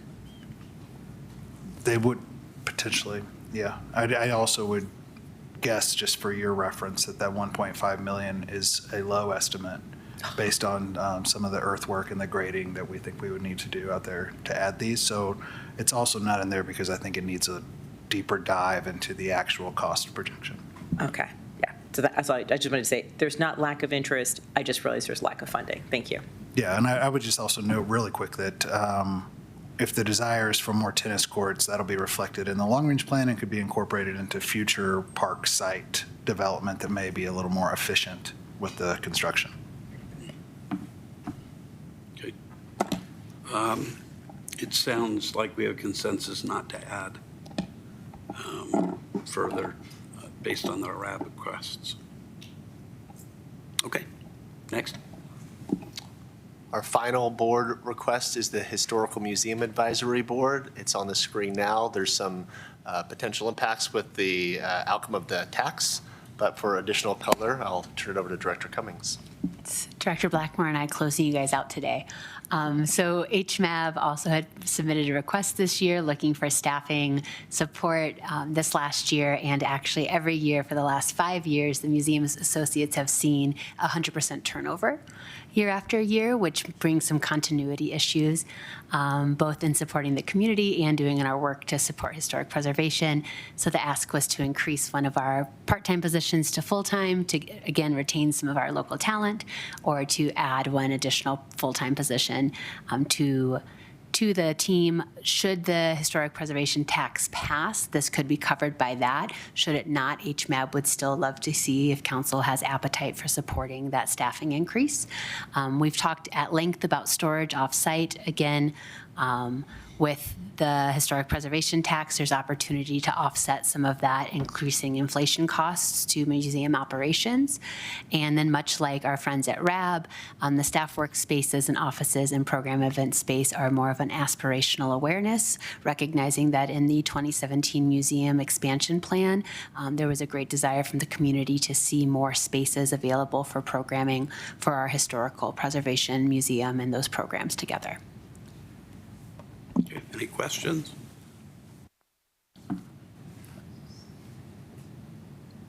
It would appear that the first two are maybe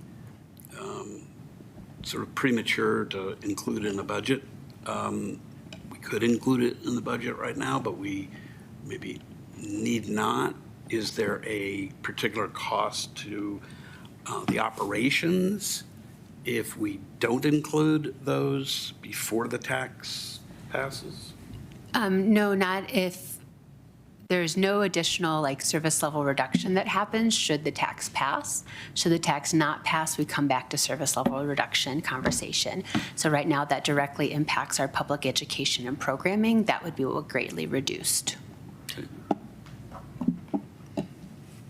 So I guess my proposal on this would be to, without passing judgment on the first two, maybe even expressing an interest in those, we wait until the historic preservation tax result and then address these two. And then otherwise, leave the other two off. Yes?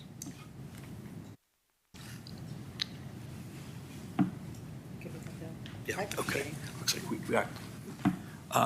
we've got a consensus on that one. So, did we really finish that with 4 minutes to spare? Mayor, I can bring us home now. Again, our eyes were bigger than our plate for the capital improvement plan discussion, development, and prioritization. You have all these materials in the packet. If so, moving forward, why don't we hop to next steps? We'll jump over the capital slides. We will carve out some time at I just connected with the clerk, the August 11th council meeting, so we can engage the full city council to go through CIP refinement and development. So now, between now and then, you are welcome to go through the materials to this packet where every capital project is listed, hyperlinked, and with the pages, and we can really spend the appropriate amount of time to discuss the capital plan.